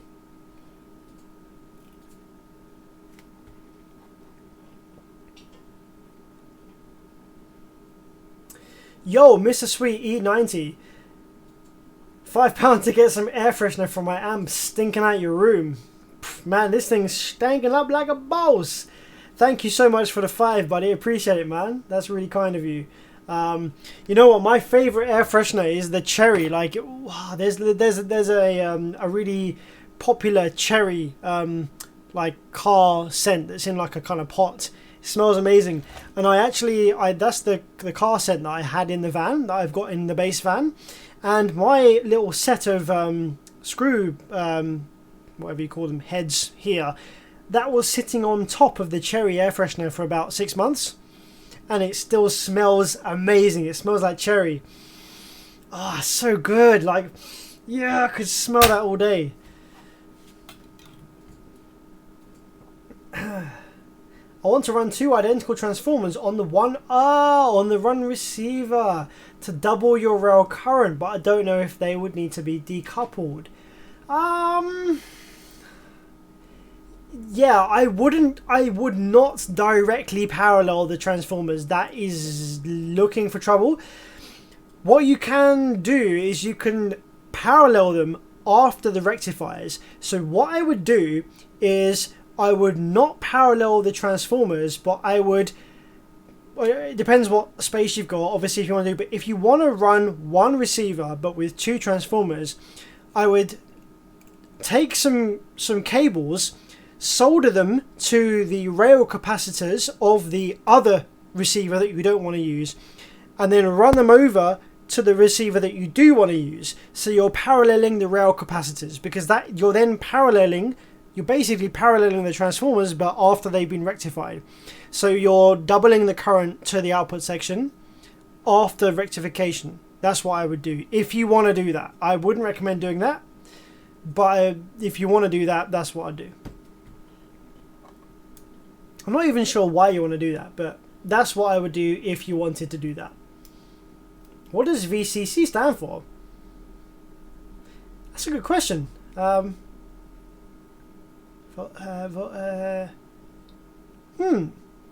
does VCC stand for?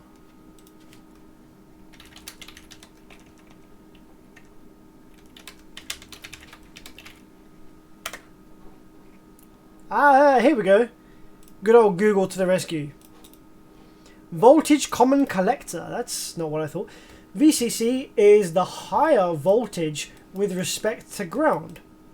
VCC is the power input of the device. Voltage Common Collector. It makes sense because it's collecting the common voltage. Whatever. Yeah, I guess. Yeah, well, there you go. There's your answer. I mean, yeah. That's what VCC stands for.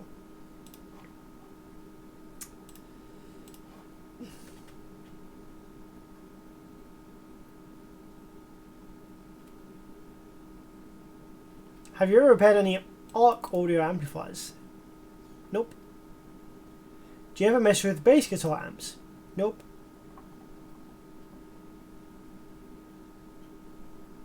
My DD1 will not work on my tar amp.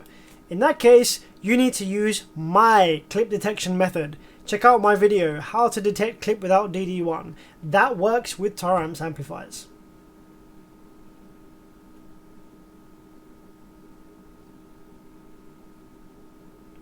Just turned 46, life moves fast. Dude, don't tell me that. Like, I'm 28, almost 29, at the point in my life where I'm starting to realize that freaking hell, man, life is speeding up. It's mental. I know that I will close my eyes and open them again and I'll be like 45. It's freaking crazy. Life is mental. Life is freaking short as hell.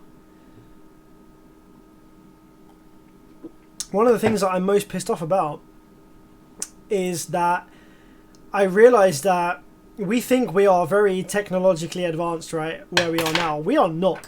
We are not. Until recently, there were people that were living, that were alive, that, like, people that are like 90, 98 years old, right? Like 10, 20 years ago, there were people that were literally just born after the freaking 1800s. And like horse and carriages and flipping candles and like slavery and all kinds of bullshit. We are not that far past that shit. I am most pissed off about the fact that I won't get to live to see how far technology takes us into becoming some kind of massively like what's the word, like sentient beings kind of thing, you know what I mean? Like we can either go one or two ways. We're either going to blow ourselves up with nuclear war or some kind of bullshit. We're either going to get extinct by some kind of natural disaster like a meteorite, or we are going to continue to evolve and adapt, and we're going to become so incredibly advanced that we are able to do all kinds of ridiculously mental things that you can't even consider right now. And I'm kind of pissed that I'm not going to get to see a lot of that. Like, yeah, I'm 29 now, so I would love to live until the age of 80, 90 years old, at which point that is like a considerable 60 plus years into the future.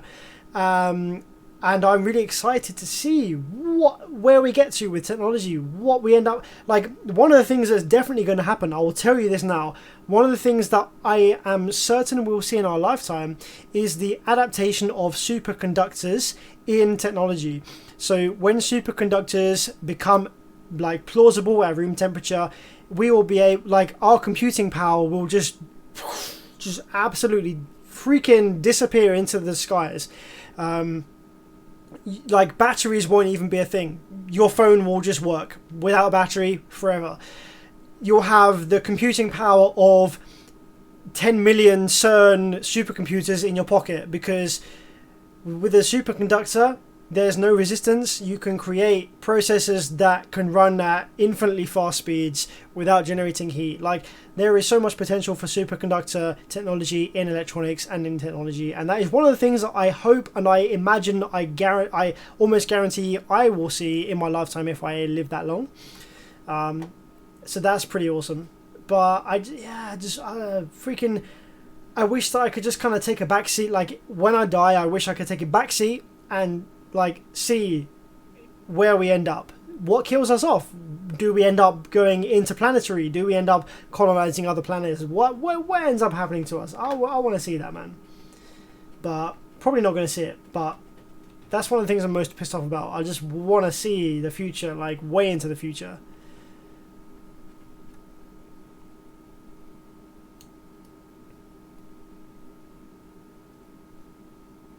Appreciate all the kind words in the chat, guys.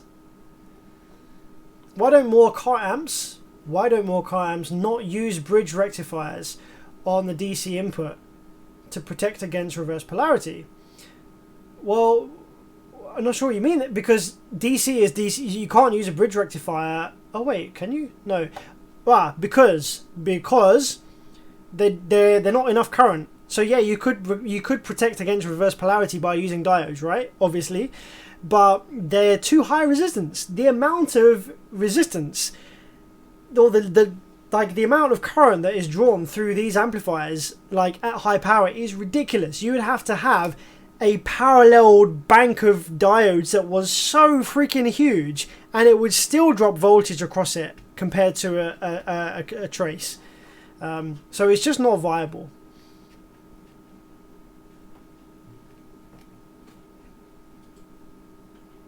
Like, just for context, okay? Just for context. This will blow your mind.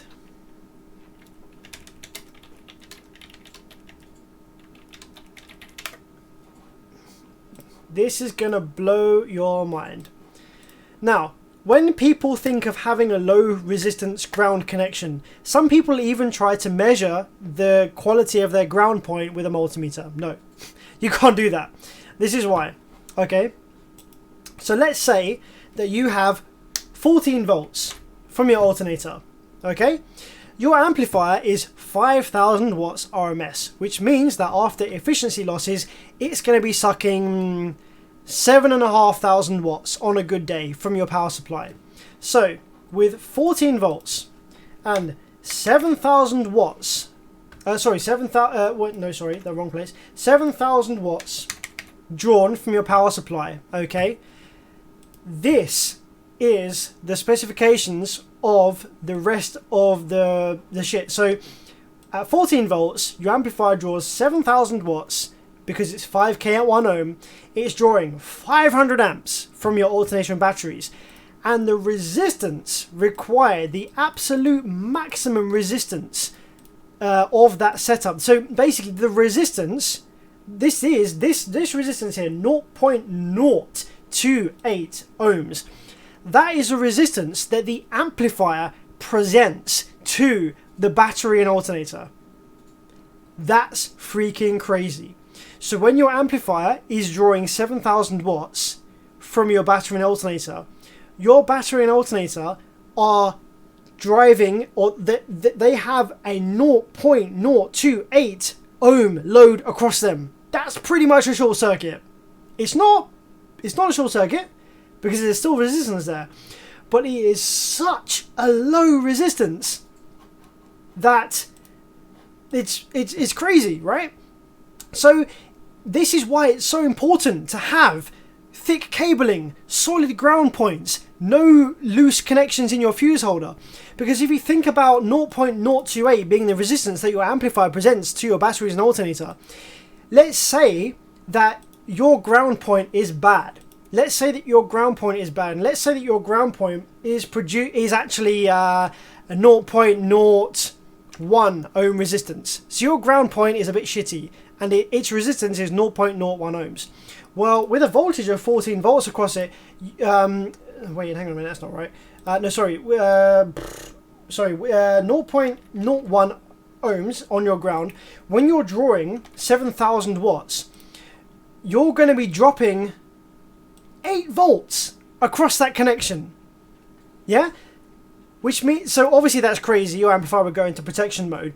So your ground point, instead of 0.01, if your ground point was 0.01, that would be so bad that your amplifier would go into protection due to voltage drop. So instead, let's put your ground point at 0.0001 ohms with a current draw of 7,000 watts.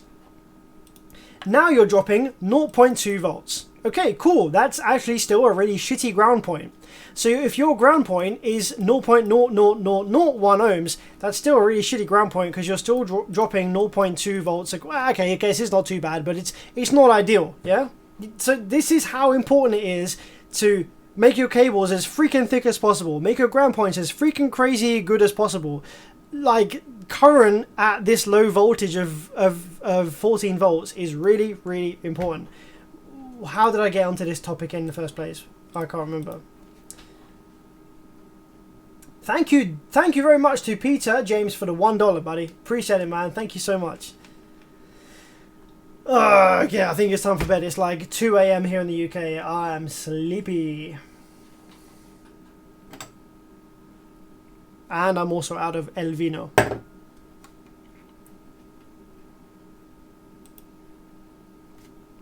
How do you test your ground points? With a multimeter, you check the voltage drop across it. So if you want to check the quality of your ground connection, then what you need to do is put one probe of your multimeter on a solid piece of the car body. Well, actually, ideally, you want to put it on like the battery negative, but your multimeter probe probably isn't that long. So if you want to check the quality of your ground point, put one probe of your multimeter on a solid piece of car body that is ground. You put the other probe on the amplifier ground terminal. So one probe on the body, one probe on the amplifier ground terminal. Then turn your bass as loud as it will go. Freaking crank that shit hard. On the multimeter screen, you will see like turn your multimeter to volts, like volts DC, like maybe volts DC 2 volts or volts DC 20 volts. And whatever voltage you see there is the voltage drop across your ground point. Yeah? So if the voltage drop is more than like 0.3 of a volts, that's pretty bad. Ideally, you don't want to be dropping any voltage across your ground point because that's power that you're losing, yeah? You don't want to drop any voltage across your ground point. You want your ground point to pass as much power as is possible, so you don't want to drop any voltage across it. The same can be said, you can do the exact same thing with your power wire or your fuse block. You can put your probes either side of your fuse block and measure the voltage drop across your fuse block. You can do the same thing if your wires are long enough. You can put one probe on your battery positive and the other probe all the way at your amp positive, and you can check the voltage drop across your power wire. And if the voltage drop is considerable, then you obviously know you need thicker power wire. Anyway, it's 2 AM here in the UK. Man's got to sleep. So, guys, thank you so much for chilling with me and following me with this couple of amps we've been looking at this evening. I will be following this live stream up with a part 2 where we finish off the Soundigital amplifier with that pulse generation chip fitted, and possibly any other issues that we find along the way. We might even need a part 3 because it's pretty bad, let's be honest. But dude, thank you so much for all the donations that I've been rolling through. Massively appreciate it. You have no idea how much it helps motivate me to do the live streams, and it helps out as well with growing my business and just generally, buying stuff that helps me gain more knowledge to then pass on to you guys. So thank you so much for joining me in with the stream, and I hope you guys had a great evening, and I hope you guys have a great weekend. It's freaking Sunday now. Hope you guys have a great Sunday, and I'll probably see you next week, maybe midweek, maybe Friday. So yeah, Bear's out. Take it easy.